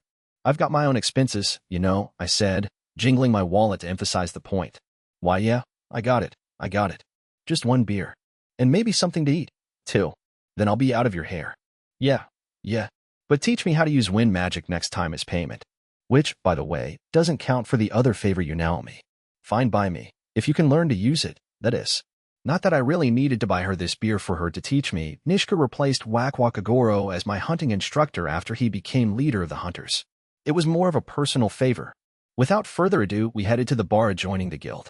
I paid for our beers and some beef jerky, and then we sat ourselves at a table carved from a log. The beer was crap. The stuff was room temperature, I mean, come on, and there were all sorts of impurities floating in it. Totally undrinkable. If only it tasted like some kind of German beer. I lived on lagers, maybe even Belgian beer if I felt fancy. Whatever this frothy concoction was, it wasn't any beer I was used to. It even had a cherry on top for some inexplicable reason. Damn, this is great. Nishka roared, slamming down her glass. It doesn't taste like grapes or potatoes at all. Happy to hear it, I guess. Ah, hell, take mine. Seriously? Hell yeah.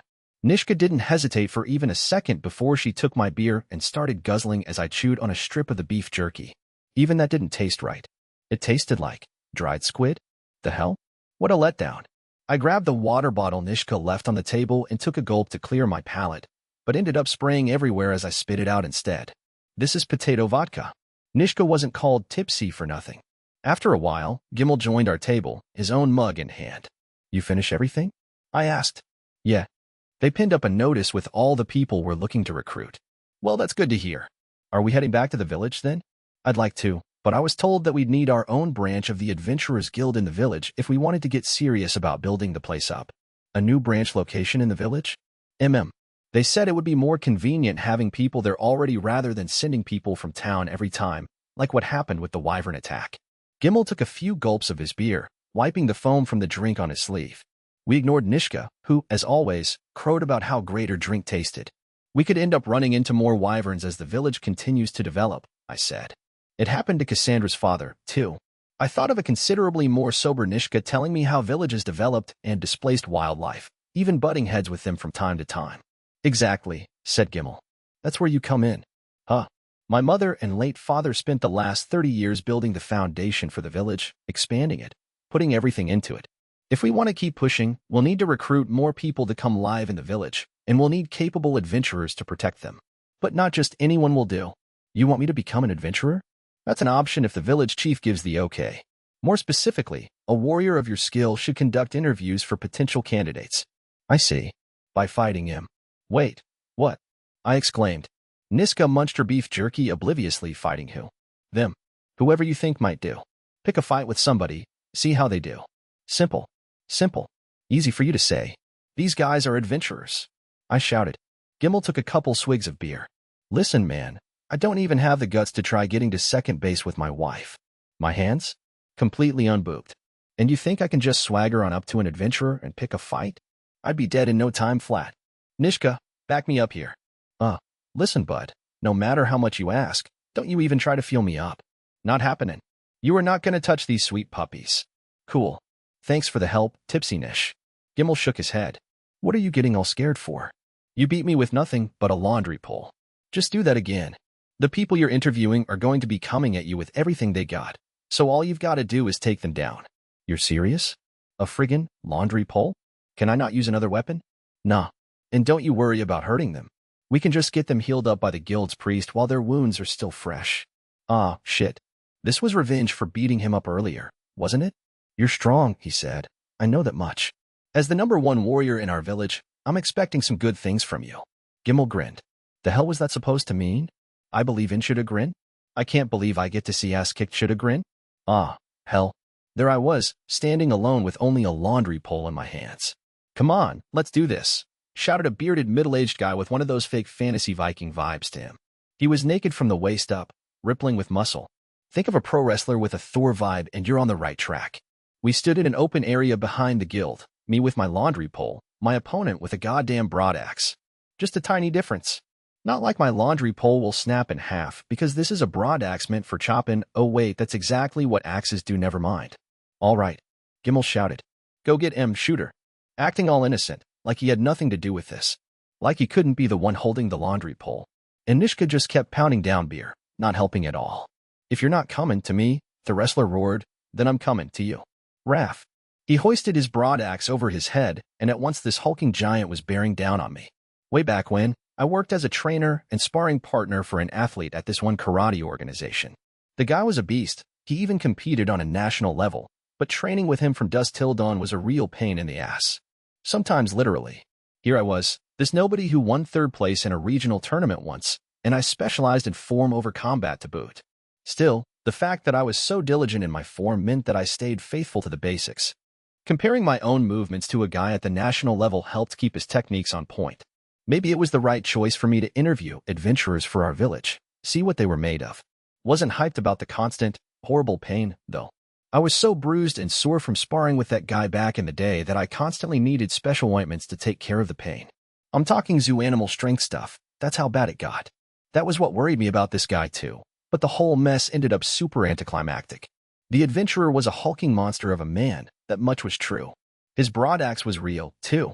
Considering his body type, he probably chose the weapon because he had the power to put his all into it, just like my own physique made long-handled weapons right for me. But you can't just rely on power. His movements were rough and unrefined, and he was slow bringing his hips down for a strike. Watching carefully, I dodged his first attack. You trying to kill me? I shouted. That strike could have taken my arm clean off, so I was getting desperate quick. If I got scared, I'd freeze up, so I told myself it was going to be all right, just fine. Just keep telling yourself it'll be fine, and took a step forward to fight back. Broadaxes are large-headed axes, and their long wooden handles give them a decent reach. If I could just get in close, he wouldn't be able to use the weight of the weapon to its full potential, having the power behind his hits. Then I could sweep his legs and send him sprawling. As I thought through my plan, my body acted on it. All that practice really stuck with me. I swung the pole for a wide sweep, stepped back, took another step forward. Right when it looked like I'd make another sweep, I jabbed the end straight into his stomach instead. The adventurer let out a grunt of pain as I leaned into him with the full weight of my body, pinning him to the ground. Nice one, shooter. Nishka shouted gleefully, and she raised her mug in the air. Looks like you're strong enough to live up to that warrior name after all. Ignoring her, I went to help the adventurer up. Oof, that stinks. Thanks for the help. You did good. Try working on your footwork a bit more. It'll make it easier for you to switch up your tactics when you fight. Footwork? Eh? Got it. Yup. It's the basis for using any kind of weapon, after all. After finishing our small post-battle chat, I shook the man's hand. Guys like him were a dime a dozen, so I'd hold off on deciding whether to take him. Being an interviewer was kind of fun. Something like that? I said, shooting a quick look at Gimmel. Yeah. Next up is a girl who uses a rapier. You want to keep going with the pole? A girl? Seriously? No. I'll switch to my short sword. Thank you very much. From a giant of a man to a girl? Eh? I didn't think there'd be too many female adventurers, given what I'd seen of the Vikings back at the village, but I suppose that was just me. Right. So I was wrong to think she was going to look like a Valkyrie or something. Nah, we were looking at an Amazon. A really, really butch Amazon. She had short hair, and though her body was slender, she had the build and face of a guy. Could have sworn I even saw a beard. And her chest might as well have been padding for her massive pecs. I just need to beat you to pass, she asked. Try and go easy on me, if you would. Humph. You really think you can take me down? You must be dreaming. The words hardly left her mouth before she delivered a lightning-fast rapier thrust. She was light on her feet, weaving effortlessly between offense and defense. I hurried to get into the right stance to deal with her barrage of thrusts and slices. A circle, that was it. I could think of a circle around her. When she came close, I took a step to keep myself in front and just a little to her side. If I kept circling just a little, I could dodge. And her rapier came whizzing towards my vest. What? You're not going to fight back? Eep. Is everyone trying to kill me? Listen, You keep running away, and I'll slice those cruddy clothes of yours to shreds. Like hell you will. Her rapier went for my throat, but she changed direction, just a feint. She aimed the tip of her sword at my stomach. I deflected it, right down to my loincloth, which scattered to pieces, just like she promised. Another goddamn piece of clothing ruined. Again! Again! Wait, hold it. I cried. Time out. What? You giving up? She cackled. You surrendered easier than I thought. No, not giving up. Just need a quick timeout so I can strip down. Then I can go all out against you. Quickly I slipped out of my vest and loincloth. My wife lovingly wove me this underwear, and I'd be damned if I lost her gorgeous, vaguely sleazy handiwork. All right, I said, balling up my clothes. Now I'm ready. I handed them to Nishka. She was already red from the alcohol, and now she was even redder. Hurry up and take these away, Nishka. My opponent's waiting. Okay. Yeah. But I don't get why you're handing me your friggin' underwear. You just took those off. Man, they're all fresh with, dick energy. Dickergy. Yeah, just hurry. I went to face my opponent once more, now much lighter, wearing only a red scarf and my short sword. Sorry to keep you waiting. Now bring it on. But Nishka wasn't the only one turning red. Eek. You pervert. Huh.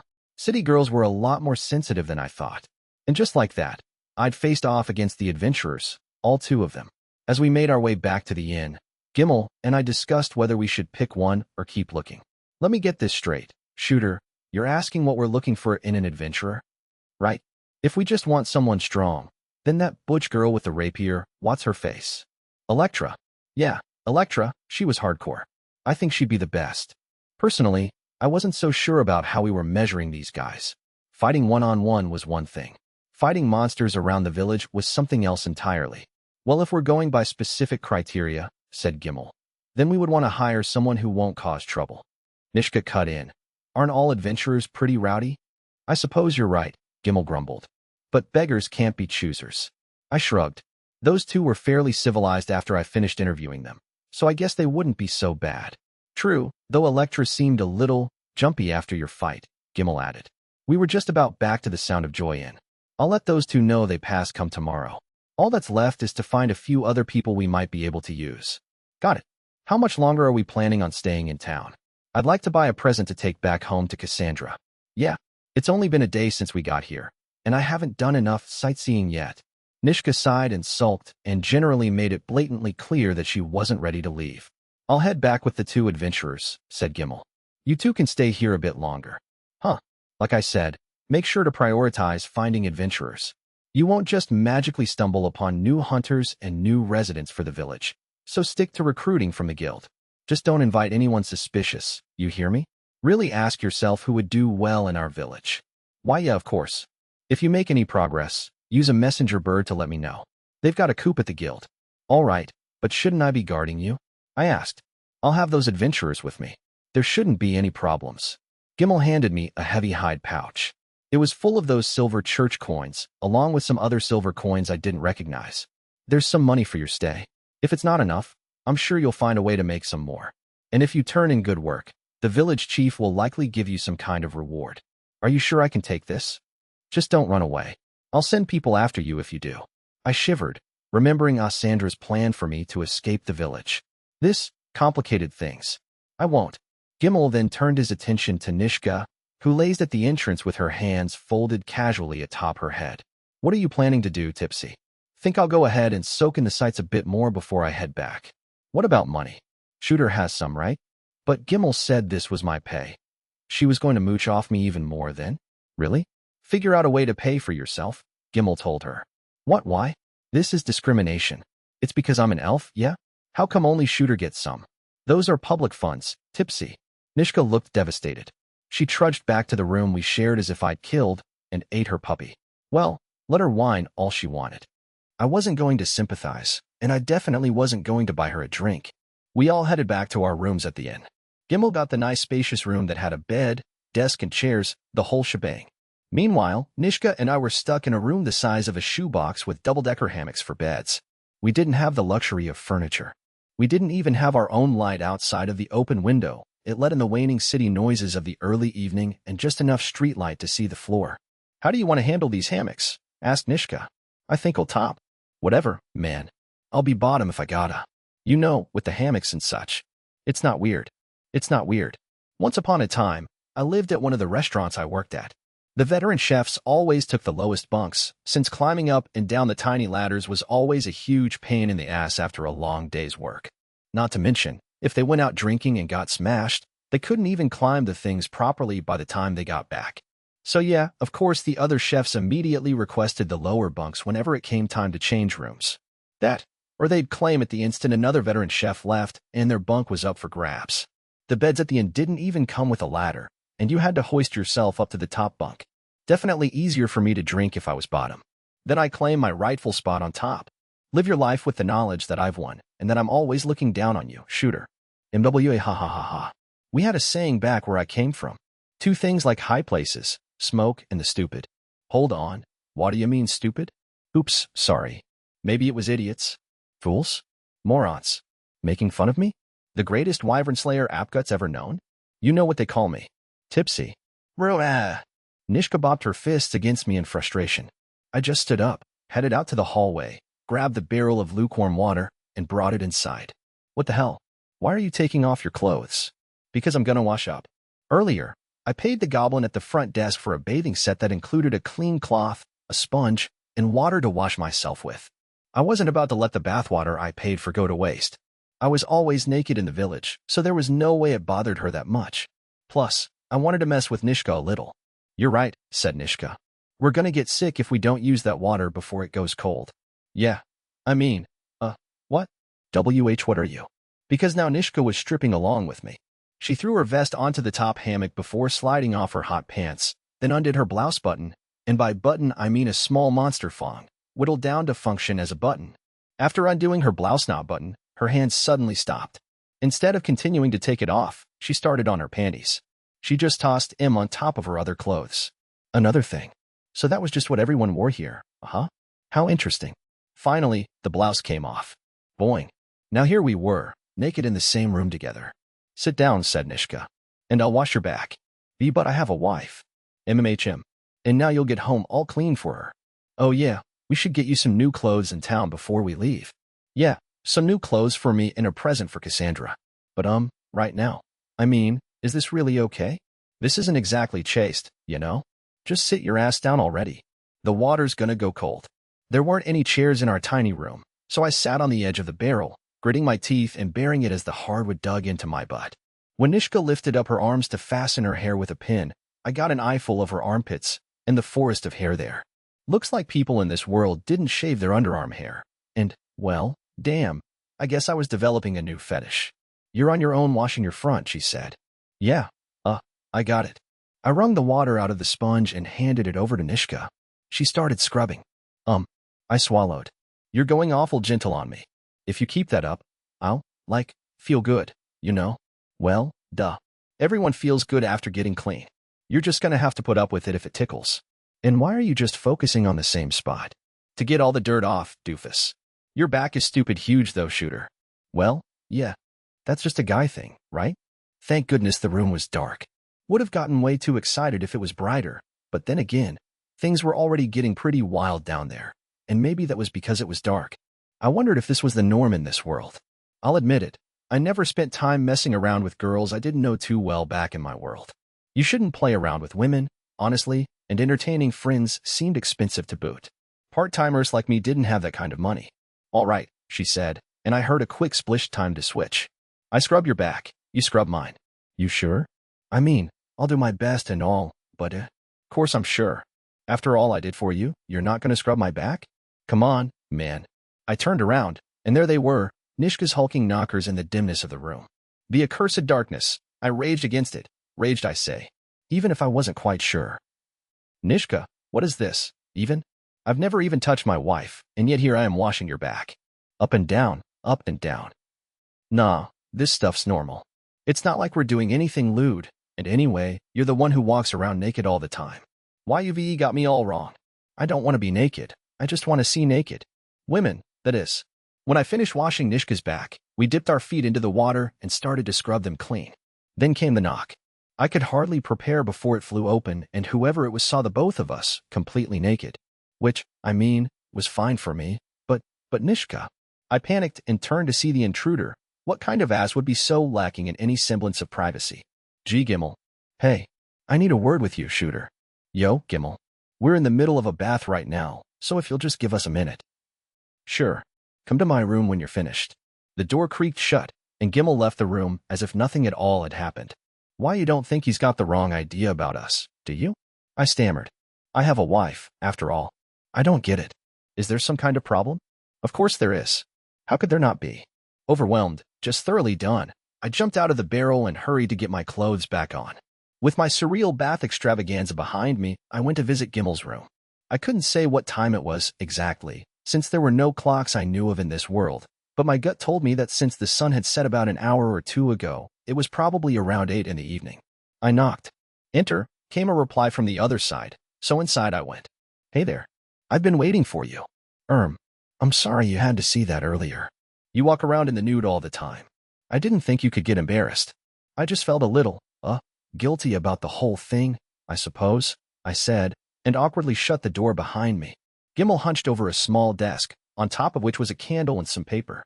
I was writing something to give to the guild. Up writing this late? How exhausting.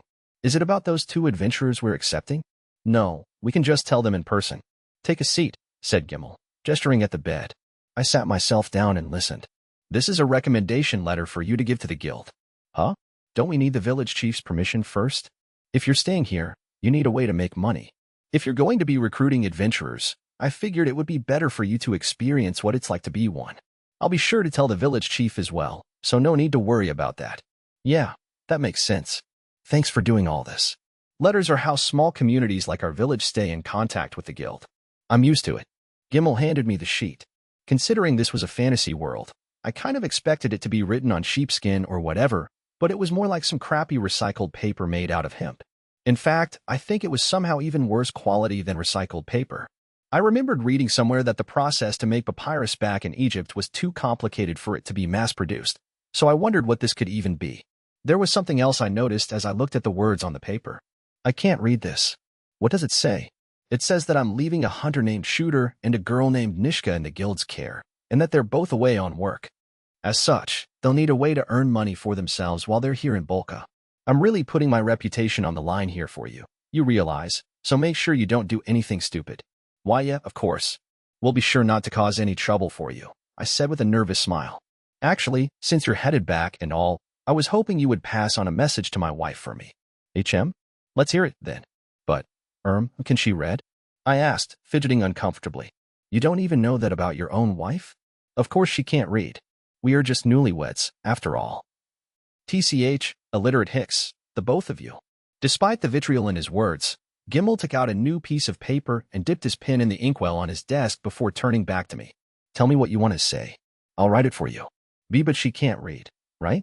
Gimmel sighed. I'll read it for her. Just talk already. Back and forth between being supportive and snarky. If Gimmel were a girl, the hot and cold routine would be a little cute. But come on. All right. I cleared my throat. Dear Cassandra, I hope all is well with you.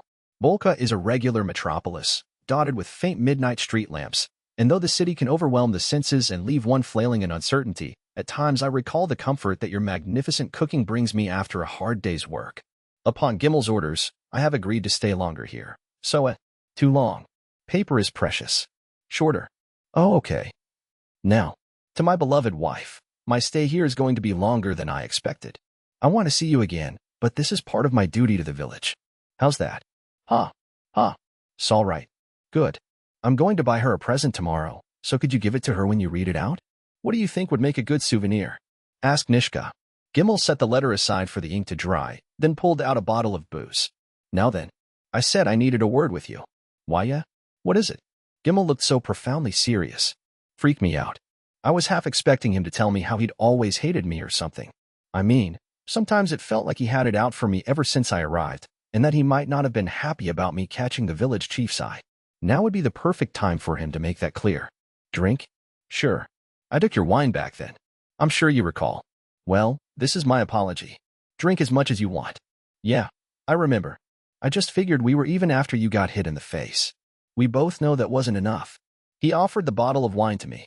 It would be rude not to take him up on the offer. I wasn't used to this world's beer yet, so crappy wine with stuff floating in it suited me just fine.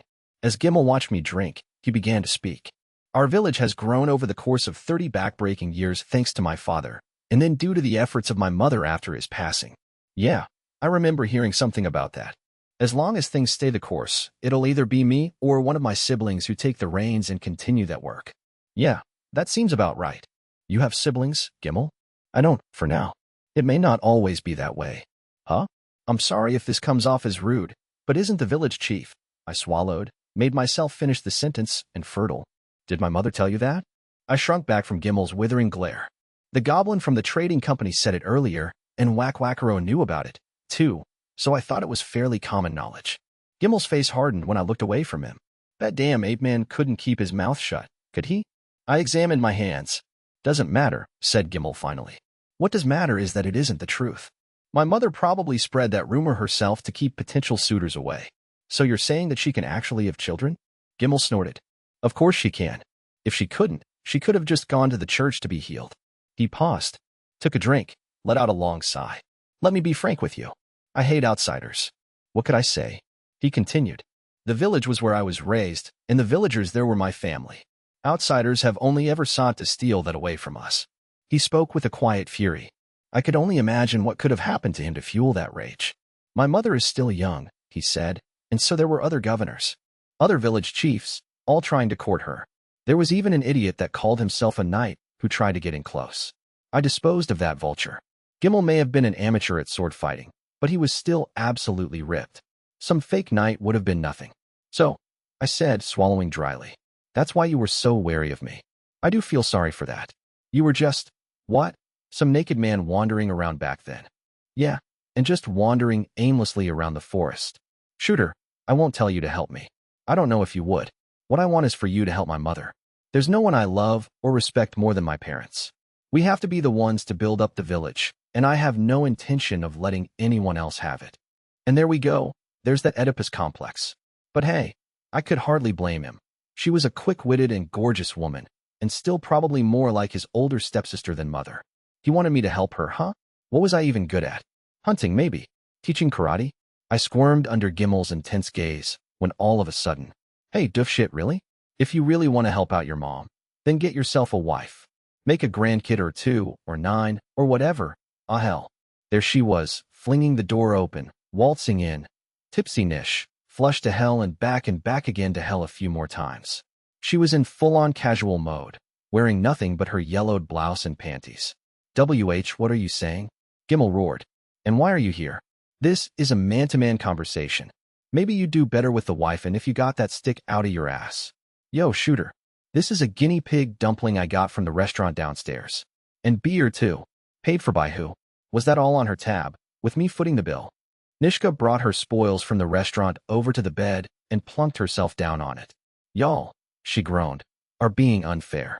Leaving me out of all the fun? You gotta invite me if you're drinking. Gimel shook his head. Tipsy Nish, shut it. Do you want to apologize to Shooter, or do you want him to help you? Stop pussyfooting around and make up your mind.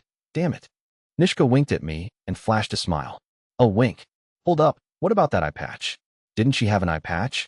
What happened to your eye patch, Nishka? Are you, cleaning it? Heh, I guess so, I washed it when cleaning my face, then left it out to dry. Who cares about that, though? I do a little. Never mind that. Look at this muscly doofus. Nishka curled into herself, screaming with laughter. Oh no, I sure hope nobody bangs my hot mom. Better turn that into my entire motivation forever. Holy shit, what a drooling hyperdweeb. How can he even take himself seriously? What a loser, goddamn. It was hard to describe just how unhappy Gimel looked as Nishka mocked him. Every time she laughed, her bountiful bosom bounced along with her, and she tried to wrap her arms around me, too. And just like that, the three of us spent our first night in town drinking together in the candlelight until the break of dawn. It had been a while since I pulled an all-nighter, and in a fantasy world no less. Candles, firewood, and lanterns were all valuable commodities here, so usually I'd just eat dinner and get ready for bed as soon as the sun went down back in the village. I had been hitting the booze hard last night, but I somehow managed to wake up when the sun came up, though I think I was the only one who managed that. I rose to the smell of burning, dried herbs coming from a corner of the room. Incense wasn't anything too fancy in this world, since it was just a way to keep bugs away. The ingredients to make them were pretty much the same as what you would find in one of those mosquito-repellent coils. As I stretched out and yawned in my cramped hammock bed, I heard my body pillow mumble something next to me. Wait, my what? Sure, the thing was soft and comfortable enough for me to fall right back asleep. But the problem was, the sound of joy and didn't provide a body pillow. That soft sensation? It was Nishka. Or, to be more specific, one of her boobs. I tumbled out of the hammock, crying out without thinking. Why are we sleeping in the same bed? Not a bed, just a hammock. But my brain was all over the place, and, oh God, how is this? Why were we? What did I got? I mean, yeah, okay. I helped Nishka back to our room because she was drunk out of her mind, and somehow even managed to get her into the top bunk. I even remembered throwing a raggedy blanket over her. But hey, Nishka, why the hell was Nishka in the bottom bunk? Hey, shooter, give me one more shot, will ya? Just one more, MH. Even in her dreams, Nishka was still drowning herself in booze. She flipped over, taking up all that space I left after getting up out of bed, her leg dangling off the side. Taking another look around the room, I saw that our bathroom pot was nearly overflowing. Nishka had most likely gotten up to use the toilet in the middle of the night, then crawled into bed with me after she finished. Here I was with a pretty girl, maybe with a chance with that pretty girl, and I hadn't taken that chance, had I? I mean, I was a newlywed and hadn't even shared a bed with Cassandra. I hadn't let my libido get the better of me, right? Nope. Underwear still on. I was in the clear. I sighed, grabbed my vest and loincloth off the bed, and got dressed. Geez, I muttered, mostly to myself, you sure know how to scare me first thing in the morning. You keep playing with me like that, and I actually will make a move on you sometime. Can't keep holding myself back forever. Peace sh, sure you will, you coward. Bluff. Oh no, had she heard me? My heart skipped a beat, but the next moment her mouth was hanging open and she was snoring away. I was only half joking there, but it was true that for a wyvern slayer, Nishka looked more like a hard-partying slob. She had a few of the eye patches she washed yesterday hanging off the top bunk, as well as her panties. Speaking of her eye patch, I remembered seeing both her eyes practically sparkling last night as we drank together. Maybe she only wore it for fashion's sake, or maybe she really was an overgrown junior high edgelord. Who knew? At that moment, there was a knock on the door and Gimel pushed his way inside. You're up? Good. We're going to the Adventurers Guild. He wore the same tunic as always. He had a knapsack slung over his shoulder packed with all the things he needed for his trip back home, and his sword hung from his waist. Nishka's still asleep, though. And how useful she'd be. No, she can stay here. We're going to the guild to find those adventurers, then we're going to do some shopping. Gotcha. I'll leave my stuff here, then. Make sure to tell the counter you're going to be staying longer before we leave. You need to pay up front. Gimel and I made our way to the front of the inn to pay up, then set off for the Adventurers Guild. It had only been about an hour since sunrise, but the townspeople were already becoming a crowd. People set up vegetable stalls, meat and fish stalls, even a few chicken cages. We dodged between carts and wagons, cutting through the throngs before reaching the guild. I'd like to hire the two adventurers who the guild introduced me to yesterday, Gimel told the person at the counter. Can you put me in touch with them? One of them is a woman named Electra, and the other's a man called Dyson. I was hoping to take the letter he wrote me and get my adventurer registration done while he talked on, but I remembered that Nishka wasn't there with me. Might as well wait till later, I supposed. Dyson and Electra? Those two always show up sometime in the morning. I'm sure they'll be in soon, so I'll tell them to wait here if I see them. Please do. We'll be running a few errands, but we'll be back in a few. Understood. Then I'll be sure to pass on your message. Thanks. With that done, Gimel called me over. Do you think we can find a good souvenir this early in the morning? I want to get something Cassandra will really like. The craftsmen start pretty early, so it shouldn't be a problem. After we left the guild, we took a different road that led away from all the food stalls. This street was lined with all sorts of odd stalls selling bits and baubles, including makeup. You seem to know where all the good stuff is, Gimel. My mother asked me to get her souvenirs before. Ever the loving son, I see. I think the best gift you could get her would be finding a wife and grandkids. Shut it, he barked at me, and blushed as he gazed at the ground. Hey, I'd feel the same way if my parents didn't already have grandkids, but I wasn't going to say that out loud. See, the older of my two younger sisters had already married. She wasn't planning on having children for a while, so that did worry me just a bit. She and her husband were both going to save up a little first. I didn't even have a plan, and here she was saving for her future. Good for her. Wow, that bummed me the hell out. I decided to take a look down the rows of shops to get it off my mind. A hand mirror, maybe? There were some covered in decorations, others simpler but far more polished. and all manner in between. Our house didn't have any kind of mirror in it, since we didn't really need one. But hey, Cassandra was a girl, so maybe it'd be nice for her. How long had it even been since I picked out a present for a girl? I reached into my coin pouch and told the girl at the stall which one I wanted. At 2 silver church coins, it wasn't exactly cheap, but I was willing to splurge a little for Cassandra. Decided on something? Gimel asked me when I came back. Yeah, I bought this hand mirror for her. Pricey. You gonna be all right money-wise? I should have about 2 silver coins left from what the village chief gave me. I'll have to find a way to earn enough money to buy my own clothes, though, especially when I haven't fees to consider. I handed the mirror to Gimel as I counted out my cash. The mirror had a tortoiseshell design to it, and while it may have seemed a bit plain to me, I wasn't from this world. Cassandra didn't wear the fanciest or most stylish clothes, and we didn't have much, but what she wore looked great on her all the same. Plain didn't matter so much. Yeah, we were forced together by the village chief, but I wanted it to work. I wanted to trust one another, to care for one another, to build something worth having. But what I really wanted was to get Cassandra out of the back of my mind. After meeting up with the 2 adventurers at the guild, the 4 of us swung by the village wagon before heading to the gates of the city. I'm counting on you to recruit more adventurers, said Gimel. If anything happens, send a message by carrier pigeon. You got it. Electra, Dyson, I'm leaving Gimel in your capable hands. Electra beamed. Of course, honey. I might not be as strong as you, but I'm pretty confident I can handle myself in a fight. Yeah, Dyson added. The only things we might have to worry about are kobolds on the way there, but we can handle them. I took a deep breath. Gimel, please pass on my best wishes to my wife. It's important to me. Will do. And give her the souvenir I bought her ASAP, okay? Can it, you corny old sap. Gimel grinned as he cut me off. After saying my goodbyes to them all, we finally parted ways. On my own, I decided to head back to the inn for now. It was probably somewhere around 9 in the morning, and there were even more people in the streets than before. In an effort to avoid the crowds, I went down a back alley Gimel and I had taken earlier. This place had a red light district kind of vibe to it, and there were barely any people around so early in the morning. Empty, filthy wine casks were littered here and there, as well as boxes piled full with rotting vegetable scraps. The only people I saw were guys who looked like they'd been out drinking until morning, and girls of a certain profession hanging around. It didn't exactly feel like the safest place in the world, but at least I had my sword at my side. Once upon a time, I used to work as an assistant manager for a strip club at a sketchy red light district not too different from this one. The manager usually took 2 days off a week, and I'd cover for him. There were a couple reasons I was hired.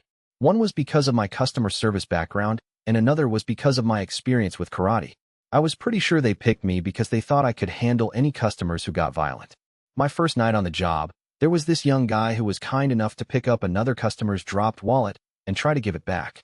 The older man, he tried to return it to shouted that the nice guy stole it from him and sent the poor dude flying with a punch, then had the gall to demand his punching bag pay him for the trouble he caused. This all happened 5 minutes into my very first shift. Someone called the cops. I got questioned about the whole thing. It was a big mess. It was a crazy experience, no doubt about it, but all that had happened back in my old world, not here. While I was lost in thought reminiscing, I bumped shoulders with a group of guys I could have easily taken to be a bunch of street thugs. The impact caused one of them to drop some kind of vase onto the ground. Ugh, looked like a bunch of drunks out early in the morning. Despite what I thought of them, I immediately started bowing out of reflex. I'm sorry about that. I'll be more careful next time. The hell you think you're doing, asshole? One snarled. You're dead, you hear me? Though I kept bowing, I made sure not to take my eyes off him and his other goon friends. There were 5 of them total, all adventurers wearing chainmail armor. The one I bumped into dropped the vase he held, which now lay shattered on the ground. Anything could have been inside that. Stopping to look at the vase was a huge mistake. The yelling man swung his fist faster than I could see, catching me square on the chin. Out cold. Chapter 4. Even in town, the shunning continues. As I woke, gradually, achingly, I found myself inside a jail cell, which was becoming a little too common, if you ask me. I was in a stone room, iron bars blocking my view of the hallway. At least I wasn't in shackles like back in the stone tower in the village. The only problem was, I was completely naked. They'd taken all of my stuff. Once again, I was back to being treated like livestock in a cage. At least I picked up a nice present for my wife before being beaten senseless. Little blessings. I sat myself cross-legged on the ground, gingerly touching my swollen chin. First off, where was I? Nothing I could see gave me the barest hint. The most I could make out were a few rows of cells across from me, all exactly like mine. I could also hear the whimpering and groans of what sounded like elderly people. This was bad. Really, really bad. I pulled myself toward the bars to take another look around and saw a goblin in the cell directly across from me.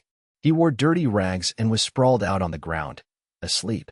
He barely lifted his head when he noticed me staring, going right back down. Were these guys slaves or something? I released my grip on the bars. Light streamed through the small window behind me, so at least I knew the sun was still up. It couldn't have been more than a few hours since I got beat up by the street thug, unless a whole day had passed already. No use thinking about it now. I took a page out of my goblin cellmate's book and laid down to conserve energy. I didn't want to waste my strength and end up paying for it the next day. I didn't even know if they were going to give me food or water. All of this because I'd been too hungover to watch where I was going. What a valuable lesson in moderation. A rusty metal door creaked open somewhere out in the stone hallway. Someone was here. I stayed still, listening. From what I could tell, there were about 4 someones total. The way a few of them walked, I knew that sound. Toe to heel, toe to heel. A telltale sign of experience with martial arts. There were probably adventurers among them, too. Get up, boss. This one's still sleeping. Throw some water and wake him up. Yes, sir. I didn't have time to speak up before a bucket full of water splashed over me. I wanted to scream, curse somebody out, do something, but I managed to restrain myself. God, though, I was starting to get pissed off about this god-awful morning. If I continued to lay still, someone was bound to unlock the door and try to force me to get up. What should I do with him? He ain't moving. Pull him out. There was a rattling sound as someone fumbled with the lock on the door before it finally creaked open. Someone came toward me. Judging by their footsteps, it was an adventurer. They grabbed me by the arm. Wake the hell up, the guy shouted. They delivered a hefty kick to my ass, but I latched onto his arm and dug in with my hand. A hit to the ass is rough, but I'd manage. I used my assailant's arm as leverage, pulled myself up, and slammed my head straight into his chin. Gah. Bastard. Payback's a bitch, ain't it? My head was pounding from the headbutt, but revenge pulled me through. I sent the guy flying out of my cell with one good sideswipe kick. 3 other men waited outside the cell, probably comrades of Chin Smash McJerkass. One of them wore an expensive-looking red vest, while the other 2 were adventurers wearing chainmail armor. One of the adventurers caught up with the guy I sent flying out, a guy who looked pretty familiar. Hey, I remember you, I said. You're the one who knocked me out. Why, you asshole? I'm gonna cut your ass up, he shrieked, drawing his blade. Ah, you giving up on fists now? Then I realized this adventurer was completely bald, with the lanky build of a Chinese movie star and the fighting style of a lightweight boxer. Ah, shit. Nupchikin, sir. I'm afraid I'm gonna have to kill him. Wait. I wish to speak with him first. Don't forget, this man's valuable property. Fine. I'll only beat him half to death. You ready for this, asshole? I ignored his caustic words and thought over how I'd deal with him. I was a self-defense instructor at one point, so I still remembered the basics when it came to disarming a guy with a knife, at least. All right, bring it on. I'm buck naked, so why don't you get on my level? Get out of those clothes and let's go. No idea why I said that, but he did. Fine, you're on. The guy actually took the time to remove his armor before trying to come punch me. If he wasn't pissed before, he sure was now. But he was slow. There was no point trying to drag this out, so I aimed straight for the guy's heart. He came at me with another hook, just like the first time. I prepared myself to take the hit as I launched a punch of my own right into his sternum. That'd definitely be enough to throw his pulse out of whack and slow him down. I drove my fist home, and his punch barely grazed my head. I was just a step closer than him, so I got my hit in without having to take one in kind. Baldy went down. His 2 friends jumped into the cell and it was over for me in an instant. Karate practitioners fight one-on-one, but adventurers just gang up on people. They beat me up for a bit before making me prostrate myself before the guy in the expensive red vest. Kneel before Mr. Nupchikin, asshole. Another kick, with a spit to go with it. Seems like we have ourselves quite the lively one, said the guy in red. Good work. Thank you, sir. I never expected him to start swinging while still in the cell, though. Is he some kind of adventurer? From what we could see from his belongings, he's a hunter from a remote village who came here to make a living. There's supposed to be a girl with him as well, so, hey, fresh meat, you know? He grinned wolfishly. I see. If he stays this lively, he's going to make us quite a bit. That pretty girl will make us even more. We have to ensure we do it in accordance with the law, however. Oh, the law. How nice. These scumbags were hunting for people to make into slaves according to the law. Bunch of assholes throwing people into cells. What's your name? The man in the red vest asked me. It's Shooter. I was used to giving a quick bow whenever someone asked me that question, so I ended up blurting out my name on accident. The man stooped down to my level, lifting my chin. My name, he said, is isekai'd. Do you understand that? Oh no. No, there was no way I had to remember that, right? Isekai'd. The bald man picked himself up off the floor, sputtering and coughing, and dealt a vicious kick to my stomach. That's Mr. Isekai'd. Oh, that one was nasty. I started tallying people to pay back for all this, with Baldy racing to the top of the list. It seems, said Lupavaski, you were the one who broke my precious face, were you not? Who knows? I answered. I remembered the bald guy dropping a small vase when I accidentally bumped into him, but it hadn't looked fancy. Then again, I had no experience with how much things cost in this world, so really, who knew? What I did know was that these guys were pulling the same scam you'd find in my old world, where people purposefully bumped into you, dropped something that was supposed to be priceless, and made you pay for it. I was quite fond of that vase, I'll have you know. I practically had to beg the merchant to part with it. It was as dear to him as it was to me. That particular vase was worth a whole 10 gold coins, but to me, why, it was worth even more. Oh, certainly. Like hell. That thing was probably only a few bronze coins at best. You could find crap like it at the dollar store. That was just the way this scam worked, though. I had no idea how much things were worth in this world, so couldn't even figure out the actual value. I shall ask you once more. You were the one who broke my vase, were you not? I was at a loss for words. It was kind of true that I was the one who broke it, but it wasn't my fault. I hadn't tried to break it on purpose. These guys, though, they almost seemed happy to have lost the priceless piece of trash. If I said yes here, Lutbayaski would hold it over my head and make me pay through the nose to compensate him. Say it. If you don't, it could spell trouble for that lovely young girl you came with. Oh, what was her name? Perhaps we should ask her. So talkative. So loud. There we were, then. I was trapped on all sides, and there was no wriggling out. On top of that, they were threatening to drag Nishka into this. I suppose it's true. Then I'd like to ask you to compensate me for my loss. 10 coins would fill the hole in my heart. Well, unfortunately, I don't happen to have that kind of money. Not that I can't get it. I was just about to become an adventurer, so if you can wait a bit, I'll just pay you back. Ah, I would love to believe you, but there are so many dreadful people out there who have used that exact same excuse to run away from their debts, Lutbayaski said with a thin smile. You possess no form of identification and only a few silver coins to your name. Judging by your entry papers, I would say you aren't even a citizen of Bolka. That's true, I'm not. Your other belongings were a sword and a letter of recommendation to the guild, which stated you were a hunter. Am I incorrect? No, that's right. I'm only a fledgling hunter, but before that I was a warrior. That was what everyone else called me, at least. You are not an adventurer, then? I'm not, no. This all happened before I could register as one. I offered a feeble laugh. If I'd actually registered, the guild might have been able to help me out of this jam. Lutbayaski took out my money pouch and played with it, listening to the jingle of silver. Those are public funds from the village. You can't take them. The village chief will kill you. Are they really? No? It's so easy to come up with excuses. I hear them all day. Sometimes I write them in a little book. I'm afraid you have no way to prove your claims, so I'll just have to assume that these are fantasies of yours and take these coins as a down payment. With that said and done, how exactly do you plan on compensating me for my vase now, This silver will, unfortunately, be insufficient. I glowered at him. That vase was probably as precious as a pickle jar back in my world. Probably cheap as a damn chamber pot. I needed to think up an excuse. Something. Anything that could get me out of this situation. They were talking about slaves earlier, so I knew where it would go if I didn't. Well, lucky for you. I just so happened to have a proposition. Of course he did. I wonder what that might be. Yes. What do you say to paying off your debt with your own body? Buyers adore a lively, punchy lad like you. That can't be legal. It can. It is. If you lack the funds to pay, you sell your body to acquire funds. Did your little village not have slave labor? No, we had actual human decency. I don't think you'd get it. What a cute, happy little village. Yeah, so happy when wyverns slaughtered our people. There wasn't enough help to go around, either.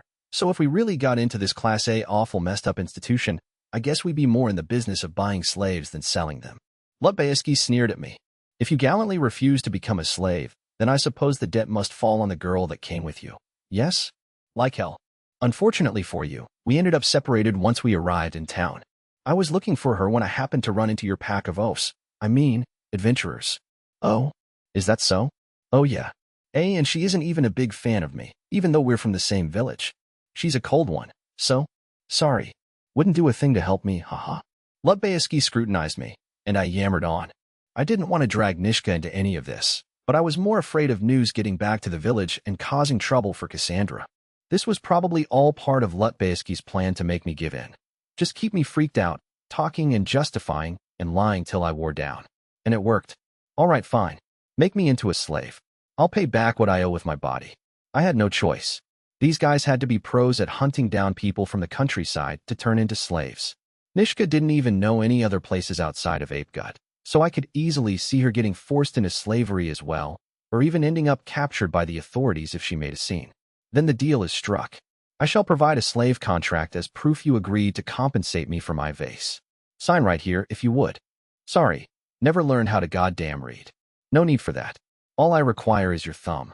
One of the other adventurers dug his hands into my wrist, dragged my right hand up, and cut my thumb open before pressing it against the parchment. A deal sealed in blood. I forced a smile at Lutbayeski as he waved the contract in my face. And then he was done with me. He's all yours. You damn country hick. The adventurer smashed his foot into my face with a kick, and once again, I was out like a light. Lucky you. We already found a customer willing to buy you. They woke me with another bucket full of water. Groggily, I remembered Cassandra's mirror.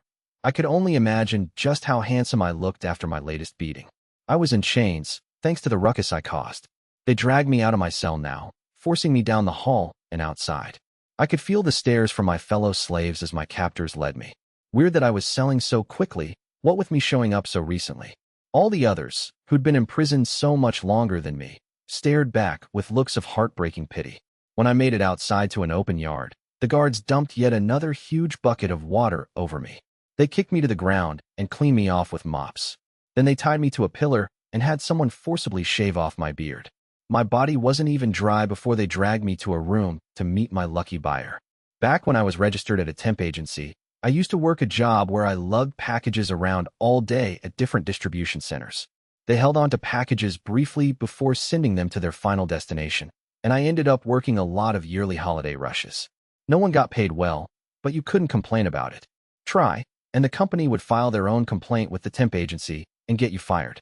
One time on the way back from that center, I stopped at a nearby bar to grab a drink. There I saw someone from the temp agency and a manager from the distribution company drinking together. I'll never forget what that guy from the temp agency said then. That's where the real cash is, selling people. Human trafficking. Not those idiots who break the law. There's a perfectly legal form. Just start a damn temp agency. The sentiment sent chills down my spine. It was true. And here in this world, Lutbayeski must have been making a killing with his own legalized slavery. He'd take people like me, without papers, easily lost, unable to compensate him for his trash vase, and turn us into money. The amount I owed him wasn't actually that high, if you looked at the big picture. It was like taxes or rent or anything with interest in my old world. Never that bad when you step back. But since I couldn't pay him even the relatively small sum of 10 gold, here I was. A slave, auctioned and sold. So this is the slave warrior you told me about? A high-pitched voice said from behind me. He seems pretty strong, I'll give you that. I'm a bit concerned about those injuries, though I suppose Ganjamari should be able to fix him up. A girl? Or maybe a kid. I couldn't see them, but maybe they were a different species altogether. Whatever they were, I was pretty sure that voice belonged to my potential buyer. Since one of Lutbayeski's lackeys was forcing my head down, the customer was the one to come to me. They leaned over and peeked down at my face. What's your name, Mr. Slave? A girl and a kid. Yeah, the buyer was a tiny little kid gazing curiously at me. Her eyes were blue sapphires, and wavy blonde hair fell down her back. Her ears were pointed ever so slightly, just like Alexandricia's. She wore a dress that was held up by a knot tied right at her chest. If she was here to buy a slave worth at least 10 gold coins, she must belong to the higher echelons of society. And my name is Shooter. I was bowing and scraping again before I knew it. Pleased to meet you, master. I like this one. I'm Nwahadi Jume. I'm sure you love those unpronounceable goblin names just as much as I do. She was about the size of a human child, but that was probably the goblin blood in her. In that regard, she looked like the polar opposite of the village chief. A pleasure to make your acquaintance. Miss Hua? Please purchase me, if it pleases you. That's Miss Wahadi Jume, dirtbag. The bald adventurer screamed at me. Can't you get that into your thick skull? Look, any name with a random apostrophe is going to make your life just a little harder. God, these fantasy names were going to be the death of me. I blame Frank Herbert. It's fine, said Wah. I don't really mind. Where are you from, Mr. Slave? From, the countryside. I couldn't just blurt out that I came from another world. She would think I was nuts. You've got to make a good impression with an interview, and I'd much rather be owned by a well-off goblin over Lutbayski. Not only that, but I was dealing with a little girl. I might even find a way to escape if the opportunity presented itself. I had a wife waiting for me back home. After all, I'm looking for the kind of slave who can delve into a dungeon and hold their own. Can you fight? Why, yes, I can. I can use spears and swords, though I'm still training to use a bow.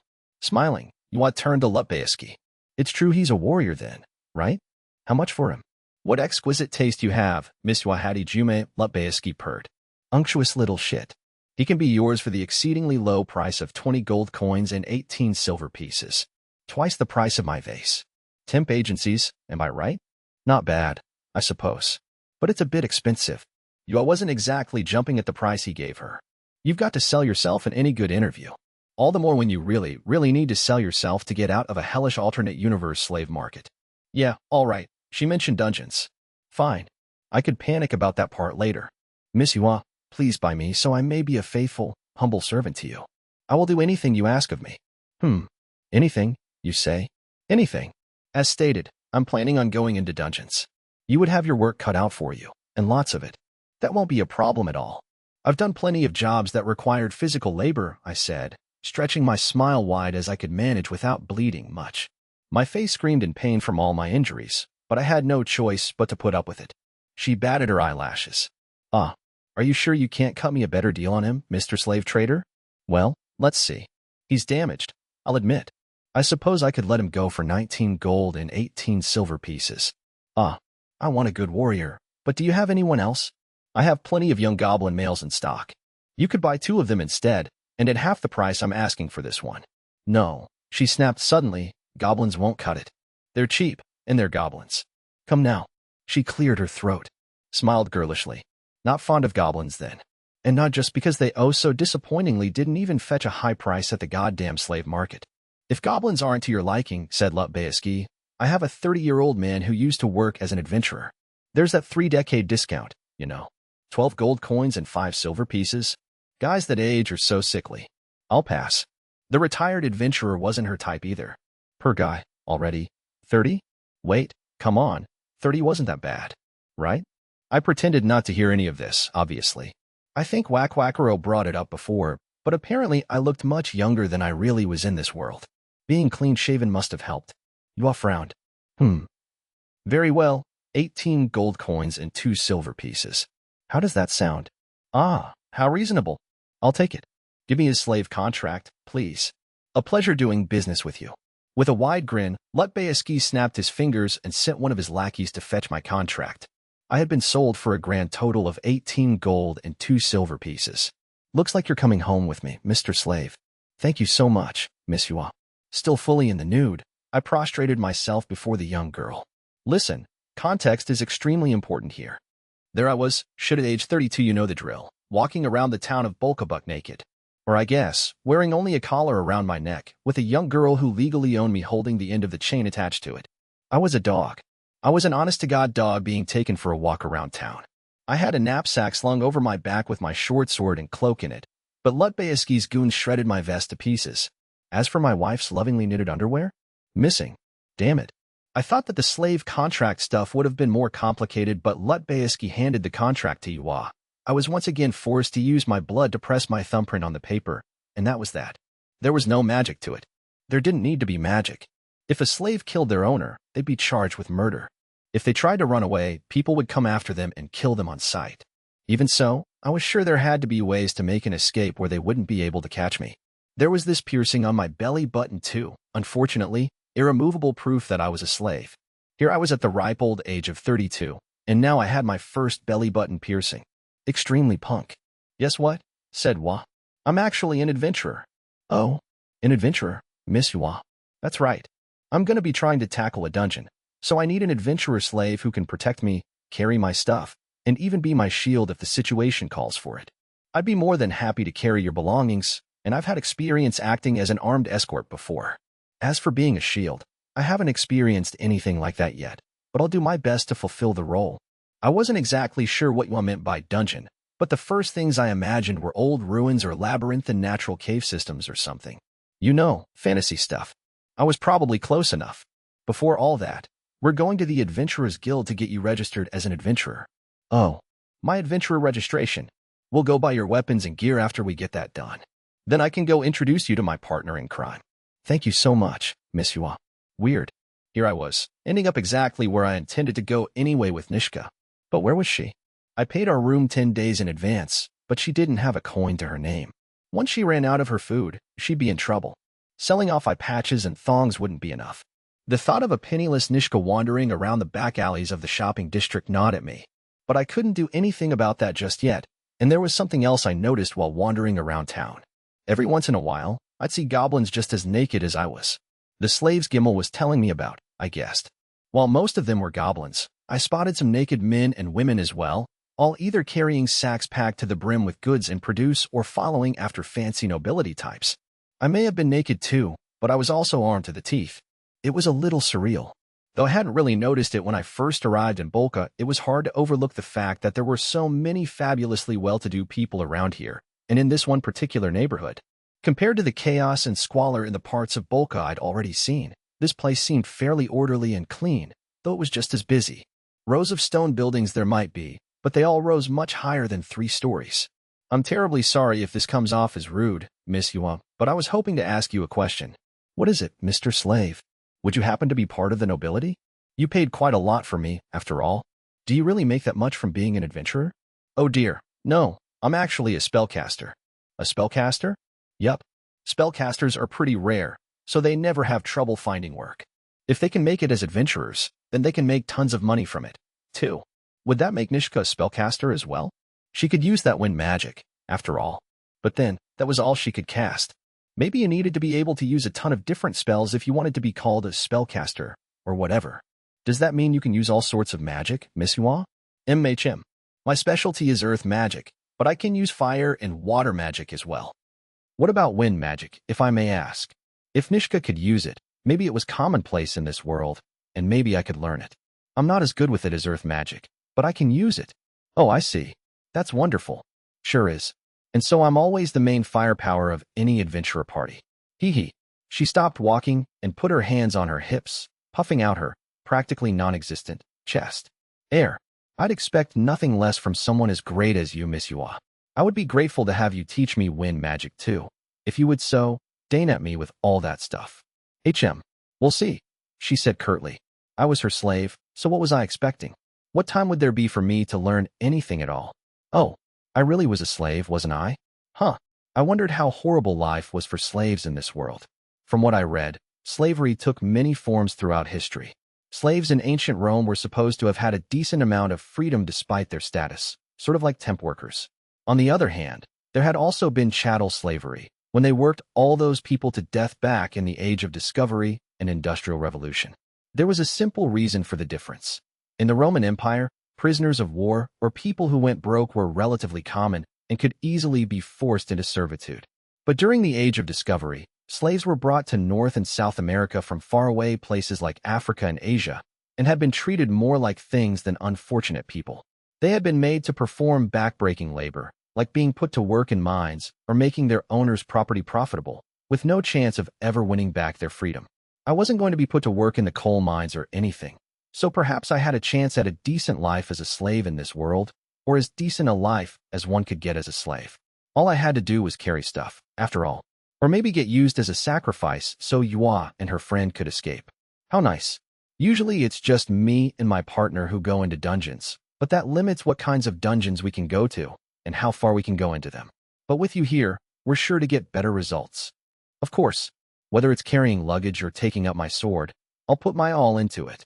This girl bought me for 18 gold coins. It had been 20 gold coins for the wyvern bones and skin, which Nishka said would be enough to eat like a king for a whole year. If that was really true, then they probably wouldn't just toss me to the nearest monster if things broke bad. I felt oddly sad for Yua, sure, but I had to think of a way to make my escape from here. And as those thoughts swirled around my head, we finally arrived at the Adventurers Guild. Or rather, An adventurer's guild. Huh? This isn't the right place. I mean, it looks the same, but the location's wrong. Oh yeah? There are a few different guild locations all around town, so maybe you went to one of those. Yua offered, pulling me along with her chain. Despite the fact it looked like a grown man was being taken for a naked walk by a little girl, no one so much as batted an eye at us. Was this just a thing? Did accomplished adventurers just take slaves for naked walks around the city? When we approached the counter, a salesperson-like young man offered me an actual piece of parchment to sign rather than the crappy recycled paper Gimel used. I'm sorry, Miss Yua, but I can't read. Then I'll fill it out for you, and you just stamp your thumbprint on it. I lifted my small master so she could reach the counter and fill out the paperwork for me. I pressed my thumb into a red ink pad before affixing it against the form to seal the deal. Then that wraps up your adventurer registration, said the young man working the counter. I'll go and make your adventurer tag for you, so hold on while I get that done for you. Adventurer tag? That's right. It's a tiny metal plate you wear around your neck that has your registration information written on it, and it comes in a set of 2. Here, like this. The receptionist pulled out a sample to show me. Looked a lot like those dog tag-looking things you'd find at those America-centric military shops in Osaka and Tokyo. All the Gen Z types seemed into that stuff. One of the tags was supposed to stay with the guild you first registered with, while the other was for the adventurer to keep. If they ever decided to travel and make a different guild their main base of operations, then they'd take the guild's tag and bring it to their new primary location. Right now, I was in the Westgate Bulka Guild. The guild I visited before was near the East Gate. No magic here, either. Just a little tag. A fairly primitive system, all said and done. Then I'll get started on those tags for you, the receptionist told us before disappearing into a back room with my form. We went and sat ourselves down on one of the benches to wait. You can't read or write, Mr. Slave? I can't, unfortunately. I come from the countryside, so I never really learned.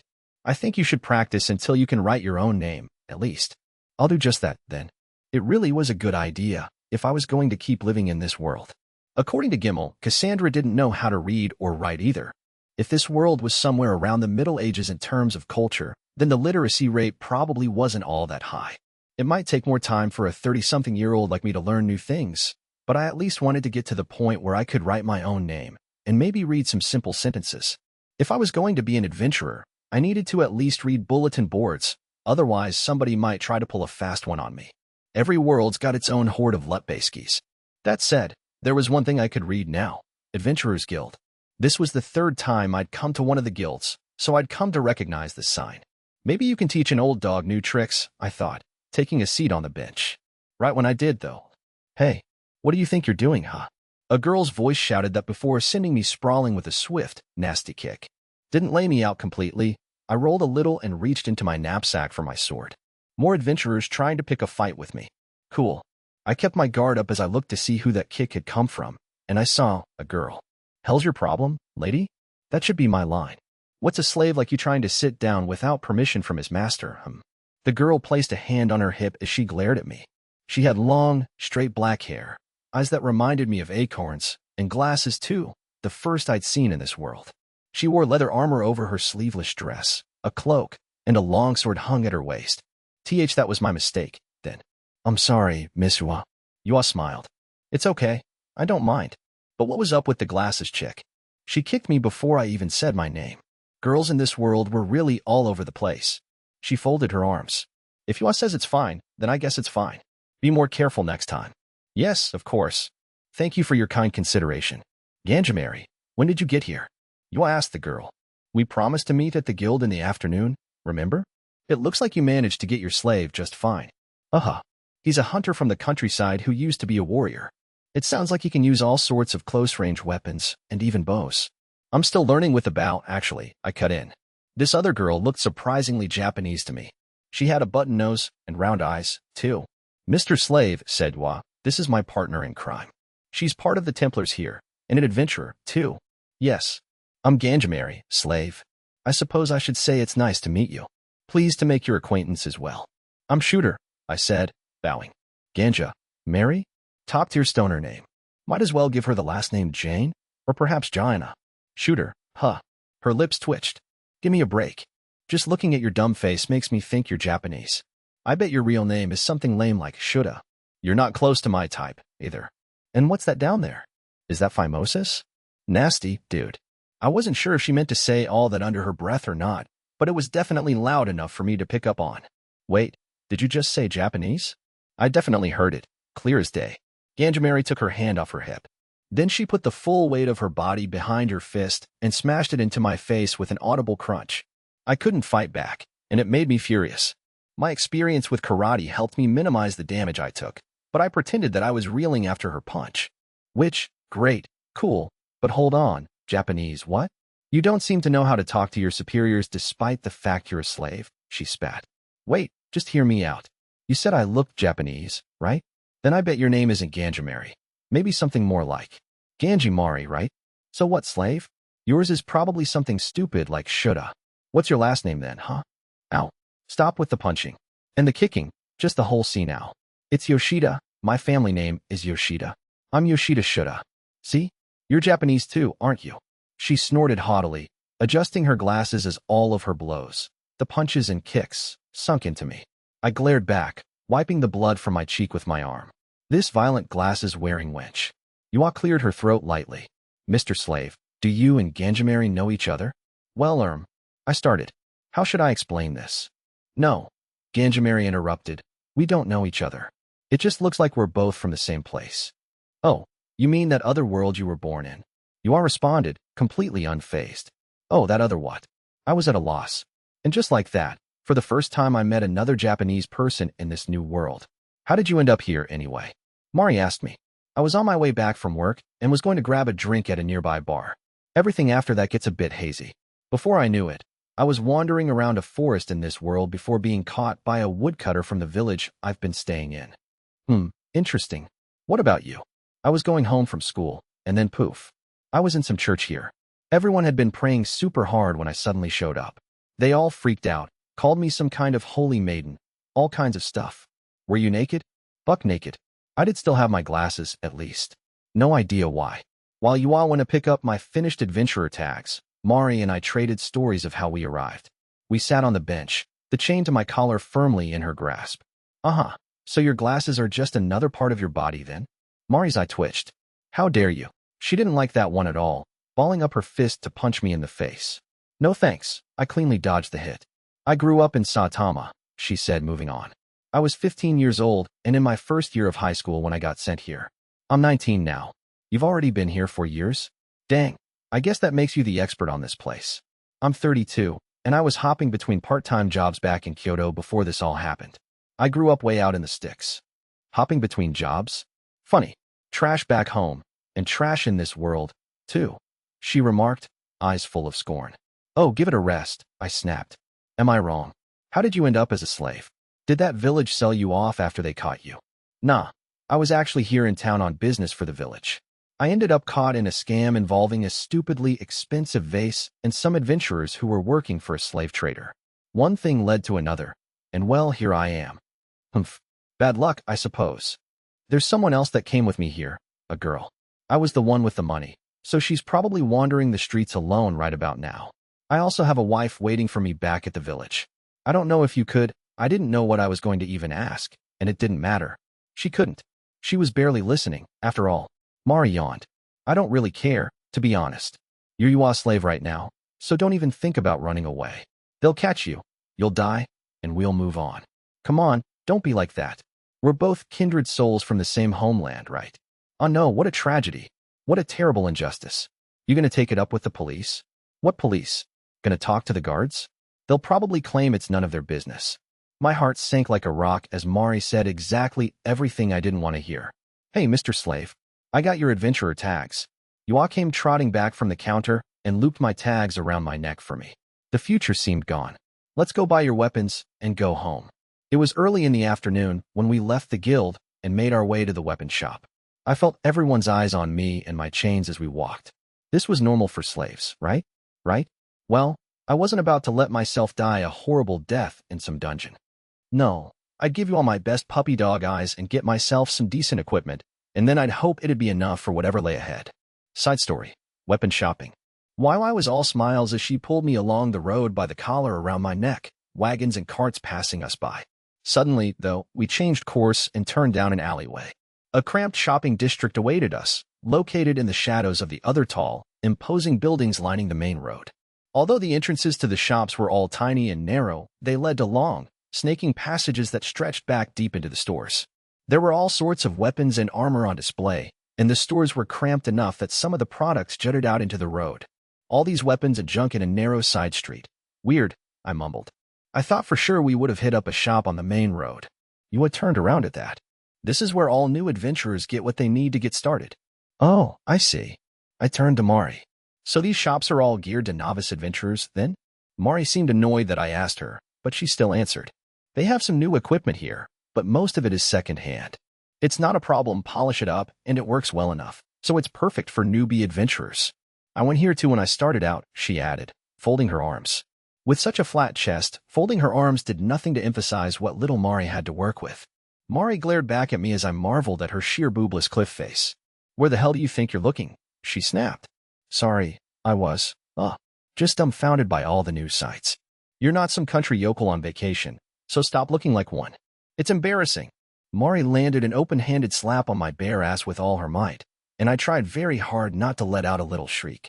Unsuccessfully. You had turned to me with a smile. Now that we're here, let's go get all the stuff you'll need to be an adventurer, Mr. Slave. Yes, that sounds great, Miss Yua. It was hard not to smile back when she was so damn chipper. Wasting no time, we scoured the first shop to find a good weapon for me. While we searched, Mari told me that I needed something fairly general purpose if I was going to tackle a dungeon with it. Swords are always useful, sure, but there are times you'll be up against something with skin too tough to pierce with a blade. Yua nodded. That's when you'll need a blunt weapon to get the job done, Mr. Slave. A blunt weapon, huh? And wouldn't you know it, here was a corner of the store filled with just that type. They had everything, from sticks with hunks of metal fastened to the end of the handles, to more traditional armaments like morning stars.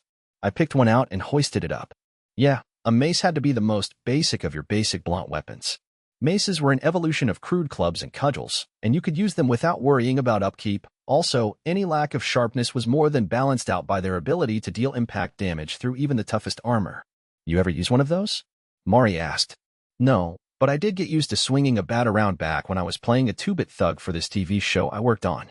I hadn't been given a gun since I was just an extra, so they handed me and the other gang members a metal bat for our scene. Together we trashed an office belonging to a rival gang.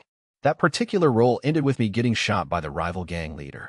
Swinging the bat to deal damage was different from swinging it to play baseball. You needed both hands, and you needed to really put your everything into it. I think maces were one-handed, though. What's a TV show? You asked. It's a type of play. He was an actor, Mari explained. Oh, I getcha. A perfect explanation. It had been beyond me to explain. Mari pushed up her glasses with her finger and turned to me. Right, you said you hopped between part-time jobs back on Earth. I guess that's one way to put it. Think of me more as a part-time warrior, wandering from job to job. Because you couldn't hold a job. Mari's barbed words almost knocked me flat onto the ground. Just talking to her was throwing me off my game, so I decided to not do that as much as possible.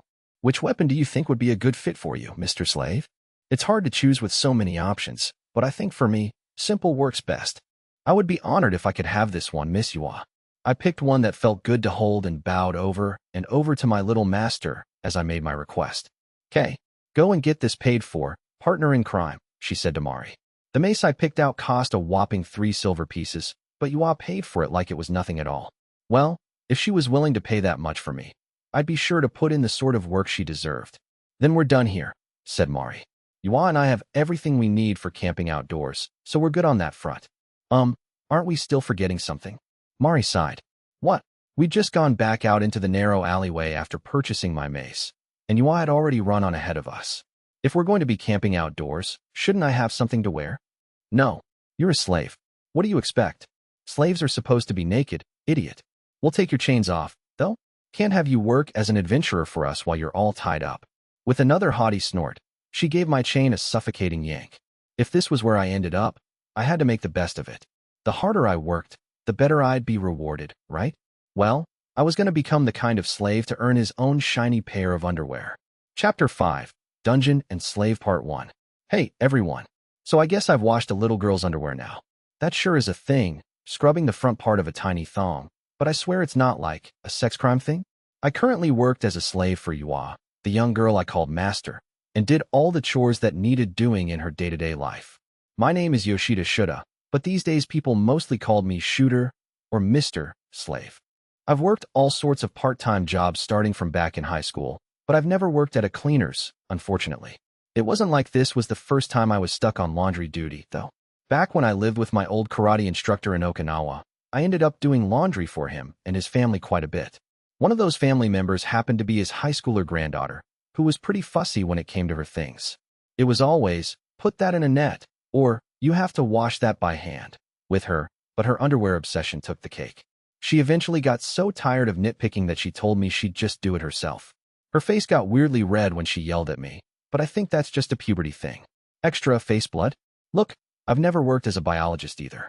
One more person lived at Yua's mansion, a girl by the name of Ganjimari, or Ganjimari, depending on who you asked. She didn't even lift a finger to wash her own underwear, despite the fact she used to be a high school girl back in our old world as well. Not only that, but it didn't seem to bother her that a guy like me was the one doing it. I always thought girls her age were finicky when it came to this stuff, but it looked like I was wrong. I just don't understand girls, I swear. Anyway, it was a slave's job to take care of their master. Taking a look around the town of Bolka, it was plain to see that slavery was a part of daily life here. You'd see slaves following their masters around wherever you looked, carrying belongings, and just generally doing whatever they were commanded to do. I didn't know what Mari had seen since coming here, but she didn't seem to even blink at slavery, so I suppose she accepted it as just a reality of this world. She was also a part of the Templars, an armed religious group working under the church, which probably made her close to the bigwigs running the town. There'd been warrior monks in Japan too, back in the day, and they held considerable power in medieval and feudal Japan. The difference between me and Mari was like the difference between heaven and earth. Though we'd both been sent to this world and gotten a fresh start on a new life, how we started was completely different, a fact made painfully evident just by looking at our lives now. Doing slave labor really does suit you, Mari commented nonchalantly as she watched me wash. I've been meaning to ask, you're not bothered having me wash your undies, even though I'm a dude? She shrugged. Why should I be? You're a slave, and it's normal for slaves to handle all the little stuff like that. Listen, Mari, you don't get to call me that. That's Miss Ganjimari to you, understand? She aimed a ferocious kick at me as I scrubbed away at a camisole, but I was used to it these days. I just jumped out of the way. Why are you dodging? Mari huffed. Just sit still and let me kick you. Yeah, weird that I wouldn't want to be kicked, huh? Look, get off my back. I'm very busy. Slave stuff, you know. Humph. So what were you going to ask? You were born and raised in Japan, so shouldn't you be a little more, I don't know, what was the right word? Bashful? Shy? Like traditional Japanese lady stuff. You're just breathtakingly stupid, aren't you? How about you get bashful and shy in this world and see how far it gets you? She snapped, venom dripping from her words. Those words shook me. What had Mari endured to make it this far? Spending puberty, the most tumultuous years of her life, in another world, and as a girl on top of all that. I could hardly imagine it. Anything you brought into a dungeon needed to have a certain amount of varied utility, and, of course, you had to make sure it was well maintained. Maces, I muttered to myself, polishing my new second-hand mace with an old rag, are pretty interesting weapons when you think about it. I've been talking to myself a lot recently. I didn't really have experience with a blunt weapon. Pulls and tonfa back at karate, sure, but the only real similarity in this case was ease of use. All you had to do was swing them around at your opponent, and, unlike with bladed weapons, you didn't have to worry about what angle you got him at. It took time to learn how to use a bladed weapon properly, so it had been a good idea to pick the mace instead. Made me thankful to Miss Yua for allowing it. You know, I can't help but think of Sakicho when it comes to maces. Though I'd lived in the village for around 2 weeks by the time he passed, I hadn't spoken a word to Sakicho, that previous leader of the hunters. He dual-wielded maces, or he had against the wyvern, but I knew nothing else about the poor goblin. Maybe he could have given me a few pointers on maces if he were still alive. Except no, if he were still alive, I wouldn't have been sent to town looking for replacement hunters in the first place. I'd still do well enough with my mace. But still, I mused, there's a bigger problem. Or rather, a scantier problem. I had nothing practical in the way of armor.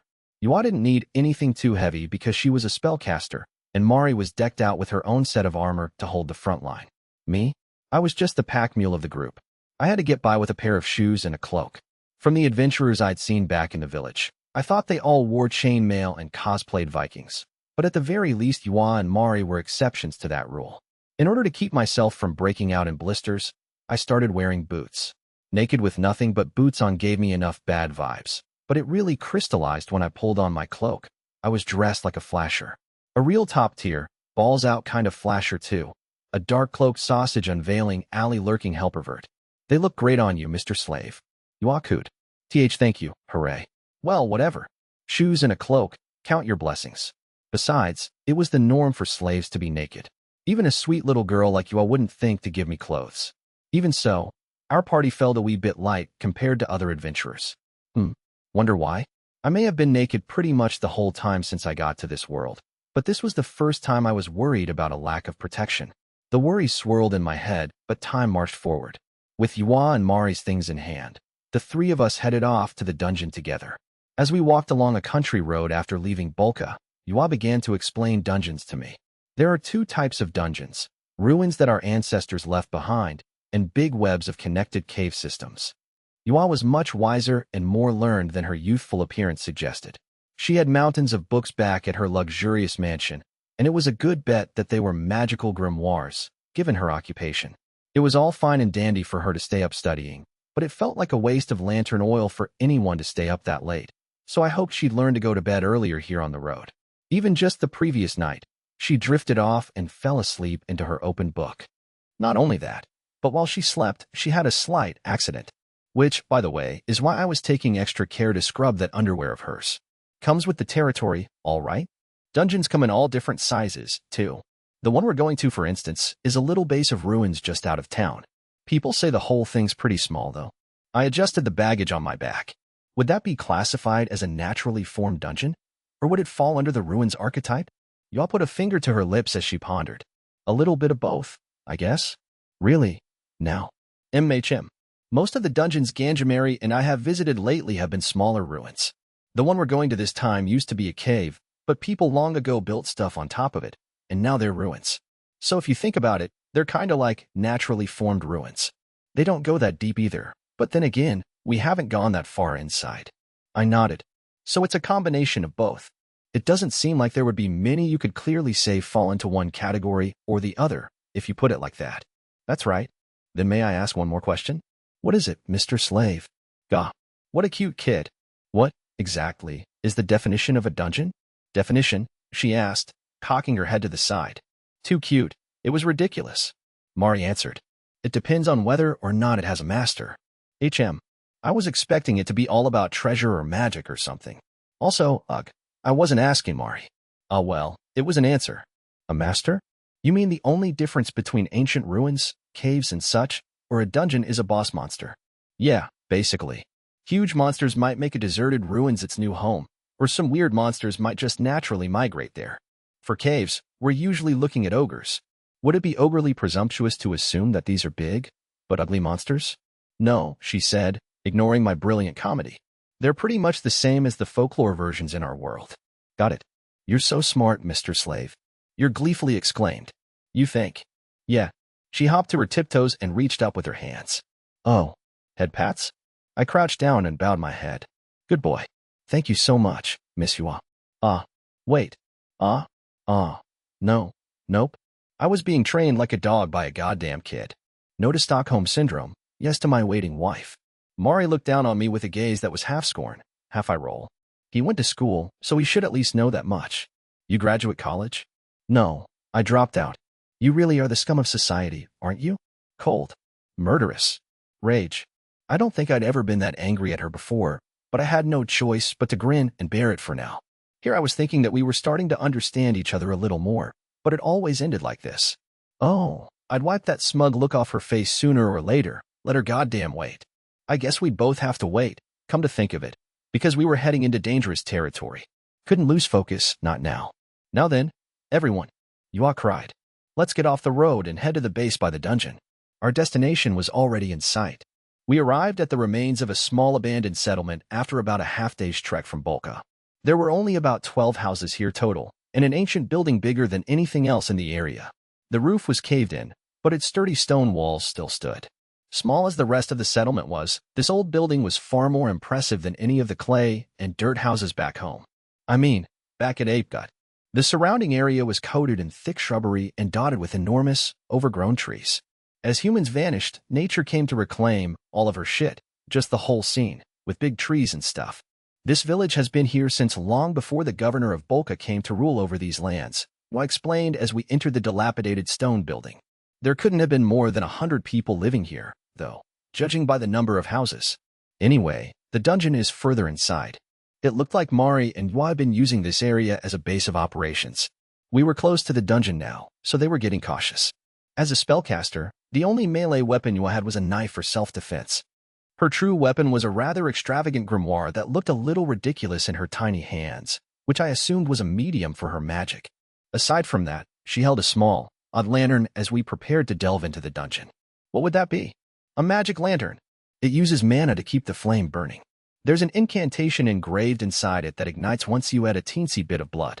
It draws on your mana to activate, so even people who can't wield magic can use it. Yeah, it seems pretty handy to hold on. Hey, can we focus on that blood bit? Hold out your hand, please, Mr. Slave. I'm going to prick your finger with this little needle. Ack, wait, I'm not good with pain, I said, squirming and shuddering. I offered up my finger to her all the same, which she promptly pricked. A small droplet of blood formed from the tiny wound, which Wa put inside the lantern. If you turn the knob here, then it lights the flame, she explained. Yeah, I can see. Huh. People like me need to really conserve our mana, so I don't usually use it. Is that right? MHM. Everyone has mana inside them, so we usually use frontline fighters or pack mules to activate these magic tools. Got it. Yes, I understand, Miss Yua. As Yua and I talked, Mari prepared to head into the dungeon. She wore iron-reinforced leather armor over her normal sleeveless outfit now, something that looked like it was made by pressing tan leather between some kind of iron plate. There was almost nothing better than metal armor in terms of protection, but it was also heavy and cumbersome and left the wearer susceptible to both heat and cold. It's a conductor. You see, if it was cold, it stole your heat, and if it was hot, you were damn well gonna get hot too. Combining leather and metal sacrificed some defense, but also prevented the slow, environmental exhaustion of full metal armor. Mari's particular armor sure as hell didn't come cheap. Then there was her longsword. For some reason, people in this world seem to have a particular fondness for broader, thicker blades. These were made to emphasize endurance over sharpness, and if they dulled you could still use centrifugal force to absolutely wreck somebody's day. Mari pulled her sword from its scabbard and inspected it. The way she looked over the blade and the hilt gave me the impression she had some practical experience. You always gotta check the hilt, just as I told young actors back when I taught part-time sword lessons in a theater group. Have you ever killed someone with that? I blurted. That's a stupid question. I'm a Templar working for the church. If they order me to kill a bunch of bandits, I do so without a second thought. Oh. Utter nonchalance as she slid her long sword back into its sheath. Afterward, she pulled a few small glass capsules off her belt and inspected them. What are those? Potions, all with different uses. They boost stamina, physical strength, perception, recovery, and even adrenaline. You need some too. What? So they're like roids. I think I'll pass on that. Humph. Suit yourself. An RPG is one thing, but real-life health potions or stamina-enhancing medicine gave me hardcore junkie vibes. Nah, I'd pass. Mari, on the other hand, casually poured the contents into a strange container and injected it into her arm, just like a syringe. You pour one into this special tool and stick it into your arm like this. Guh. Which one was that? Strength Enhancer. The effects last about half a day, so it's perfect for pushing through to the deeper parts of the dungeon. Are there any side effects from using a bunch at once? Yeah, if you're not cautious. I can use magic, so that gives me a certain amount of control over my body. You're a newbie, so you better not take on too many at once. Huh. Mari looked ecstatic after her hit of potion. She turned to Iwa, who was poring over a map of the area. I'm ready to go. Roger that. You take the front like always, and I want you in the back, Mr. Slave. We've already taken out anything that could get in our way, so let's head straight for the deeper parts. Got it, said Mari. I nodded as well, adjusting the baggage on my back. With a mace in my right hand and the magic lantern in my left, I was ready to enter the dungeon. All right, then, Mari said, smirking. Let's do this.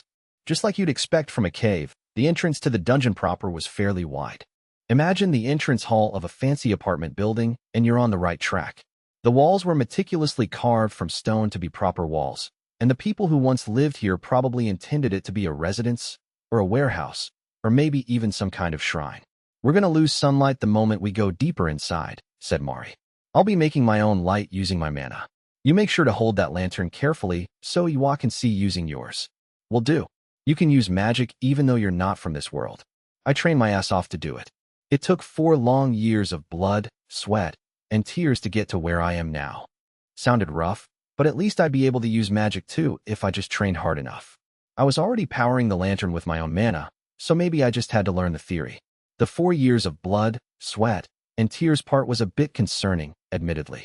Although I'd been tossed buck naked into a forest just outside of isekai'd, Mari had descended on a town church like an angel. Whatever her horrible, horrible personality, people saw her as some kind of holy woman. She probably worked her butt off to meet the expectations that came with that. I held my mace and lantern in my left hand, pressing my other hand against the wall as we headed further inside. From what I've heard, there should be a shrine in the deepest part of the cave. It's been 15 years since anyone's been here, and there haven't been any adventurers to clean up any monsters either, said Iwa. The, dungeon master showed up because no one lived here? I asked. That's right. Right now it's just the master of the dungeon and some kobolds camping out inside. Those jackal-headed guys again. Kobolds always seem to nest in caverns and abandoned mines, said Mari. Places like that are easier for them to live together, I've heard. They especially like to get their paws on weapons or tools some schmuck left behind. I see. That's pretty useful to know. There's also the giant snakes. Forgot to mention the giant snakes. It's humid in these kinds of places, which means it stays warm even in winter. There's a chance we might run into one. We eliminated most of the kobolds last time, though. I didn't get the feeling Mari would use kobolds like a hunter. Killing them would be enough for her. The problem is going to be the deepest part of the cave. This used to be a shrine of some sort. Yeah, but even deeper inside I hear there's an underground lake. If there's a boss, that's their hideout. Who are we up against? A wyvern or something? No, not altogether different, though. What do you mean by that, Mari? The clacking sound of our boots echoed throughout the cave as we marched. You know what a basilisk is? No, I don't. Sounds like a manga. TCH. This is what you get for being illiterate. Come on, cut me some slack. I haven't had a day to myself ever since I got here. Mr. Slave, Iwa piped in. A basilisk is a giant lizard monster with a crest on its head, like a rooster. You can think of it like a dragon that crawls along the ground. Oh, a dragon. Thank you, Miss Iwa. I was so happy to get an answer that I found myself giving Iwa head pats right back as I thanked her. She let out the most ridiculously adorable giggle I'd ever heard, and I was just gonna die. It was too much. My life was over. Too cute. In me now. Back in our world, said Mari. A basilisk was supposedly a venomous monster that could turn people to stone with its gaze. You really never heard of such a thing. Can it do the same thing in this world? Nope. Though it won't turn you to stone or anything. It can paralyze anyone it encounters with fear. Using its roar? HRM. So you do know about it. Back when I was at my village, I took down a wyvern with another hunter. I said with a smirk. Oh. Mari looked completely uninterested. You did, Mr. Slave? There we go. Some appreciation. That I did. When I was working as a hunter back in this village way out on the frontier, a wyvern came out of the forest and started causing all sorts of trouble. Me and another hunter named Nishka the Scale Splitter, one of the strongest hunters near the village, teamed up to take it down together. That's amazing. Really now? It hasn't even been a year since you got here, right? There's no way you could have pulled that off. I did, though. Mari suddenly stopped and placed a hand on her sword. Then how about you prove it to me? There's a wide open area coming up with some kobolds we haven't taken care of yet. We're not even looking at 10. Think you can take them on with me? Yeah, I'll give it a shot. I'll take the right, your left. I set the baggage I was carrying on the ground, then double-checked that the sword at my waist was ready to be used just in case, and tightened my grip on my mace. And as for you, Iwa. What is it, Ganjamari? We could end up drawing the basilisk to us if we make too much noise, so no combat spells. Okay? Okay. Do you think you could light up the ceiling with some magic, though? Leave it to me. The three of us nodded to each other, our roles decided. I crouched down and trailed after Mari as we followed along the wall, eventually coming upon the wide open area she described. The kobolds were there, plain as day. 1, 2, 3. You know, hearing 10 was a little different from seeing 10. I understood Mari not believing I'd taken down a wyvern, but there wasn't much I could do about that. What I could do was show how useful I could be. The better I proved myself, the sooner I might get freed for outstanding service. Ready for this? Mari asked. You know it. Pumped as hell now, we broke into a sprint toward our targets. Mari and I kept our posture low to the ground as we ran. She drew her long sword and kept it ready at the right of her waist, just as I'd seen in my time practicing swordsmanship. I wondered, had she used swords before entering this world? Wasn't a bad stance, after all. But the way she kept her grip on the handle told a different story. She held it with both hands pressed against each other, no space in between like you were supposed to in Japanese swordsmanship. She was planning to let centrifugal force do the work for her and really do some damage, but that was risky stuff. Her technique, if you want to call it that, was actually a blind, murderous charge at the enemy where she had to get the first hit in, no other choice. Not with the way the move left her wide open. She was probably relying on strength to get the job done after that potion. Not a bad tactic, all things considered. Yua fired off her light magic, illuminating the inside of the cave. In the newfound brightness, I saw Mari rush off into the group of kobolds on the right side. It was a bloodbath. Right as she sliced off one head, she was already bringing her blade down in a broad sweeping motion to slash through more flesh in one clean line. I wasn't about to let her show me up, though. I checked out my left flank and went for it, swinging my mace into the kobolds there. While I had zero experience using anything like a mace before, I couldn't have been more thankful that it was easy as hell to kill with. The tip of my mace connected with the kobold's skull with a sickening crunch. I wondered why anyone would bother with bows at all as I kicked away my first hapless victim and set my gaze on more targets. The kobolds were armed with weapons carved from what must have been bone, but their movements were clumsy. I nimbly dodged them, bringing my mace down to crush another kobold's head as their group descended into chaos. Metai. Metai metai. The kobolds were screaming something in what I assumed was their language as they worked on surrounding me. Which wasn't as bad as you'd think. If I could get them to drop their guard, then they were easy enough to take care of. For some reason, the kobolds kept attacking me instead of running away, which flew in the face of what Wakwakaro said about them being cowards. Though they were still clearly afraid of something. If I had to guess, I'd blame the basilisk deeper in the cave. I aimed every blow squarely at their heads. The shock of impact rang through the handle into my fingers as their heads caved in one by one, and yet my hands never went numb no matter how many I crushed dead. 5 swings total and it was over. But the sensations from my new weapon had my muscles trembling in shock. How's it looking over there? Mari shouted. Mission accomplished. They're done. Good. I'm done over here, too. Yua. Which one of us was faster? Mari was barely breathing harder than normal as she flicked blood off her blade. Had to admit, the way she slowly slid her sword back into its sheath was pretty badass. Mr. Slave was just a little bit faster. What? You can't be serious. I was taking on 5 over here. What about you? 4. She shook her head. What kind of monster are you?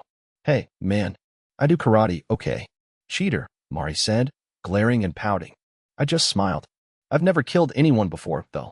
Anything I did was usually at a dojo. WH what? You trying to say it wasn't even a challenge? I wiped the smile from my face. No, I'm not. You may come off as a bit wild, but your technique was sound. Your movements were nothing short of impressive. Humph. Mari turned away from me and snorted. Oh ho. But what was that? Was somebody's face getting a little red? Was somebody a little embarrassed? Then let's hurry up and take our spoils from them, said Wah. Mr. Slave, you take the ones over there, and you can get the ones here, Ganjamari. I didn't get it. Spoils. They're sharp teeth. We can take them back to the guild, and they'll give us a reward. Kobolds are usually causing trouble outside of town, so there's always a bounty for this work. I nodded. Gotcha. I pushed on a smashed kobold face with my foot to check on its teeth. Not pretty. This was going to be one nasty job. Here, use this.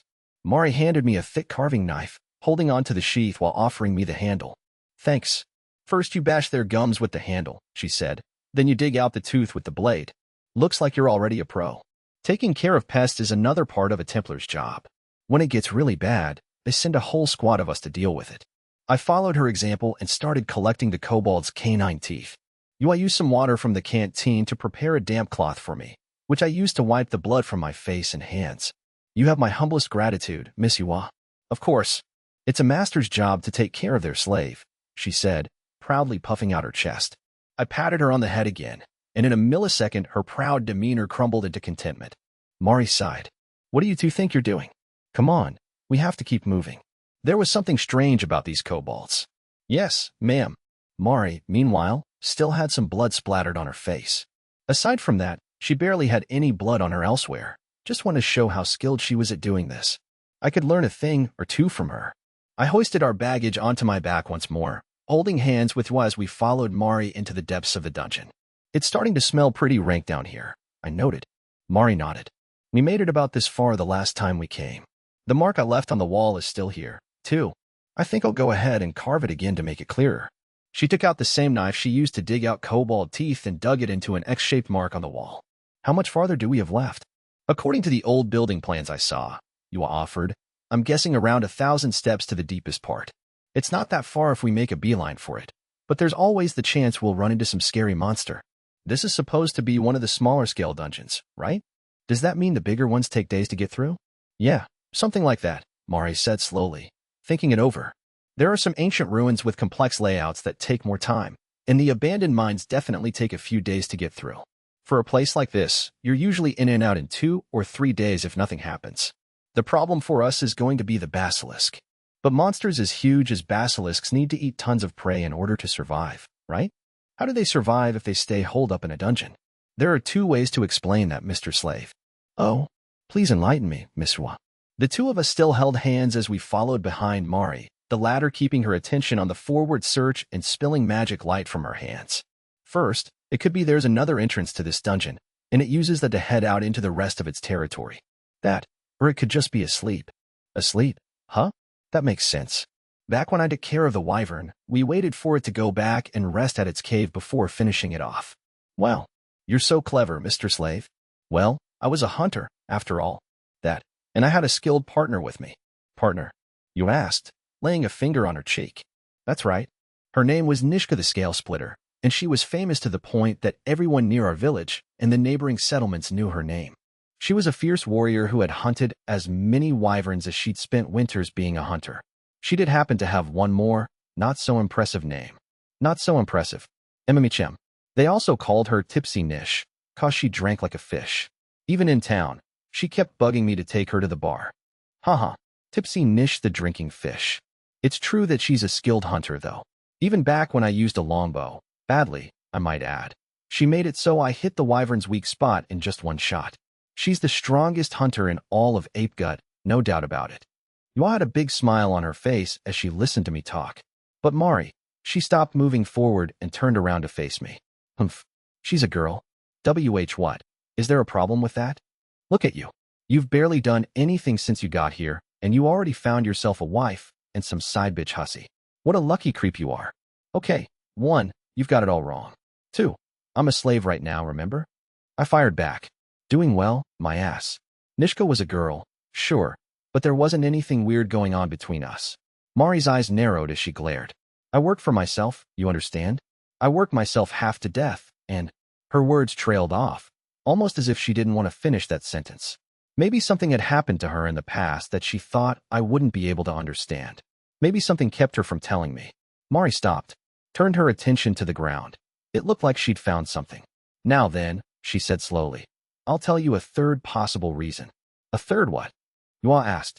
A third reason why the basilisk is holed up here. Mari crouched down, keeping a wary eye in front of us. There was some kind of bone at her feet, something that looked like a primate skull. Next to that was a completely different, serpentine bone. This first skull belongs to a kobold. This one belongs to a spotted pike. Look at that. There, we've even got some dungeon worm droppings. I blinked. A pike and a watworm. Spotted pikes are like pythons, while dungeon worms are more like giant caterpillars. They feed off corpses and grow to enormous size. This place looks small, but you have to remember that it's really a massive ecosystem. Big enough that the things living here don't even have to go outside to find prey. She adjusted her glasses. There's also something else here, something that kobolds and spotted pikes both eat. Take a look. Mari pulled out her sword and stabbed it into the wall. Taking that look she asked me to, I saw some kind of huge winged insect pinned to the wall. The hell is that? Moth flies. We had them back in our world, too. I said there was an underground lake here, didn't I? Well, these moth flies must be coming up from around there, and by the ton. Hate these supersized bugs. With a grunt, a disgusted Mari wrested her sword free from the mammoth-sized moth fly and slid it back into its sheath. She continued. Droppings from things like kobolds, spotted pikes, and moth flies all mix together and run into the underground lake, which is where moth fly larvae are born. That's what the kobolds and spotted pikes end up eating, and the cycle continues. I'm sure there must be other bugs there as well, though. What do growing moth flies eat, then? Use a little imagination. There must be something here that feeds off moss and algae as well, since the walls are so clean, she said, once again moving forward. Suddenly, a thunderous roar from the depths of the dungeon shook the walls of the cave. It wasn't the first time I'd heard something like it. It was nearly the same roar as the wyvern who'd terrorized the village, which meant it had to have come from something similar. A basilisk. Trembling, I reached for Yua's hand again, but she slapped me away. Giant horrible lizard time wasn't also hand-holding time. Okay, fair enough. Walking over uneven terrain puts a surprising amount of strain on you. Back in the Edo period, people going on journeys supposedly traveled around 20 to 30 miles every day. That may not seem like much, considering people running a marathon can cover that kind of distance in just a few hours or so, but you've got to keep in mind that people back then had to take days to make it over bumpy roads and mountain passes. You can't compare it to the smooth, paved roads in modern times, and it wasn't like these guys could just travel in a straight line, either.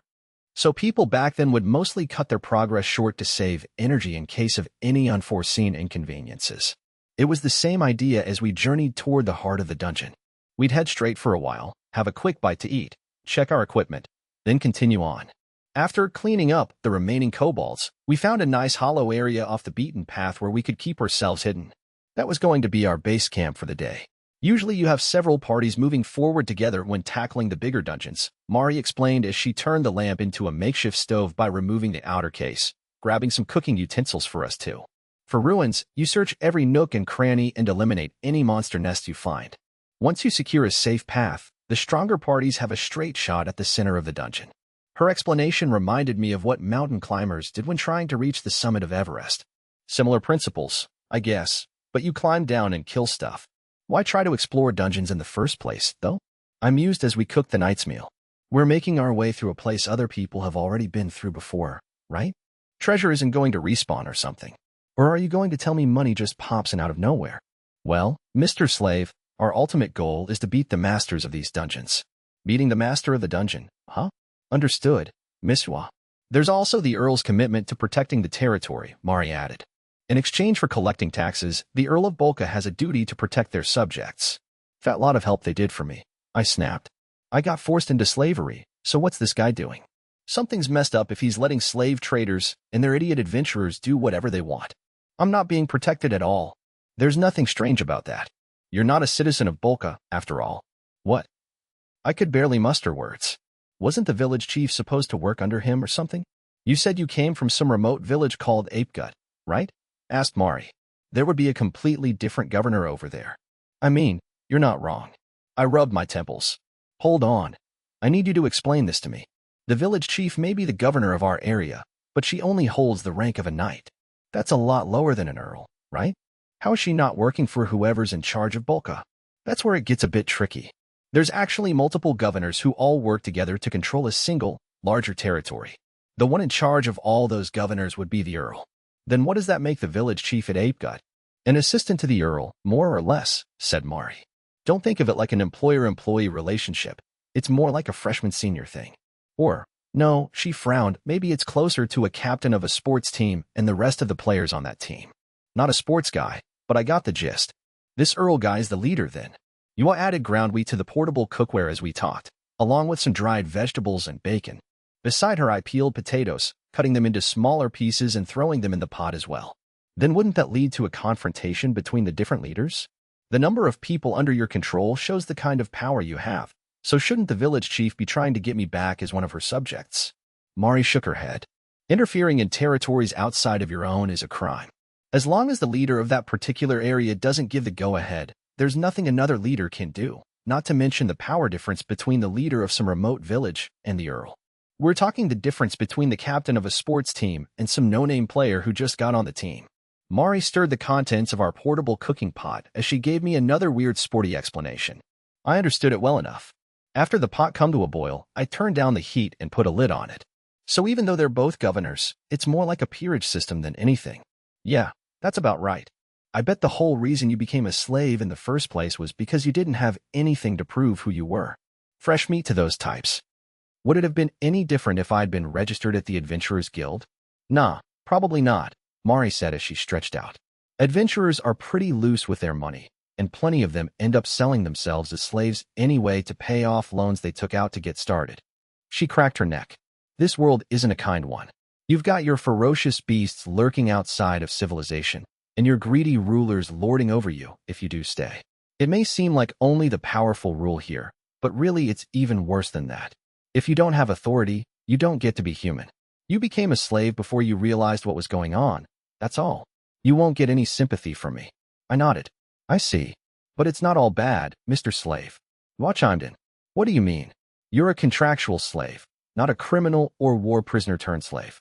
As long as you work hard enough to pay off how much you were bought for, you'll eventually be set free. Seriously? So if I can put my spear to good use and save up, I can buy my freedom. I asked Yuan, keeping my expectations tempered. I didn't want to hold it against her if I'd misunderstood, but I did shoot a glance at Mari to check if Yuan was telling the truth. Yeah, that's true and all, but your master needs to approve it as well, said Mari. If Yuan doesn't let you go, then you'll just have to live with being a slave forever. Too bad. I'd never do something that mean. Yuan protested. As long as he works hard, I'll be sure he gets rewarded. She was so cute as she frantically tried to assuage my fears.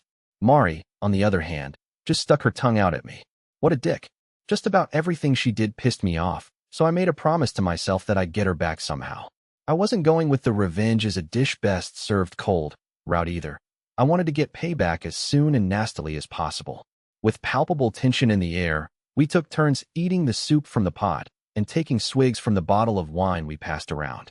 All the while I waited for the right time to strike. I'd make sure to teach Mari a lesson as soon as I saw my chance.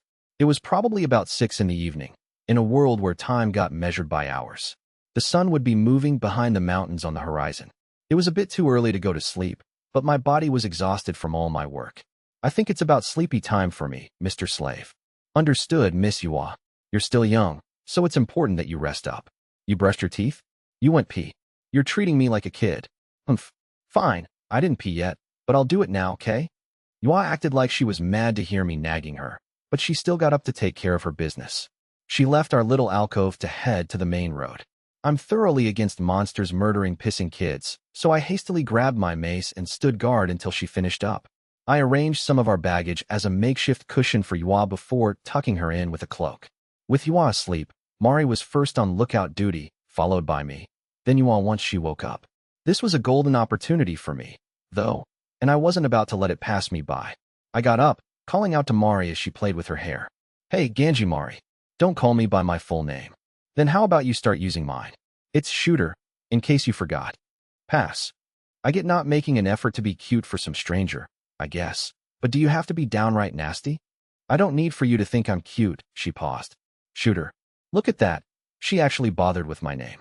Did she actually feel like being considerate now? Right, thanks though. Humph. I've got one more request, I added, if you don't mind. What now? Do some sword sparring with me. We're about to turn in for the night, right? I've got a little too much energy left over to sleep, so I want you to help me burn some off with some training. I didn't mean that in a dirty way, of course, but the expression on Mari's face changed in an instant. There'd been a glimmer of shyness when she finally called me by my name, but now her face was ashen pale. The muscles in her face twitched, and the snobby look she usually had disappeared. Bizarre. Training, huh? Right, just a bit of light sparring. Any weapon will do, but how about swords? That's something you can use, right? What's your aim here? Mari spoke in a hushed whisper, and it wasn't just because she didn't want to wake up Yuan. My karate instincts told me one thing for sure. She was ready to kill me depending on what I said next. She slowly reached for her sword as I spoke. It's simple, really. I'm human, and I've got a little something called pride. And you've treated me like trash the whole time we've been together. Huh? What? You want revenge? I'm a Templar, and you're a slave. We're worlds apart. Nasty thing to say. Mari glared, her hand now firmly on her sword. A spark of something indescribable flared in her expression. I think it's about time for a venting session, I said. We're both party members in the middle of making our way through this dungeon, and we've got to help one another, don't we? As it stands, I'm never going to feel like doing a damn thing for you. And you feel the same. Silence from her. I've taken down a wyvern before, but what about you? I haven't. I didn't do it alone. In the air or on the ground. A lizard like that's not something you can take on half-heartedly or by yourself. Even in a group, it took all we had to put a scratch on it. If we had squabbled with each other, It would have been a whole lot worse than a few injured, a few dead. Much, much worse. TCH. But no words. That's why I want us to put all this hate and ill will toward each other to bed. Tonight. Easier said than done, right? So let's make a bet. If I lose, I'll do anything you say from now on, and I won't ask to be treated as your equal. I'll be your slave along with Miss Yuas. I didn't know about the legalities behind that, but I would admit defeat if I lost, which I was not going to let happen. Someone as bloodthirsty as Mari, I knew exactly how to handle that sort. And if I win, I started. Fine, you're on. I don't need to think about what will happen if I lose. Because I won't. You say that, but you're talking to third place in a regional karate tournament. Maybe think twice, buddy. So cocky. I'll crush that arrogance from your body, pipsqueak. You're dead. She stood up and unsheathed her sword. I think she really meant to kill me. I reached over for my own short sword, pulled it close. Stood. Mari dragged the tip of her blade along the ground as we went to the main road. She didn't say a word, just pointed with her chin that I should follow. Though her back was turned to me, I could tell she hadn't let her guard down. I held my sword in my right hand as I trailed behind her until she eventually turned around with a potion capsule already loaded into her syringe device. The machine hissed, and the potion disappeared into her arm. There was no needle in the applicator. It used some kind of magic. Damn, I hadn't thought about doping up. Each of the potion capsules were different shades, so you could tell what you were shooting up if you knew the colors. The problem was, I didn't know what each color meant, though I was willing to bet she'd just shot up some kind of adrenaline booster. For all her talk of having enough control not to get addicted to potions, she sure seemed to jump at any opportunity to use them. After her eyes briefly rolled back in ecstasy, they opened. They were a shade darker. Now, even if these potions weren't having some effect on her mind, they were doing something to her body. Even just overworking your body normally makes your muscles sore beyond the next day. After all, I guess it was my fault for not going over some ground rules before challenging her. No magic, all right, I said. Of course, I'll let you have that as a handicap. Not much of a handicap after you shoot up with potions first. I dashed at her as soon as those words left my mouth. She threw out any semblance of fair play the second she used her potion, so to hell with it. Short swords were surprisingly easy for me to use. Think of it as having a blade for a hand. You thrust forward, almost like you're trying to punch your opponent, and as for defense, you just have to think of the blade as the hardest part of the body, something to block any attacks aimed your way. Mari, on the other hand, wielded a longsword. Her particular style relied on centrifugal force, which meant there had to be openings between each swing. Just as I predicted, she crouched down low with her sword when she saw me rushing. She probably planned on doing the same thing she'd done with the kobolds, just one straight slash right across my torso. Too slow, Mari. I closed the distance, got up close. Despite the fact that we were using real swords, I wasn't about to kill one of my party members. Mari didn't seem to share the sentiment.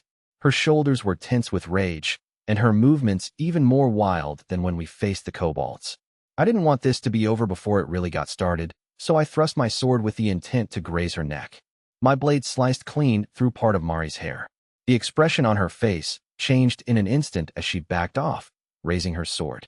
Instead of pushing her blade with my sword, I pressed it with my left hand. Just one step too slow. Just die already.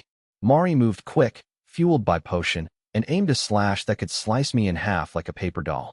I retreated, but Mari followed up with a flurry of strikes. Might have been brute forced, but she knew how to handle a sword. It was time to finish this. If the fight lasted too long, it might affect us tomorrow.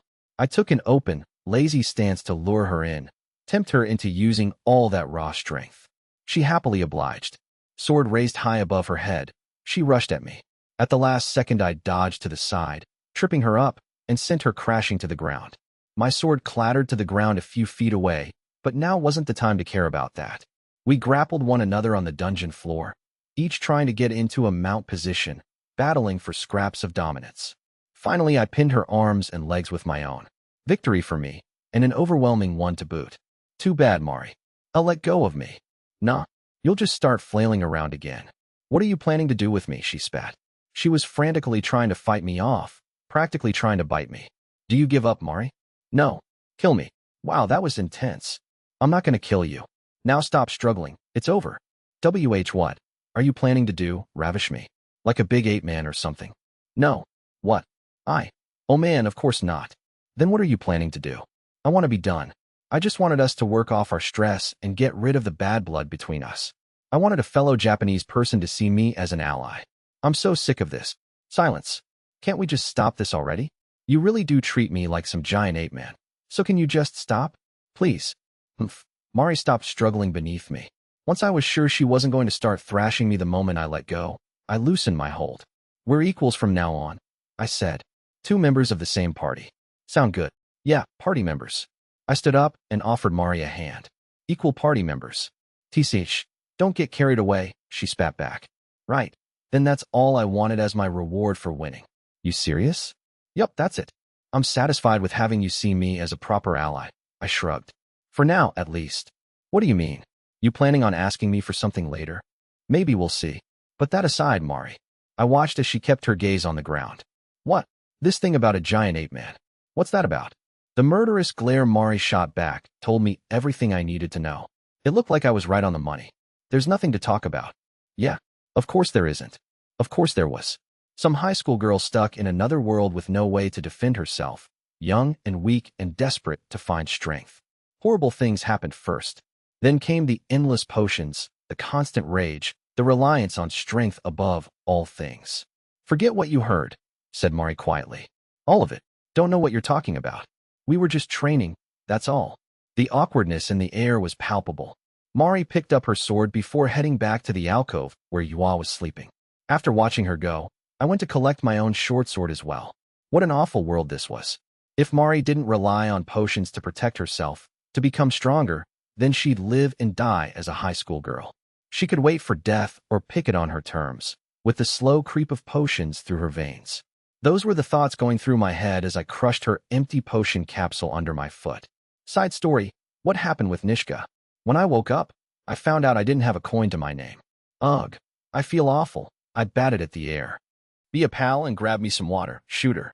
Guess what? Shooter wasn't there. I was the only one left in the empty room, still hanging around in my hammock, sunlight blazing right into my eyes. The only thing left was the smell of the bug repellent that had been burning all night long. Water. I was dying of thirst. Need water. I crawled out of the hammock and buttoned up my blouse. Come to think of it, where was Shooter? I struggled to stay on my feet as I grabbed one of my kick-ass eye patches from the top hammock. It was a different one than I'd worn yesterday, but no one really seemed to notice or care. Looked pretty good on my right eye as well, but I was hoping for some guy to come up and be like, dang, your right eye looks as beautiful as your left, or something like that. Nobody notices these things. New shoes, new eye patches. Clueless. Hold up. Wasn't I supposed to be sleeping in the top bunk? Wait. Why was I in Shooter's bed? Panicking, I checked my clothes to make sure I still had them all on. Thankfully, my underwear was still present and accounted for. Safe again from the antics of tipsiness. And yeah, before you ask, of course I don't put my underwear on after sex. What kind of weirdo would do that? Whatever. Water. Needed. Water. I grabbed the canteen I saw in the hammock and took a swig. And it was booze. Great. I thought it was Shooter's canteen, but it was just mine. Was there really no water nearby? I grabbed my knife and belt from the side of the bunk bed and hooked it back around my waist. First things first, water. That good shit we organisms crave. Next step, find out where those two went off to. I got hold of the goblin running the counter downstairs and asked him if he'd seen the boys anywhere. Gimmel and that loincloth guy? Yeah, they left earlier this morning. Where to? Hell if I know. I know they paid for 10 days in advance, but that's about it. Which meant someone would be coming back soon, at least. Gimmel said he was going back to the village today, so I guessed he'd be going to the guild to pick up those adventurers, which meant Shooter would come back later. Maybe soon, if it was almost lunch. Hey, man, I'm dying of thirst. Give a girl some water, would you? The goblin stuck out his hand. I blinked. What? You want to shake on it? Water's gonna cost you. Need to cover cost for firewood, so pay up. No, you moron. I'm talking about water to drink. Only seeing one moron around here, Missy. You really gonna drink water without boiling it and vomit all over my inn? Nah. 1 bronze coin. Friggin' cheapskate. I reached inside my pockets and started to rummage around, but then, right. I was still in my blouse and a pair of underwear. Bad enough, that. But also, broke. I didn't have much of a choice, so I cut some vodka with well water and drank it down. The booze rushed down my throat, finding a home in my empty stomach. No matter how long I waited, Shooter didn't come back. It was right around sunset that I got a bit nervous. I dug into some of the nasty biscuits and wyvern jerky we brought as portable rations, just to get something in my stomach. What I really wanted was to put it in a stew or something, but that was out of the question since I didn't have the cash for firewood. I was dead broke, after all. If Shooter wasn't around, I wasn't going to get any kind of decent meal. Not that I regularly have money problems, thank you very much. I'm just a good big sister. Left the cash back home. Plenty of cash, which we always have, because I'm great at money when I need to be. Still, I probably should have brought some cash just in case something like this happened. The only thing on me that was worth anything was the wyvern scale I wore around my neck. I used it as proof of my skill as a hunter, but I also heard certain money bags with too much money bought them up. Something about crushing them up and using them for medicine, if I remembered correctly. My plan was to go to one of the trading counters they had at every guild and see how much I could get for it, unless I found Shooter first. I retraced our steps from yesterday and followed the road to the Adventurers Guild. I may be from the sticks, but we hunters gotta memorize any routes we take the first time around. Eventually, I moseyed on down to the guild counter. If you're talking about that lightly armored warrior, said the girl at the desk, he hasn't come back here since this morning. Well, shit. No luck here either. Got a question for you. Please, go ahead. What do you think of this, huh? Fancy stuff, don't you think? I said, wiggling my necklace at her. It looks nice. Did it come from a dragon? A wyvern, actually. I've hunted as many wyverns as I've seen winters since becoming a hunter. Okay, that's very cool. How is this not impressive? Well, you can sell stuff here, right? How much do you think I'd get for it? Probably about 20 copper coins, I'd imagine. Not even 1 silver coin. Not from the guild, no. But I won't be able to even feed myself with that. I'm starving here. Tell me you know a place that would buy it for a bit more. After drinks and a teensy bit of food, 20 copper coins would be gone in no time. Everything cost an arm and a leg in this place. What was I going to do if I ran out of money before I found Shooter? Come on, you gotta help me out here. Please. I'm sorry, miss, but there's nothing much I can do for you. If you're strong enough to handle a wyvern, I would think registering here at the guild would be the best way to secure your future. She had a point. I was a hunter, so killing monsters would be a snap. I didn't have much in the way of hunting gear, but I wouldn't need much to handle kobolds or some wild bears. From what I heard, it wasn't like all adventurers did was hunt monsters, either. Then fill me in on what I need to do for registering. You don't charge a fee for that or something, do you? I would be happy to help. And not to worry, we don't charge a registration fee. The receptionist said, smiling. Ugh. Well, whatever. She led me over to an adjacent counter to get me squared away. It just so happens that we're accepting applicants for an ogre hunting quest. Anyone who's already joined, please wait there. We're also looking for people for a temporary farming quest. I stood outside the guild, working to sell passers-by on the quests available inside. Look, I needed cash and food fast. The sun was already low in the sky, but the guild was livelier than ever since the appearance of a group of ogres in a village on the outskirts of town. Advertising opportunities were through the roof, apparently. I kinda wanted to do the ogre quest, would have made bank on that one, but the receptionist said she would treat me to food after this marketing job was done, so I went with it instead. Shooter hadn't come back, so I didn't have much of a choice. Ogre hunting quest, right here, folks. Step right up, don't be shy. Ogre come, make danger, taste adventure, smell heroism. Anyone who wants in, just ask at the counter. Everyone who's already signed up, gather up over here, please. Stupid Gimmel, stupid job, Shooter, you asshole. Side story, Shooter's perspective. HCHO. I let out a huge sneeze as I scrubbed away at Yua's underwear. I guess being naked makes you sneeze more. Mysteries upon mysteries. Chapter 6. Dungeon and Slave Part 2. I'm up, dog. What's up, dog, you ask? Penis joke. I was gonna do a penis joke here, but I just remembered that I already did the damn thing earlier. Pretend to be surprised. Anyway, boner. Had one. I was wrapped up in my cloak as I slept, which was only long enough to cover my top half. My bottom half, on the other hand, was exposed for all the world to see, and morningwood was, here, as anywhere else, inescapable. Yua was just a kid, so I tried to nope out of there quick as I could, but still found myself on the receiving end of a swift kick from a very unhappy Mari. Why the hell is your thing like that first thing in the morning? I hurried to cover Shoulda Jr. One kick was bad enough, and I really didn't want a second kick to hit somewhere else. Ow. Quit it, Mari. We're supposed to be allies, right? Ganja Mary, what did Mr. Slave do? Even though we're right here, his DD, his privates swelled up. Pervert. Hold up. I'm naked, sure, But this here's just a natural reaction. All it means is that I'm a healthy, slave man. You make me sick. Mari yammered on. You can't use magic, you can't read, but what you can do is show off your gross dangly bits in front of two innocent ladies. What the hell is wrong with you? The day was off to a good start. It really was an honest, perfectly natural reaction, so there wasn't anything I could do about it. Unless, that is, Mari wanted to help me get it under control. She must have been a mind reader or something, because she seemed to know exactly what was on my mind. Just die. Then die again and go straight to hell. I think I might have worried Wa, since she took Mari aside and started speaking to her in hushed tones while I had my back turned away. Not quite hushed enough, though. Mari, did something happen between you two when I was sleeping? And no, nothing happened. Don't worry about it. That's the truth. Nothing happened, really, and she sighed. But, see, that's the problem. I was ready for him to do something to me, but nothing happened. Huh. Whoa, the hell. Just what kind of guy did Mari take me for? Me a married man. Mari the friend of the girl who owned me.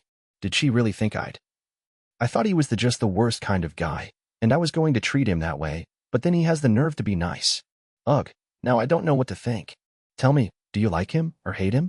Don't be ridiculous. He's a slave. You can't like a slave, and you can't hate a slave, so, neither. I'll admit he's a bit more of a gentleman than I thought, but he put the bar so low already.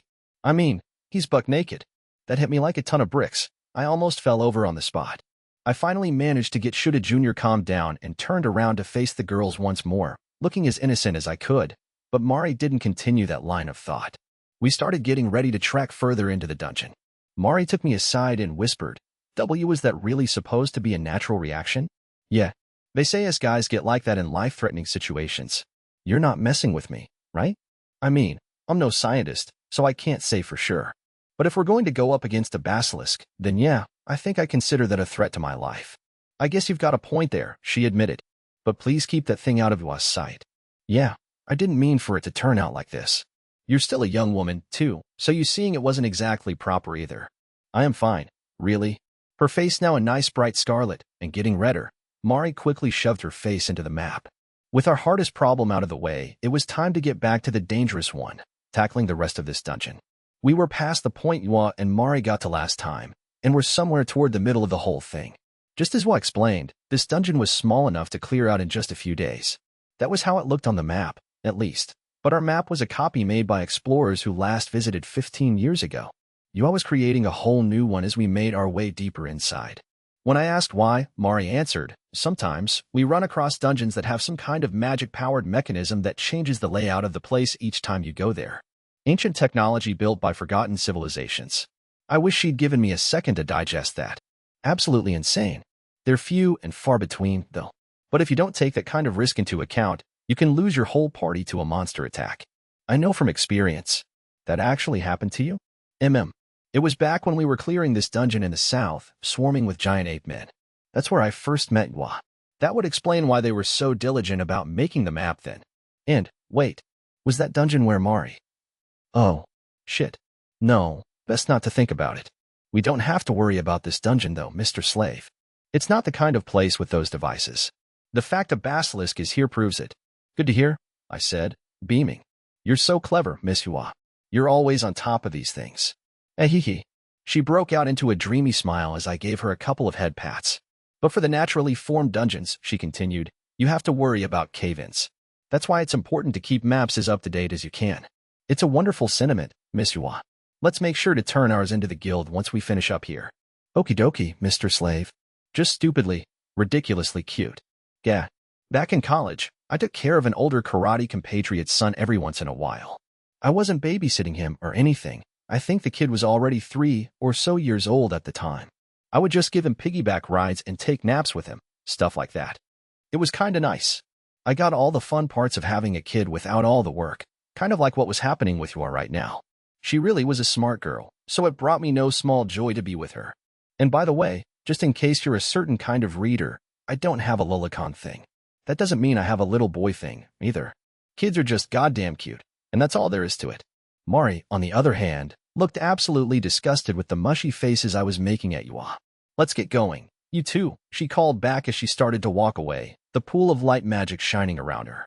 I hurried to gather up all our belongings, then, holding hands with Tiny Yua, followed. We ran into some spotted pikes as we made our way further inside, and even crushed some moth flies we came across.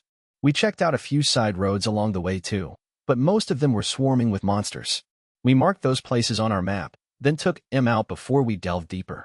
Though we talked about cave-ins earlier, I hadn't been too worried about them until we came across a huge pile of rubble. The road's out, Mari sighed, placing a hand on the pile of stone and ruin blocking our path. Looks like it happened recently, too. Going by the architecture, the surroundings, everything. I'm thinking this was a year, maybe 6 months ago. Mari lit up the ceiling with her magic, so I lifted my lantern to cast more light as well. She pulled out her longsword and stood on her tiptoes as she poked at the crumbling parts of the ceiling. Yua, meanwhile, had crouched down and was inspecting the bits of earth on the ground, shining her own light magic on the pieces. Magic really was a wonder. Maybe someday I'd be able to use it too. It doesn't look like this happened naturally, Mr. Slave. Since it's a bit more cramped in this area, it seems like something scraped along the ceiling and walls to force its way through, Yua mused. There's traces that show it has a tail, too. Yeah, Mari added. Those definitely look like tail tracks to me. It's completely different from a spotted pike's, too. So a basilisk dragged its giant body through here, and that caused the cave-in. Got it. Do we have any alternate routes? Yua shook her head. There's only one road that leads to the underground lake. So this is our only route, said Mari. The ground isn't too hard. We might be able to force our way through. You're right. I'll try and open a way with my magic, then. Here, hold this, Mr. Slave. Yua stood and handed me the dungeon map she'd been working on, along with the older version. She opened her grimoire and flipped through the pages until she stopped on a bookmark. If Yua's going to open a hole for us to get through, I'd back up if I were you, said Mari. Whoa, hold on. Won't trying to force through just cause another cave-in? Maybe. Got any other ideas? Besides, it's not like we're just blasting our way in. Watch. I decided to take Mari's advice and copy her. As we turned our backs to the cave-in, something shivered through the air. You had only used light magic up until this point, but I was about to get a taste of the real deal. Well, as much as I could with my back turned. In the enchanted, electrified air, things were getting a bit breezy downstairs, so I covered my important bits with one hand while we waited for the wondrous enchantment. Mari saw this. She did not like it. You have got to be kidding me. It's cold going commando, okay? I'll be frozen stiff. There was a loud rumbling, then, and a hail of dirt and rocks pelting my back. And my backside. Come on, I just had a cloak on here. My bountiful butt cheeks were just hanging out. I did not need that shit today. The barrage of debris died down, and I heard a short gasp from Iwa. Now for the cheerful, I did it. Any second. Now. Now? But she didn't say a word. Mari was the first to turn around. I followed suit, and I barely believed what I saw. What the hell is that? How should I know? Mari stammered. It's like some kind of dragon, almost. Well, yeah, I guess, but kind of like if a T-Rex got down on all fours and sprouted a big OL crest on its head, right? Right, Mari. Please, please, please shut up. Yua, get back. Yua's magic had blown away all the debris blocking our path, but in the place of the cave-in was now a lizard the size of a minivan, specifically a 2008 Fnord excavator. Well, Mr. Basilisk, meet Mr. Slave. I threw down the stuff I was carrying and readied myself for a fight. There it was before us, the end of our dungeon, the Basilisk. In no way did it feel like I had enough time to prepare. I didn't feel great about taking it on with only a mace, but it was the only weapon I could rely on now. My short sword couldn't pierce through those thick scales. If Nishka were here, I bet we could have put an arrow in the Basilisk's eyes and taken it out with one good shot. But good OL, Nishka wasn't here, and I didn't exactly have a bow. Man, I found myself wishing that I'd taken it from the inn, but without Nishka, I'd just be flailing it menacingly till the big lizard murdered me. Okay, enough freaking out. What was this thing's weak point? Let's start from humans. Focusing on our noses, mouths, ears, and lungs is usually a safe bet. What kind of organs do dinosaurs have? Must be mostly the same stuff, yeah? Didn't dinosaurs have 3 brains? I feel like I read some book as a kid that said dinosaurs had 3 or 4 brains, so a whack on the head wouldn't do much. Too much brain. Or maybe, did that mean there'd be more brains to mess with? Arg. Maybe Mr. Basilisk would take it easy on me? As I steeled myself for an arduous fight, Yaw was flipping through her grimoire, turning it to one specific page before sticking her bookmark inside. I turned to her. Please get back, Miss Yaw. It's all right, Mr. Slave. I'll take the first shot. I wanted to pull her away, but I hesitated. Did she really know what she was doing? We're talking a lizard the size of a comfortable but surprisingly economic and fuel-efficient van. Here. The Basilisk let out a low growl. I think it was just as flat-footed as we were. Now would be the time to strike if we were going to make the first move, but did I really want to take the time to attack when my little master was in danger? Come on, we're charging in after she gets her spell off, Mari hissed. She's gonna be okay, right? Just watch. You are stronger than you know. So I backed off. I would rush in as soon as Wa was finished with her attack, but only then. I didn't know how much damage Wa would do, but I'd take a chance on pummeling the softest basilisk bits I could get, preferably on its big, ugly snout. We don't have to kill it. All we have to do is keep it busy until you walk in out. You launched her attack before Mari even finished speaking. An electrifying aura surrounded her, filling the air with indescribable and overwhelming power.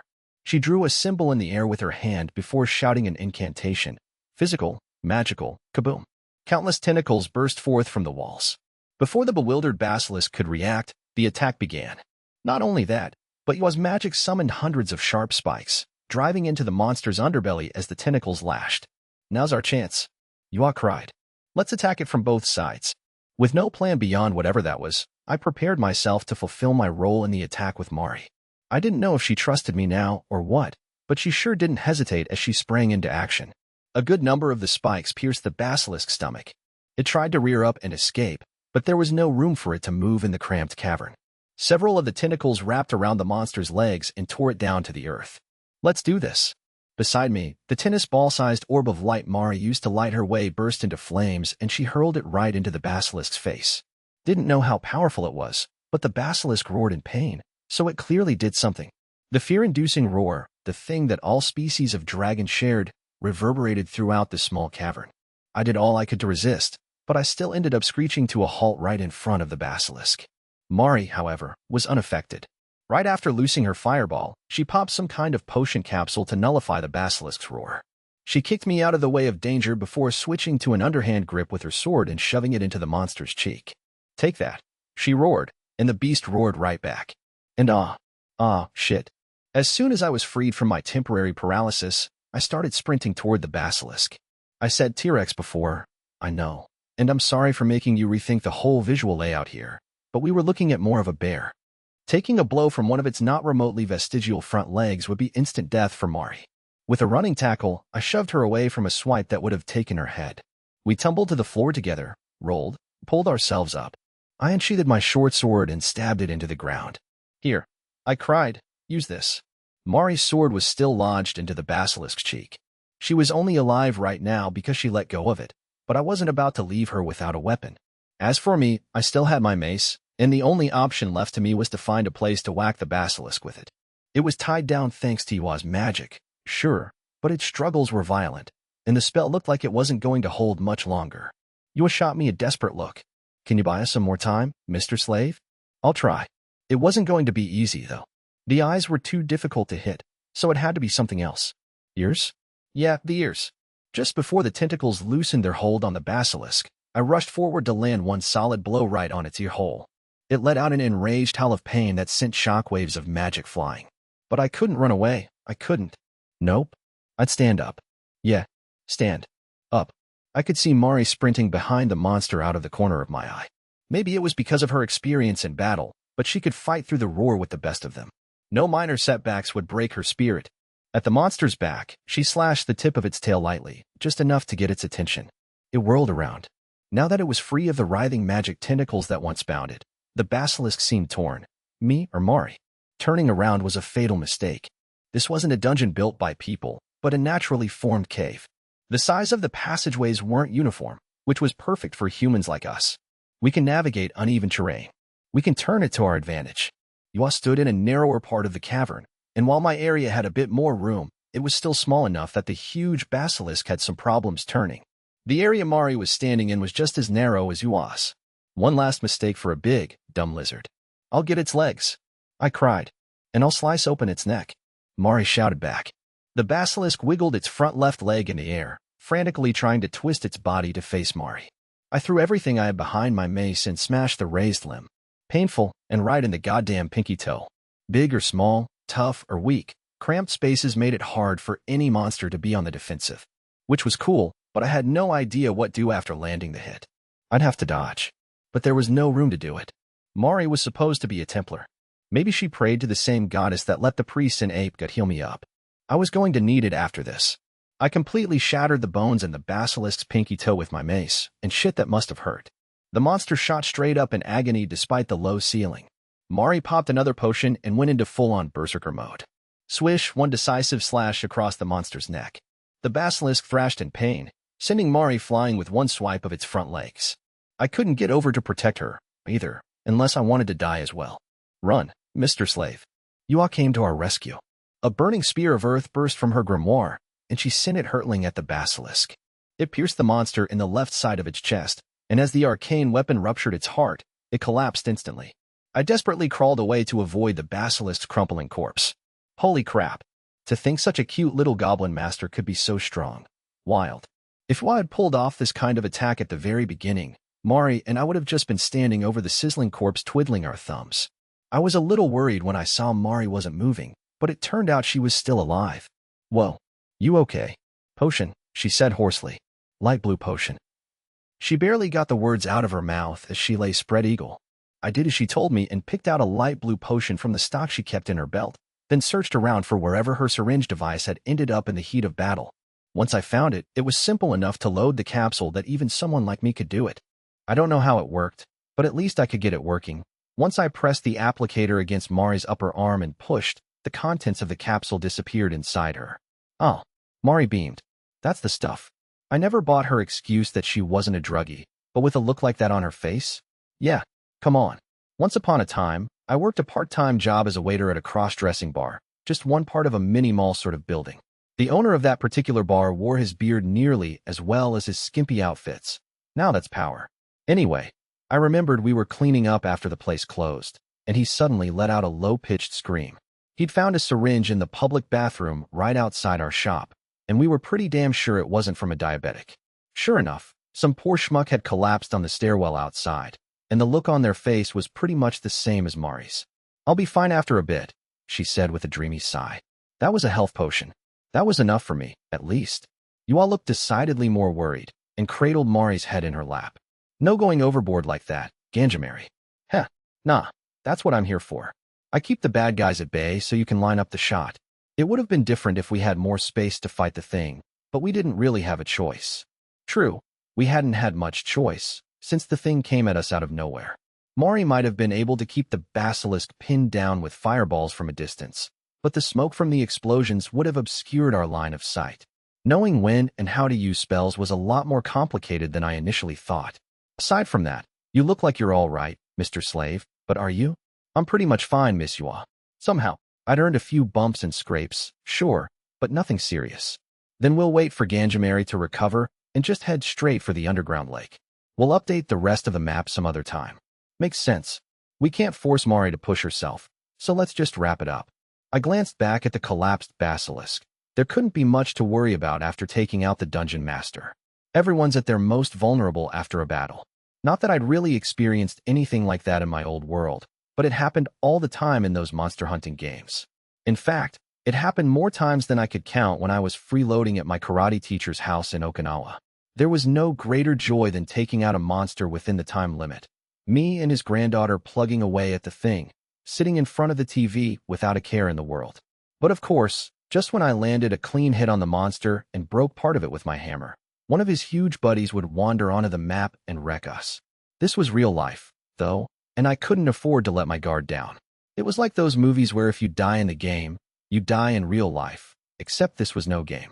So, it was like, if you died in real life, you die in real life. I've lost control of this metaphor. Is something wrong, Mr. Slave? Yua asked. We were walking hand in hand, but I think she could tell I was feeling high-strung. I don't think so, nah.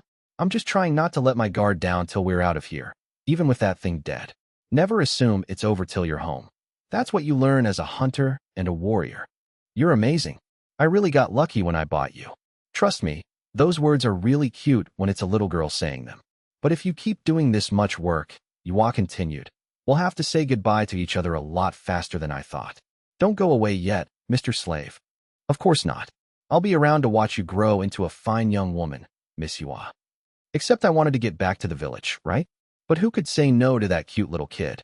I put on my brightest smile to hide my conflicted feelings, but the look on Mari's face said she wasn't buying any of it. We were on our way to the deepest part of the dungeon, a place that housed an entire underground lake. Yua compared the terrain to the old copy of the map as we moved along, updating her own version but ignoring the smaller branching paths. We hadn't carved the basilisk before we left. I would have considered that a failure on my part if I were still a hunter, but right now, we were a party of adventurers. That was why we took only a part of the basilisk while leaving the rest behind. I wonder if other monsters will come pick the corpse clean if we just leave it there. I said. Maybe, said Mari. It's possible something else could come along, eat what's left of the basilisk, and become the new master of the dungeon. I've heard spotted pikes can grow to be pretty huge if left alone for too long. Seriously? Still better than a basilisk, though. As we kept talking, we finally arrived at the underground lake. The ground around the lake was slick, and it was easy to slip if you weren't paying attention. Things could have been a lot worse if I hadn't been wearing those boots. Whatever covered the ground was slimy, and I was willing to bet it would be miserable walking on it with bare feet. It's a lot bigger than I thought, Mr. Slave. So it is, Miss Yua. We were awestruck. The place was the size of a gymnasium. Although they called it a dungeon, it was actually a naturally formed cavern. Still, you could see evidence of human intervention from when it had been turned into a shrine. Pillars had been sculpted straight out of the walls, with elaborate reliefs of angels and ancient tales hewn beside them. Some carvings had been weathered away by the passage of time into plain rock. Rays of sunshine spilled from the ceiling of the cave, illuminating an enormous statue of a goddess on the opposite side of the lake. Mari knelt on one knee and offered a prayer to the goddess. O goddess from which the earth was born, we thank you for your daily blessings. Even though she was from Japan, she was a Templar for the church now, so I guess she was a convert. I remembered the priest presiding over the funerals at the village saying something similar. Oh yeah, I meant to ask the priests about whether people who died here went to other worlds. Might be a good idea to try and grab hold of one after we make it back to Bulka safe and sound. I somehow doubted Mari wanted to talk theology with me. Once Yua and Mari finished admiring the view, we needed to explore the underground lake and the dome that contained it. We were all dead tired, so I was kind of hoping to hurry along. I was sure there couldn't be anything worse than a basilisk lurking nearby, but spotted pike snakes were still large enough to strangle Yua and swallow her whole. I wasn't about to get careless. Let's get to exploring then, said Yua.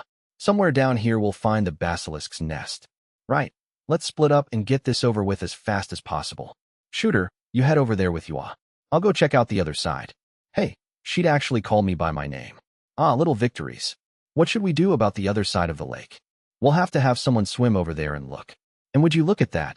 You're already naked. Go ahead, slave. And tiny defeats. Bossing me around, and once more, not calling me by my name. Just great. I glumly took Yua's hand and walked away from Mari. I always used her name when I talked to her, so why couldn't she do the same? Maybe calling her Mari-chan would be better. Well, this doesn't look good. I wasn't thrilled to find a giant egg. In fact, I can't think of many situations where anyone would be thrilled to find a giant egg.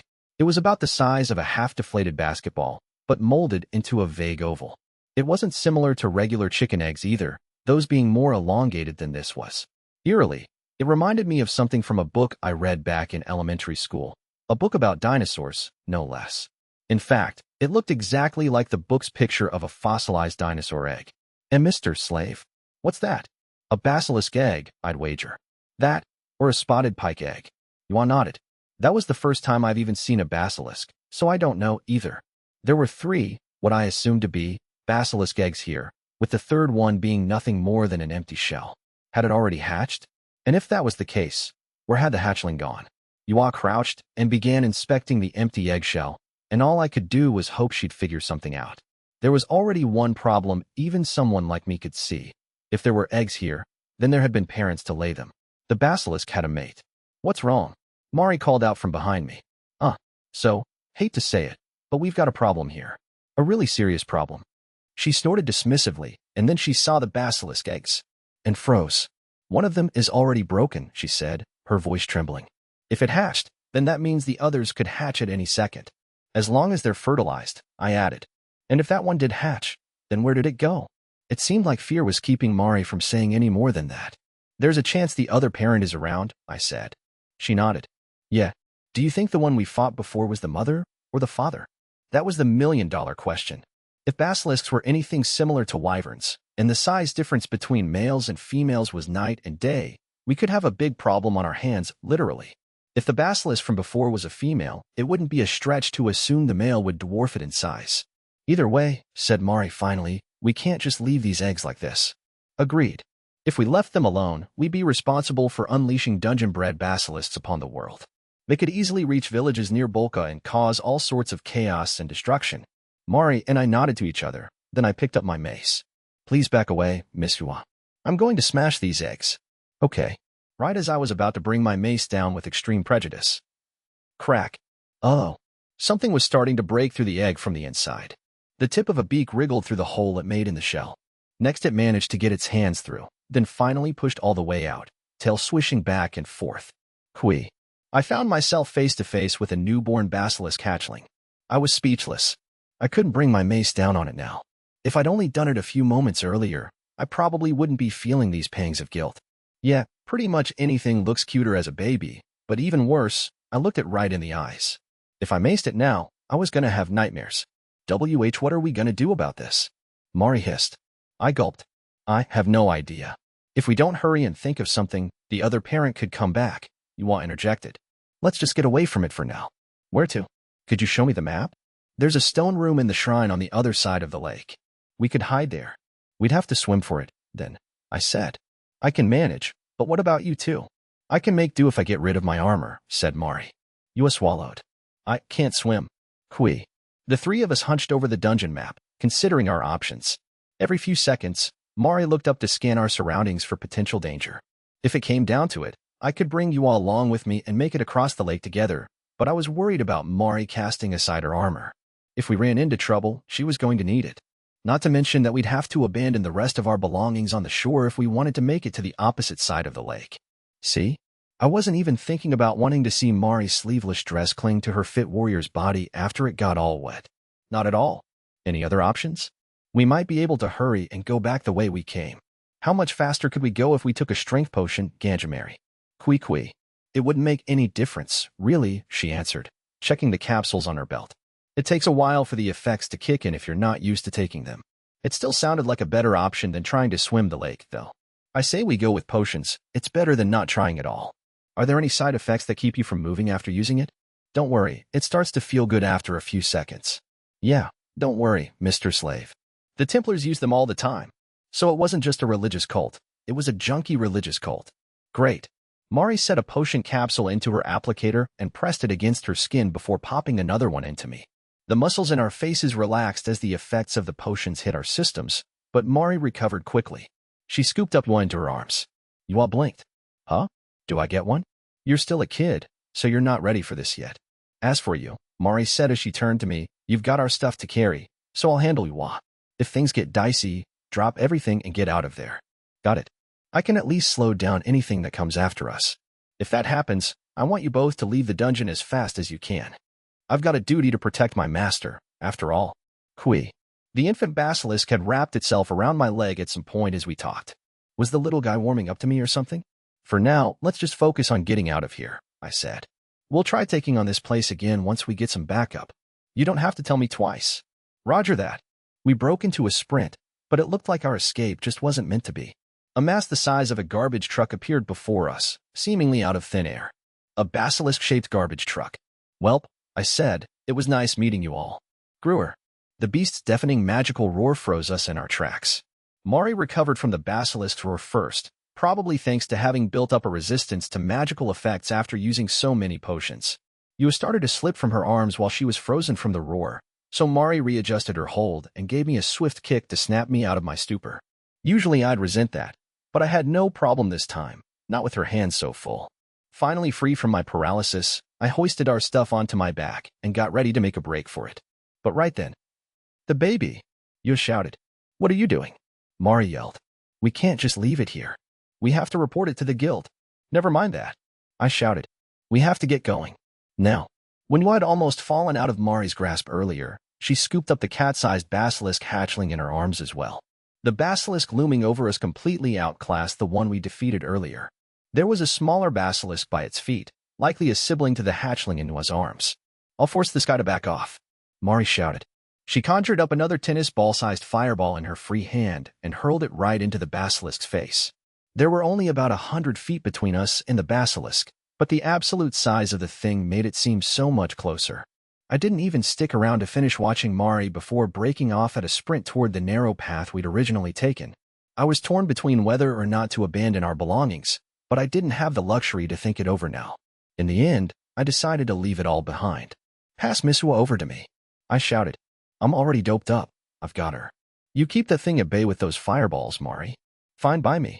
Mari managed to catch up to me at some point, and I took Yua and the baby basilisk off her hands. The enormous basilisk behind us let out another magic-laced roar of rage, and my body tensed up from its paralyzing effects. Even though I prepared myself for it, I still felt the urge to freeze and fall. I fought it. I kept running. "Miss Yua, some light magic, please." "I got it, Mr. Slave. You just make sure not to drop the baby." Kui. I know. We'd already abandoned all our belongings, and to be honest, I was ready to leave the hatchling behind as well. After all, one of the reasons the rampaging basilisk, the father, presumably, was coming at us was because we were basilisk nappers. If this monster was anything like dinosaurs, then it was only natural that it wanted to fight to protect its kids. The dinosaur picture book I had as a kid said that this one herbivore called Maiasaura was so good at raising its young that its name actually meant good mother lizard. T-Rexes were supposed to be pretty fantastic parents as well, if I remembered right. I wish giant man-eating lizards weren't such helicopter parents. "Damn, this thing's a lot faster than it looks," Mari shouted. The fact she constantly had to turn around to throw fireballs back at the monster slowed her down a bit, but she always managed to catch back up to me and Yua. I could hear the basilisk's howls and roars get steadily closer, so maybe the fireballs weren't helping after all. Even retracing our steps and traveling along the same paths as before, it was too dark to see well, and our footing wasn't guaranteed. We were outsiders in the basilisk's domain. By the code of the hunter, one only becomes the apex predator by fighting on familiar battleground. That presented some obvious problems. Man, and here I thought I was going to be cautious. I sprinted as fast I could along the path to the midpoint of the dungeon as Yua gave directions. "Go left here, Mr. Slave. The other way's a dead end." "Understood." "Damn it, how's it going on your end, Mari?" "It's all right. It's getting narrower here, so I think it's slowing." Kui. Right as the monster was about to catch up to us, the route we were traveling tapered. Since the basilisk pursuing us was even bigger than the one from this morning, it had even less room to maneuver in the cramped passageways. Made you wonder how the thing had gotten down here in the first place. But there must have been some other entrance it used to come and go. Maybe a secret route behind the shrine at the other end of the underground lake or something. As far as conquering the dungeon went, I'd call this a spectacular failure. We were still alive, though, and that was what mattered. "We're almost to where we beat that other basilisk this morning," Yua shouted. Suddenly, a violent tremor rocked the entirety of the dungeon. It was the basilisk behind us, slamming into the narrow pathways as it tried to force its way forward. Each quake almost sent me tumbling over. We passed by the corpse of the other basilisk, but "Hurry, Mari," I yelled back. Why was she slowing down? "The ceiling is super unstable," Yua cried. "It could collapse any second." "I know that," Mari called. "I'm going to bring it down on this thing's head." Ignoring our shouts, Mari launched a fireball at the ceiling, followed by one more for good measure. It wasn't anywhere close to enough to bring it down, though. Maybe the fireballs could do damage to something more traditionally flammable, but this was solid rock. "I'll do it. Let me down, Mr. Slave." "All right. Get back here if you don't want to get trapped, Mari." Earth magic was supposed to be Yua's specialty, so she was the perfect person to handle a problem like this. "How long is it going to take?" Mari asked Yua. "About as long as you can hold your breath for." I nodded. "Let's back up a little further." I grabbed the basilisk hatchling and beat a hasty retreat alongside Mari. Yua opened her grimoire once more, flipping to a page and sticking her bookmark inside. Meanwhile, the crashing sound of a very large lizard trying to get through a very cramped passage echoed throughout the dungeon, a sort of thrashing bulldozer noise. If it kept this up, I wouldn't be surprised if it managed to make its own path to the surface. I tightened my grip on my mace, ready to offer whatever feeble resistance I could muster. The basilisk hatchling trembled in my hold, just like any newborn animal would do. We were really bringing this poor guy along for one wild ride. I wondered, did it even understand that its parent was trying to save it? "Here we go," Yua cried. Physical, magical, kaboom. The basilisk's snout burst through the other side of the passage just as Yua finished her weird chanting. Enveloped in an aura of magic, the ground quaked, though this time, it wasn't the basilisk making the noise. Thorns of earth burst from the ground and stabbed the ceiling of the passageway. First 5, then 10, then more than I could even count. There were no tentacles this time around as Wa focused everything on piercing the bedrock above us. That should be plenty, Miss Wa. Let's get moving. Mari grabbed Wa from behind and lifted her up before sprinting away, fragments of the ceiling raining down from above and pelting the basilisk with a hail of dirt and rocks. Mari stopped halfway through running away to unleash one last fireball toward the pillars of spikes Wa had summoned. Have a taste of these crimson flames as well. The ceiling gave way and collapsed as the ball of flame exploded on impact, crumbling the only route between us and the giant basilisk into rubble. Gasping and panting, we made it out of the dungeon and back into the outside world once more. Strange thinking that it had taken us too long, careful days to make our way through before, but about an hour to sprint back out. We stumbled back to the ruins of the deserted settlement where we launched our expedition just the other day. We were all run ragged by that point, but the ruins were safe enough. There were no signs of the basilisk following us, for now, at least. Our escape wasn't without its downsides, though, since we abandoned most of our gear back in the dungeon. If we did end up having to take on the giant basilisk in a proper fight, I wasn't sure how we were supposed to beat it. I couldn't imagine being able to hurt the thing with a mere mace. If we wanted to stand a chance, I was pretty sure we would need those spike things the adventurers back at the village used when we fought the wyvern. Maybe Iwa could burn it using some of her magic? Then Mari could dope up and use one of those spikes against it. Yeah, that could work. Or maybe we could track down Nishka and get her to come up with a plan to take it down. I'm dying for a drink here, Mari groaned. Where's the water, shooter? I had to leave all our stuff behind when we ran away. If I had to guess, I'd say the canteens are probably back at the underground lake. Maybe you should have been protecting those with your life instead of your baby there. The baby basilisk in question followed along behind us after I let it on the ground, loudly mewling the whole time. It was probably hungry. It wrapped itself around me at first, but it eventually moved over to Mari and started nibbling at her legs. Hey, come on. That tickles. What's with this thing? I'm guessing it's trying to eat you. You are a juicy, tender-looking young woman, after all. Humph. A toothless baby's trying to eat me. Well, that's not something I ever expected to say. It'd be nice if we had something to give it to eat, I said. Then go catch a rabbit or something. You're a hunter, aren't you? Mari peeled the hatchling off her leg and thrust it toward me. I'll take care of it. Yuap piped in. Let's take a quick break before trying to get back to town as fast as we can. Sound okay, Mr. Slave? Perfect. I'll go ahead and try to find something for it to eat, then. You be good while I'm gone, little buddy, I told the tiny basilisk. Good luck. I patted one on the head, then the baby basilisk before I stood. Unfortunately, I didn't have any of my hunting equipment. And even if I had a bow, it wasn't like I knew how to use it. I would have loved to set a trap instead, but we didn't have that kind of time either. People in this world really needed to make eating breakfast a thing. We hadn't eaten anything all day, so I was starving. Go find a place we can get water from too, Mari added. I'm not really getting my hopes up for there being anything we could eat. Right? Will do. I looked around at the sparse shrubbery and scatterings of rocks around us. I wasn't going to be able to catch any rabbits or foxes like this. Mari might be right about food. I wasn't sure there was anything edible to find. Worst case scenario, we could kill the hatchling for some emergency provisions, but we weren't that starving. Not yet. Anyway, it would be easier to explain our failure to the guild with the baby still alive, or that's what I was telling myself. I still couldn't bring myself to kill it, and now we had another mouth to feed. I started checking for snakes under rocks. Back when I worked at the apparel shop and went roughing it in the woods with my manager, we'd turn over rocks to try and find snakes to eat as part of the survival course. The rat snakes we caught were particularly nasty, probably because whatever they ate was nasty as well. Thank goodness we didn't run into anything like spotted pikes back then. As I got lost in memory, I finally came across my first snake. It didn't have a triangular-shaped head, so if the rules of my old world still applied, then this little guy wouldn't be venomous. I didn't know what kind of diet it had in this world, but if it fed on mice or something, then I was sure it'd be delicious. I took off my cloak and wrapped it around my hand, moving quickly to grab hold of the snake's neck.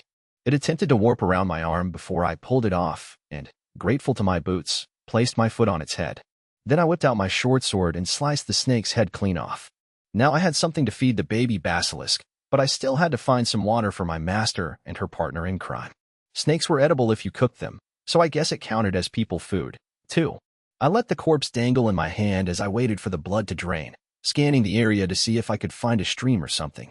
I'd considered myself a civilized man so recently, but here I was in another world, living the wild life. For some reason, the thought of that brought a smile to my face.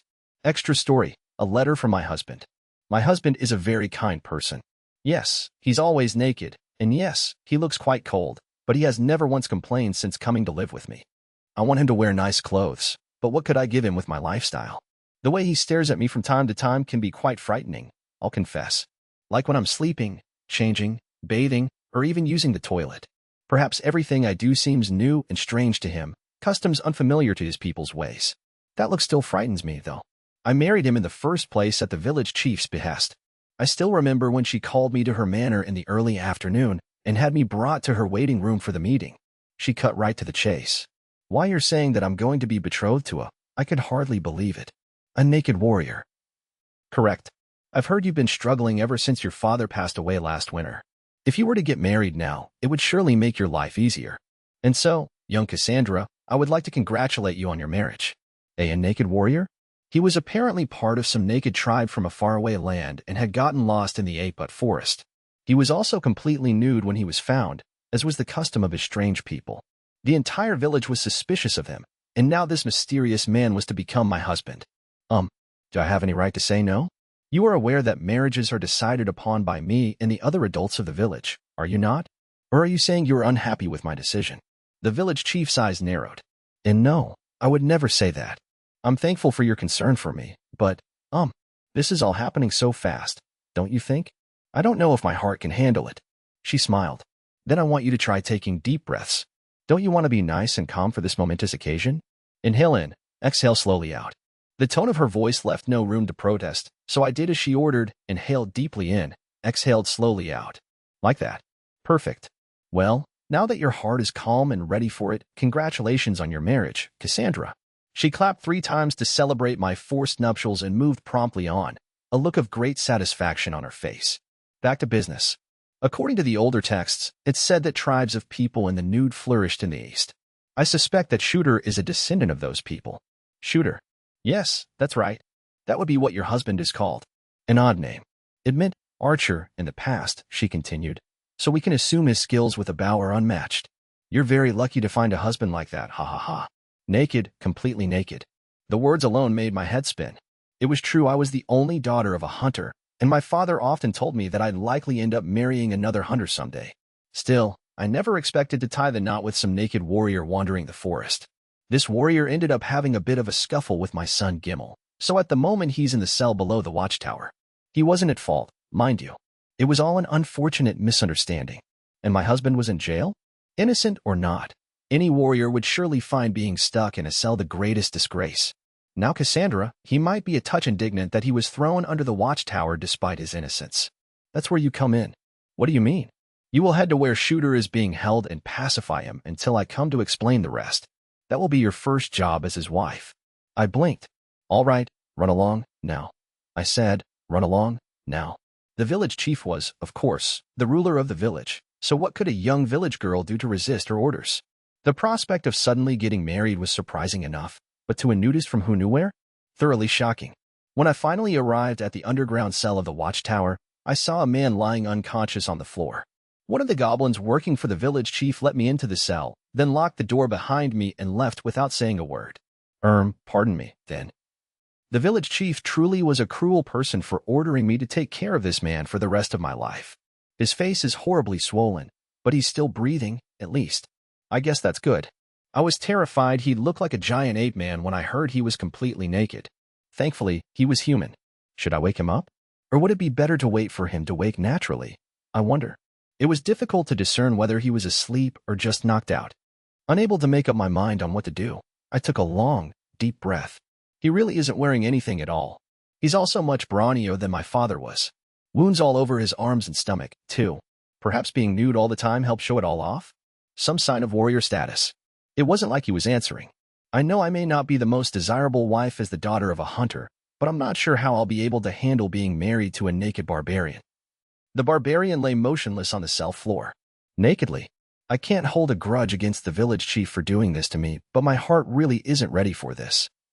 Even though there was a man directly on the floor in front of me, I had grown used to talking to myself since my father passed away. It helps the quiet when you're alone. I peered at the naked warrior as I complained to myself, but then, oh, where am I? Eek. Right when I thought he was out cold, he suddenly stood and began to look around. He said, sorry about that. Didn't mean to scare you. Where is this? Heaven?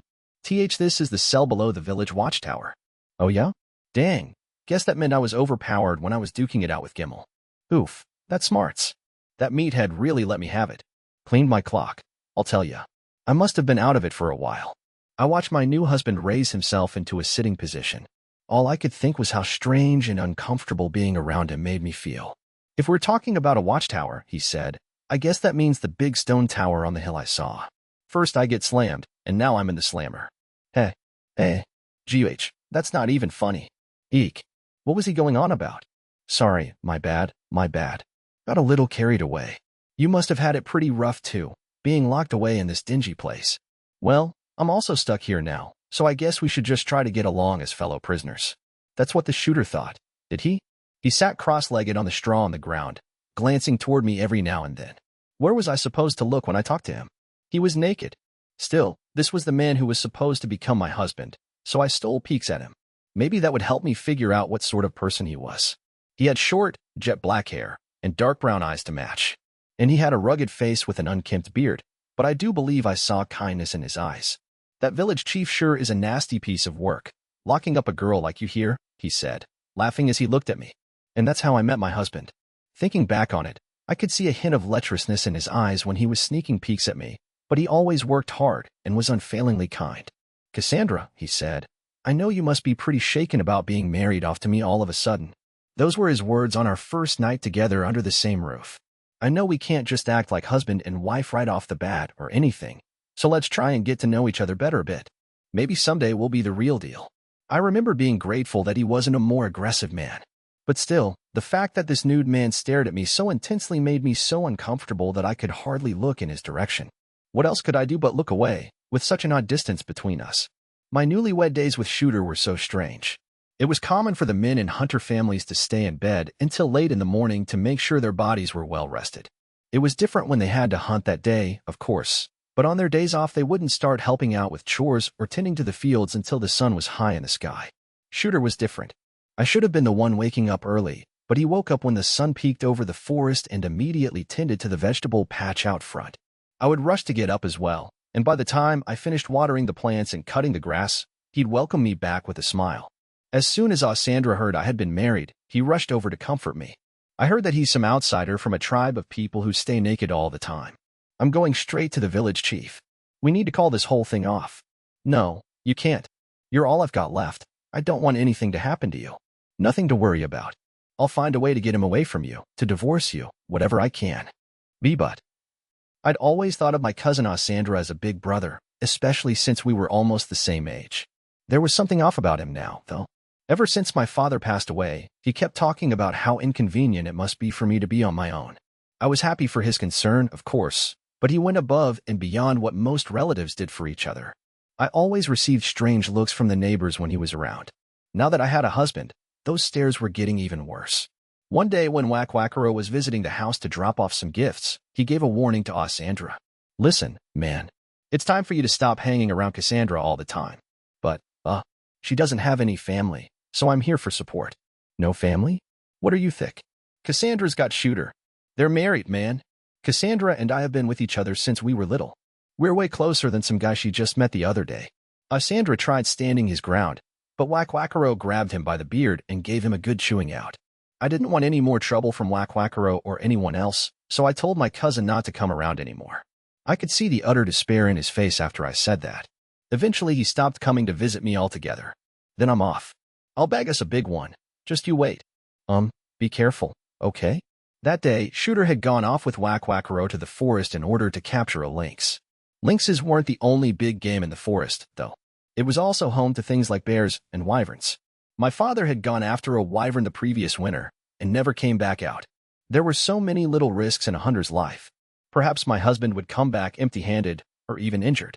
Still, when I thought about my late father, I didn't want Shooter to push himself to the point that he met the same fate. He didn't need to go after the most powerful game yet.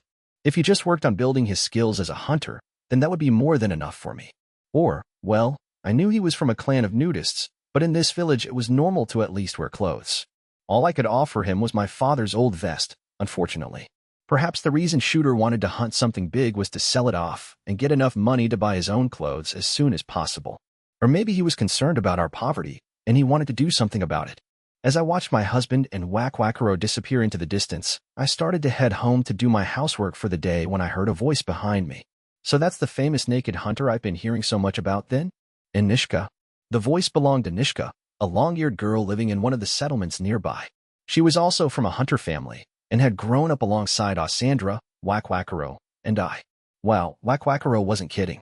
The guy's completely buck naked, she continued, watching Shooter walk into the woods. That's not true. I stammered. He has a fur vest on. Nishka folded her arms and turned to look at me. Vest or no vest, look at that dangling pork sword and tell me he ain't naked. I heard he became a hunter in training, yeah. Wakwakaro is teaching him the basics as they hunt together. The plan is for him to eventually become a full-fledged hunter, just like my father. Huh. If he's stuck working under someone as boring as Wakwakaro, he's never gonna bag himself anything worthwhile. It looks like they've been heading out to the forest to hunt lynxes. It's been hard, too. There are days the lynxes just take the bait without springing the trap. A lynx, really? Small fry. If it were me, I'd be looking to bag myself a wyvern. I guess it's not wyvern season, but they could at least think about going after deer or bears or something. Put more food on the table for you. I swallowed. Ah, shit. I'm sorry. Didn't mean to bring up wyverns. I wasn't thinking. No, it's all right. I've already come to terms with it. Nishka was a tall elven girl with an eye patch over her right eye. We practiced archery together when we were little, and now she'd grown into a proper hunter. She put on a confident grin and kept talking. Don't worry, I'll keep kicking enough wyvern ass to make your dad proud. I'll be looking after your nudist husband to make sure he doesn't go off and get himself killed, too. Just leave it to me. Thank you. And don't worry, I'm not going to try to take him away from you or anything. I've hunted as many wyverns as I've seen winters since becoming a hunter, so I can turn any guy into a proper hunter, no matter how useless he might look. Huh. Nishka always went into the forest alone to hunt, and she always ended up bragging up a storm about it. Actually, how's that deer hide I left you coming along? I reckon the tanning should be nearly finished. I think this was Nishka's way of consoling me after the loss of my father. She kept coming over to my house and asking me to tan animal hide for her, claiming it was because we were childhood friends. After I married Shooter, she would only show up when he had gone out, and I was happy that she was so concerned. Still, Wakwakaro was a hunter who specialized in lynxes. Shooter was only his apprentice, so I thought there was no chance he would have been able to hunt a wyvern. I thought wrong. One day, a wyvern larger than anything I had ever seen before came swooping into the village and attacked Chintanen's cattle. After the battle was over, I found out that Shooter had been injured trying to protect the village chief. Wakwakaro and I raced to the church, but thank goodness, his wounds weren't that serious. Don't worry, Cassandra. Some wyvern won't do me in so easily. In fact, I wish all those other amateurs could have just stayed out of the way, flailing all over the place, making it so much harder for the real professionals. I nodded gravely. Shooter may have been an apprentice hunter, but he had once been a warrior. A warrior from a tribe of naked people, mind you, but a warrior nonetheless. He wasn't the kind of person to let a wyvern get the better of him. I wanted to tell him I was glad he was safe, but he was still extremely naked. I ended up looking at the ground. No, that's all right. More than that, what happened to your clothes? Oh, you mean the vest? The deacon said it was unsanitary and tossed it. I'm sorry, he said with an apologetic bow. It's just a vest, I whispered softly. I'm glad it wasn't you. Shooter looked shocked at my words, for some reason. I came in out of nowhere and just wrecked everything for you, didn't I? I'm sorry. No, it's all right. I'm fine with this. Don't worry. Once we're finished with all this wyvern stuff and things start going back to normal, I'll make a better living for us. Put in some real work this time. Please, just don't overdo it, all right? I just wanted him to stay safe, but he was utterly committed to slaying this wyvern. When it was our turn to take watch at the top of the village watchtower, that very wyvern came hurtling back across the skies. No, it's not that. Look, over there, that black cloud of seeds in the air. Where? Oh, huh. That does look like a bunch of black seeds. Is that a stealth bomber? I can see it clearer now. It's the wyvern. Ah, crap. Seriously? It started. After ringing the alarm bell at the top of the watchtower and alerting the village to the wyvern's arrival, Shooter turned to me, tension tight in his face. I'm pretty sure it's safe up here, so stay and keep a lookout. If this thing tries to fly off, tell us where it's going. All right. What are you going to do, Shooter? I'm going down with the rest. I'll show them what I can do with this here spear, yeah? All right. But don't do anything too reckless. What? Are you worried about me? Okay. I can't even deal with how cute that is. It's amazing. But how about we do this after we kill the ruler of the skies? He flashed me a smile and ran down the stairs. I watched him as he sprinted to his position. The wyvern landed in the village, and it made its way to the open space toward the forest where the trap had been set for it. A breath caught in my throat as it tore into the bait that served as the lure for the trap. Some kind of signal was given then, and the hired hunters and adventurers charged it together. I could see my husband among them, wielding a spear and keeping himself low to the ground as he ran toward its underside. Shooter! I couldn't hold myself back from shouting, but surely no one could have heard me over the wyvern's ferocious roar. Shooter found an opening as the monster writhed and thrust his spear deep into its underbelly. He truly must have been a warrior among warriors in that fierce nudish tribe. He didn't once falter, and was courageous enough to get closer to the wyvern than any of the other hunters or adventurers. Only when I was sure my husband dodged the wyvern's attacks and retreated could I breathe a sigh of relief. The wyvern limped away from the battle, beating its wings until it could finally lug itself from the ground and fly away. Even though it wasn't finished for good, I was overjoyed to see my husband fight well and come out without a scratch. What a nightmare it would have been, being a widow after only 10 days. As I rushed down the tower to where the others were, I came just in time to hear the hunters and adventurers talking about Shooter. He's one of our village's hunters, and was a warrior before he arrived here, too. But he didn't finish it off, someone pointed out. Wounded wyverns are way worse. It's going to be pretty much impossible getting to it now. That complaint came from Nishka, whose blunt words utterly killed the village chief's mood. Nishka was probably sulking over the fact that they hadn't killed it, which must have been even more grating given her reputation as a wyvern hunter. All the hunters in the village knew just how dangerous an injured wyvern could be, especially after what happened to my father last winter. Even if Shooter was a warrior, going after it now would be incredibly dangerous. Before I knew it, I found myself squeezing his arm just to hold him for a moment. "It's all right," he said. "The adventurers are going to be there to help, too. Just don't push yourself too hard, all right?" "I won't, but I've got to make sure and show everyone I'm doing my part." "I know, but hey, you don't want people whispering behind your back all the time about how you got stuck with the naked guy, right?" he said, grinning. "I'm going to get out there and show them what I can do with a spear. Get you the kind of life you deserve." As the village chief was talking with the others about how to divvy up the teams, Nishka took the chance to sneak over to me.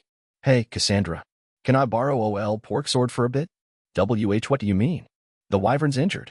Yeah? Your husband's just going to end up shredded if he stays on the front line. Yes, I was worried about that as well. Yeah, goddess, I'm sure you'd never get over it if he croaked the same way as your old man, so I'll be there to keep an eye on him. Which meant, what, exactly? Nishka wrapped an arm around me as I wondered. I'll take him and go on ahead. At this rate, he's going to end up getting stuck with the most dangerous, rough-and-tumble team. I'm not going to wait around for that. So I'll just nab the guy and we'll take care of it ourselves. Why you can't? The village chief will be furious with you if she finds out. Cassandra, we're not going to hunt anything by hurling ourselves at it in droves. It's way better for just a few people to come at it from downwind and finish it off before it sees us coming. As long as we take it out, the village chief's not going to complain. She had a point, but I don't think Shooter has hunted a wyvern before. Don't worry, I won't let him bite off more than he can chew. And I'll use wind magic on his arrows, so all he'll have to do is let him loose. Then it won't matter if he's inexperienced or not. Nishka flashed me a smile, but I could tell by the look in her eye, the one not covered by her eye patch, that she was dead serious. She left as quietly as she came, making her way to Shooter without a sound. "Are you talking to me?" I heard my husband ask. "You see anyone else around?" said Nishka. "You're the one who ripped right through that thing's wing, yeah?" "Yeah. Get over here. I've got a plan." Nishka pulled Shooter away from the crowd, turning back to give me a wave as they left. Shooter the brave warrior and Nishka the wyvern killer, maybe they'd really be able to hunt down the wyvern. With my biggest fear assuaged, I could finally relax and wave back at Nishka. That feeling was short-lived, though. "And who would you be waving to, Cassandra?" "Oh, and Miss Alexandrisha." It was, no one. No one at all. How very eccentric. "You know, I seem to have lost track of your husband. Do you know where he is?" "I don't know anything about that. I haven't been paying attention. Perhaps he's over there somewhere?" I gestured vaguely. Scale Splitter seems to have vanished as well. "Huh. I see. So that's what's going on." She spoke slowly, as if tasting each word. A smile crept over her face as she looked at me. She must have enjoyed watching my reactions. "Ha ha ha. Delightful. There's no need to hide it." Scale Splitter and Shooter already went on ahead, did they? I'm sure it was Nishka's idea to split off in the first place, which means she thinks she has good odds. Very well. I saw nothing, heard nothing. Let's let them do as they please. I certainly wasn't about to say anything more. It's true, she continued, that our village isn't very accepting of outsiders, but your husband may be thinking he can change that if he can prove his skills with his spear. Why yes, I believe he said something along those lines before. Then he made the right choice, pairing up with Nishka. We lost many in our fight, but that warrior may just be the one to bring good tidings to our village. How I hoped so. You must be glad to have such a good husband. I'm almost jealous, haha. The search parties who entered the forest to pursue the wounded wyvern made a real fuss after the shrill whistle of the messenger arrow came from deeper in the woods. It seemed Nishka and my husband managed to take down the wyvern once and for all. The gossip went on and on. That outsider warrior finished off the wyvern with Nishka the scale splitter. What, seriously? I thought he was just some naked weirdo, but I guess they don't call him a warrior for nothing. That signal must be the sign they took the wyvern down. Hey, not bad for a guy who doesn't even wear clothes. It sounds like the arrow came from the lake to the west. Someone report this to the village chief, and we'll send search teams right away. Let's get this wyvern sliced and diced. I didn't know if Nishka really kept Shooter from biting off more than he could chew, or if she found a way to get them through something way tougher than they expected. What I did know was that I had her to thank for Shooter's success. It hadn't been more than 2 weeks since we were married, yet all the hunters from the village rushed over to me to celebrate my husband's accomplishment. Of everyone, no one was happier to hear the news than the village chief. Brave and gallant, just as one would expect from a warrior. I couldn't be prouder than to have one of our own slay the wyvern, and to do it before the adventurers we hired from town. You must be even prouder to have a husband such as him. Why yes. Thank you for your kind words. At this rate, Shooter was going to graduate from his apprenticeship much sooner than I thought. When that happened, he would be able to take over my father's work as a full-fledged hunter. Seems like your life has taken a turn for the better with him around. It has. I will make sure you are the first to receive the meat from the kill. Meat is more important than ever with summer approaching, and I've heard that hunters love the taste of wyvern. It will be my reward to you. And no, I couldn't. And I didn't particularly want to either. In truth, wyvern meat was tough and dry, and though I was thankful for the kind words and free food, I wasn't happy at the thought of having to eat it for weeks. What? You don't want it? Nishka has told me it gets more flavorful the longer you chew it, making it the ultimate feast for a hunter. Is this not true? I received plenty of the meat from the wyvern my father hunted, and I'm more than, fine with eating it. The village chief nodded. Well, if you're so satisfied, then I suppose I'll have to find a different reward for you and just eat it all myself. And with that, the village chief walked away from me, her shoulders slumped. As she did, the other members of the search squads hooted and hollered, racing after the direction of the whistle arrow. They originally intended to overwhelm the wyvern with sheer numbers. I saw some of the adventurers pushing carts full of hunting nets and strange spears. I joined in to help, pushing the carts through the dense forest just in case we needed the weapons after all. Finally, we came to a grassy clearing near a lake, and there lay the once intimidating wyvern, limp on the ground as Nishka and Shooter worked to gut it. It was one thing to hear about it, and another to see that they really pulled it off. What's more, Shooter was unharmed. The moment he saw me, he ran to me, beaming.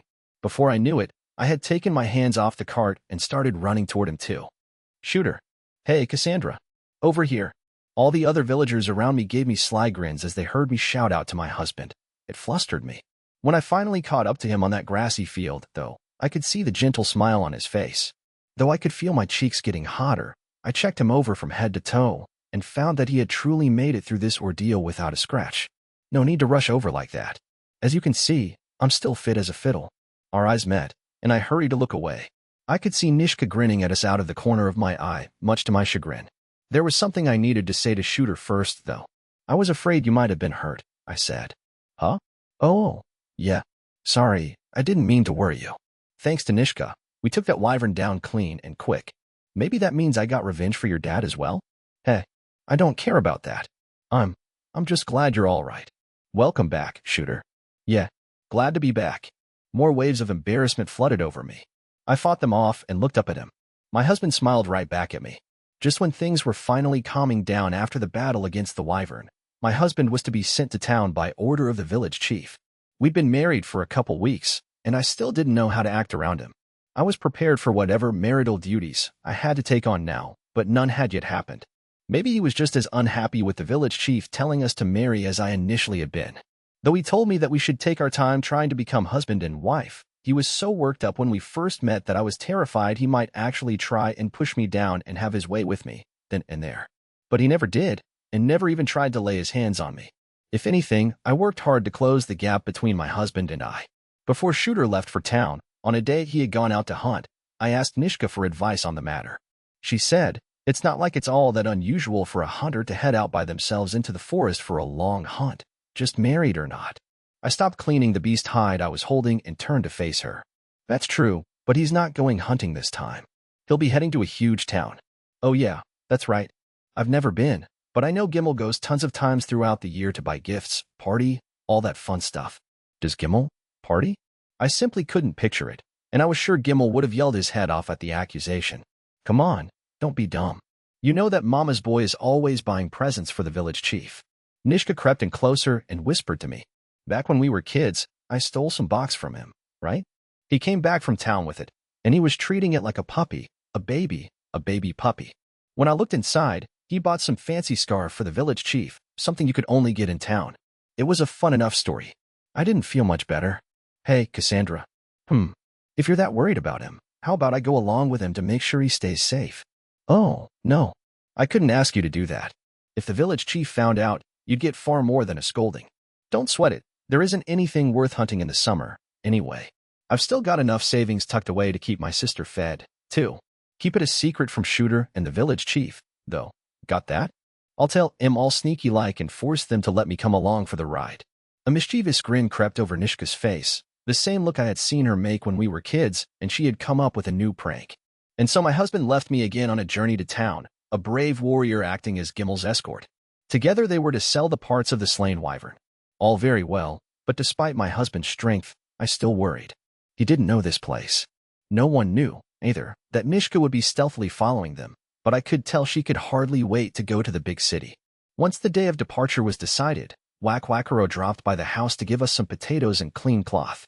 It was a wife's duty to support her husband, so I used the cloth to make Shooter a new pair of underwear. I gave them to him right before he was to head off into town, and he was ecstatic to receive the present. So, there's food and a change of clothes wrapped in the cloth I gave you. Thank you. Thank you so much. I'll make sure to keep it all wrapped up at night. Odd that I finally felt so much closer to my husband, and now he was going to leave. Odd and unfair. Neither the village chief nor Shooter told me when he would return, so I stood outside our house and waited so I could at least see him off. Though I was a little embarrassed, I couldn't help but start waving once I saw him on his way. When he saw me as well, he waved back at me in kind. Have a good trip, Shooter. After my husband left, the old silence returned to my house, a familiar animal that had curled up in the space left by my father's death and always waited for opportunities to stretch and fill my home.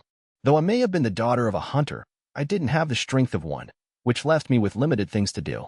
I could tan animal skins along with the other hunter wives, perhaps, or tend to our crops.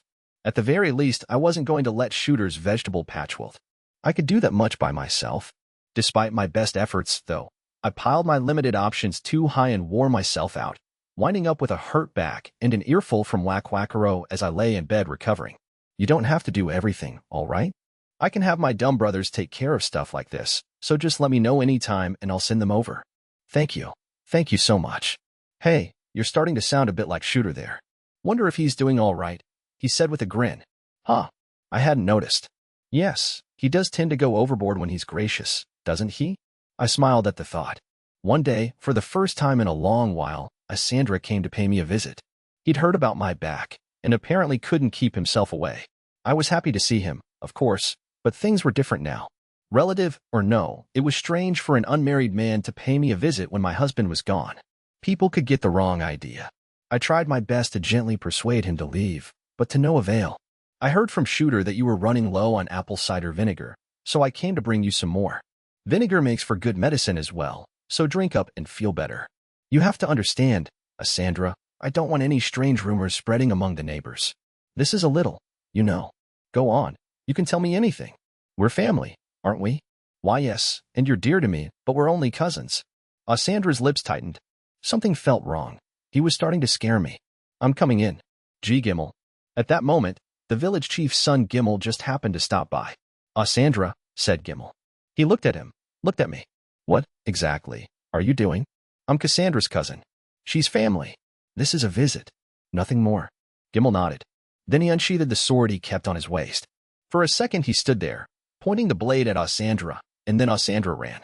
Well, At least things hadn't gotten too serious. I'm just glad you're all right, said Gimel.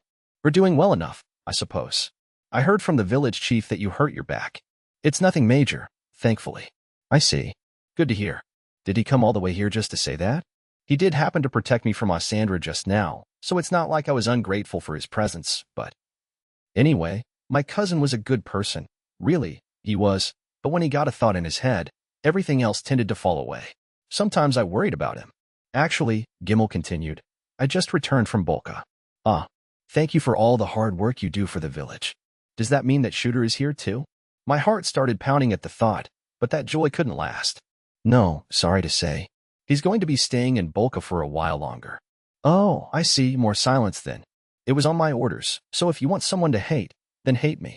And no, I would never. And anyway, Shooter would tell me I had a duty to protect the house, even if he was taking a bit longer than expected to get back home. Gimel sighed, then rummaged around in his breast pocket before pulling out something and handing it to me. It was a letter, as well as one other thing, a hand mirror. These are for you. A present and a letter from Shooter. I'm so terribly sorry, Gimel, but I glanced away. I can't read. I already know you're both a couple of illiterates, so I'll go ahead and read it for you. Ahem. Dear Cassandra, I hope all is well with you. Bolka is a regular metropolis, dotted with faint midnight street lamps.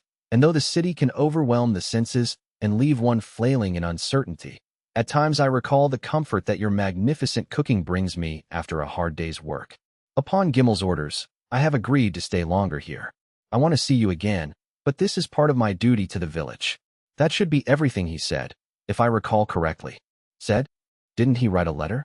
The only thing he wrote was the bit at the end, that he was staying longer and how he wanted to see you again. Everything he couldn't write down, I just memorized for you. And the mirror? He picked it out personally for you. Make sure you take care of it. Thank you so much. Humph. If you want someone to thank him. Also, please don't become just as ingratiating as him when you thank people. I can deal with one of you at the most. Oh yes, I'll be sure to do that. When I looked in the hand mirror Gimel gave me, I saw a girl with blushing, bright red cheeks staring right back at me. I pray every day that you will stay safe, Shooter. Please come home soon. Extra story, Electra's diary. As I scanned the bulletin board inside the Adventurers Guild, I spotted a pretty tasty job. Some village out in the sticks was looking to hire adventurers like me. The pay wasn't the greatest, but it guaranteed whomever they hired would have food, housing, the whole shebang. High pay was nice, but stability? Priceless. Besides, all the men in town were just pretentious pricks who liked to show off, and none of them fit my tastes. A nice boy from the countryside sounded more like marriage material to me. Not that I'd have much luck anywhere if I kept to the adventuring life. Oh, I said. Someone else seemed interested in the posting as well. You planning on taking this job, too? Sure am, said the guy. If I get hired by a village on the edge of the frontier, then I'll probably get to face off with some huge monster. Add that to my list of accomplishments, and I'd be able to charge a higher price for whoever hires me next, maybe for years. The guy was a hulking specimen of a man with a shiny bald head, and it seemed like he had the exact opposite reasons for wanting the job. Name's Dyson, he said. I like using a broadaxe to get the job done. Electra, I'm more about one-on-one sword work, and I'm damn good at it. Judging by your looks, I guess your specialty is taking out monsters. Taking them out? I turn bandits and wild animals to mulch. The posting says the village is somewhere out in the middle of the wilderness, so I wouldn't worry about bandits. Then I guess there'd be nothing else to do but get to know the girlies there better and settle down. Gahaha. Dyson's gigantic pecs wiggled as he laughed heartily. He sure talked big, but he went down without much of a fight when he went up against the village interviewer. It was pretty pathetic, too. I mean, the interviewer just used a pole, and then the interviewer took me out with the same pole. He may have been naked, but this Shooter guy really was strong. So, Mr. Gimel, I said, what exactly are we expected to do at isekai'd now that you've hired us? The cart trundled shakily down the road as Dyson and I made our way to the village with our new employer. The village itself was supposed to be as idyllic as they come, without much chance of a bandit attack, and everyone farming and tending to livestock. But in that case, why hire adventurers? The village is a peaceful place. That much is proof of the talents my village chief, brings as a governor. We have another problem, though. And what did that be? Dyson asked, throwing a puzzled look my way. It's gotta be one hell of a problem if you're gonna be setting up another guild there in addition to hiring me in Electra here.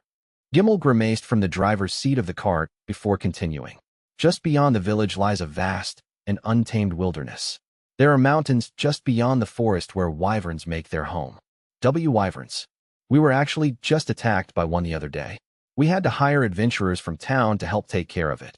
Even talkative Dyson was quiet now. That definitely explained why the village wanted adventurers staying in their village. I had expected nothing more than steady pay and free meals out of the deal. How naive of me.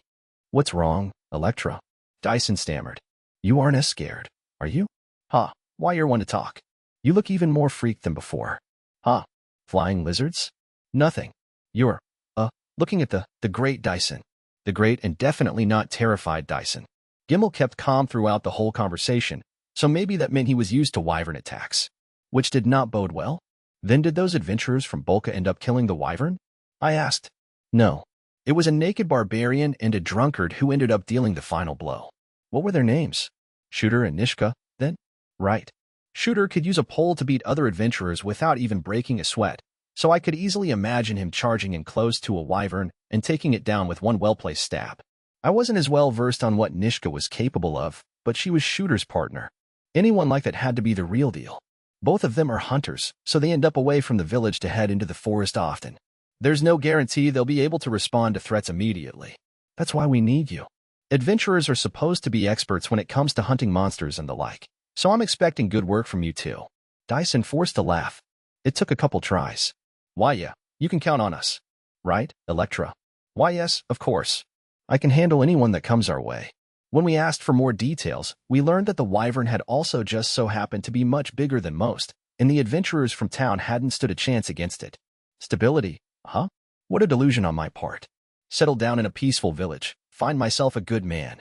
It was all too good to be true.